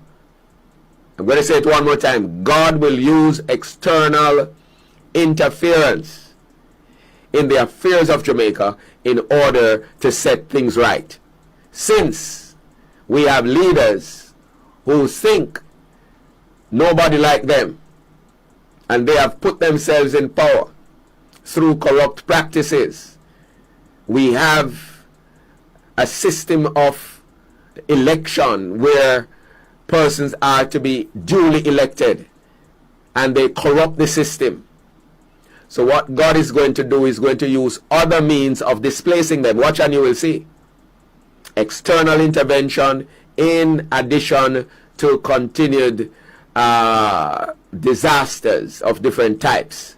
So we shall see what we shall see. This is going to be a pivotal year which will pave the way for what will manifest in 2027. So we continue to pray the process through. Jamaica, prepare your... So, ladies and gentlemen, when I tell you the things and events that is happening with Mr. Paul Buchanan does not surprise me.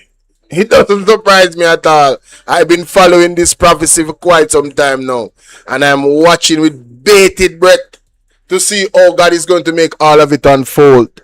For those that have been here from how long we there upon the live? 8 hours and 33 minutes. So no big up on yourself.